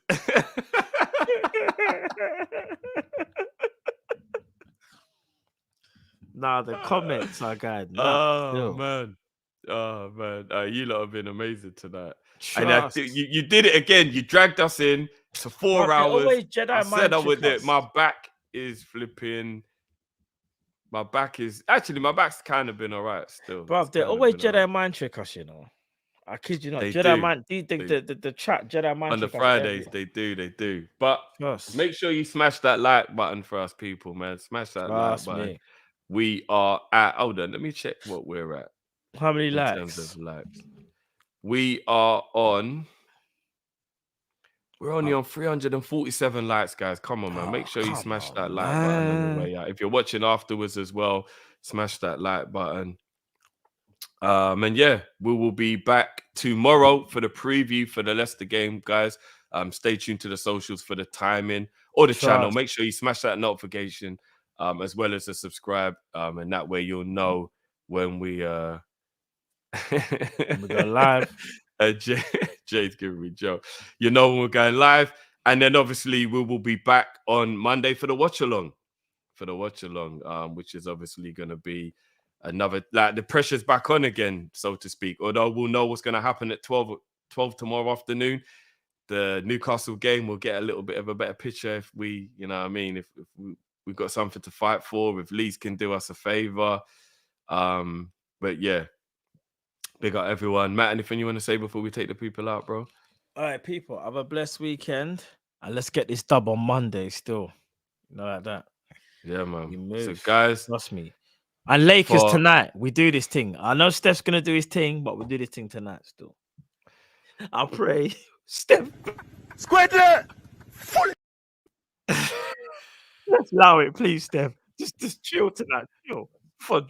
Steph will drop a 40 piece. We got to stop him, bro. I can't even lie. But yeah, we move. Lakers. Does Steph get involved in this conversation at any point?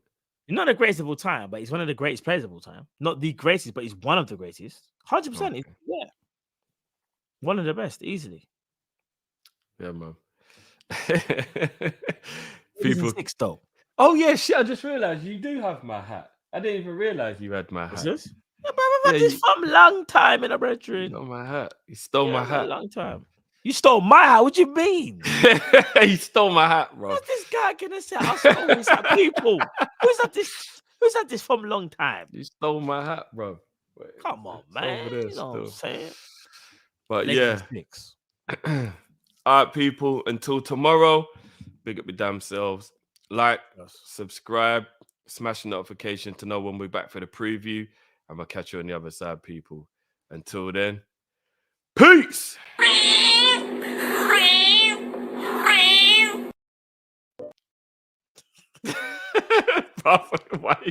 Why'd you press Why it, did you play that, bro? Why did you? That was you, fam. I haven't even Bro, pressed you nothing. just pressed it again to stop the outro, bro. Bro, I haven't pressed anything. It must have been you, bro, because it Bro, double clicked. Bro, I swear double on my clicked, kid's bro. life, It I must have didn't been. touch nothing. Bro. Do me a favor, please. Get out of here. Get out of here, man. Shit, I'm saying. Peace. What are you doing?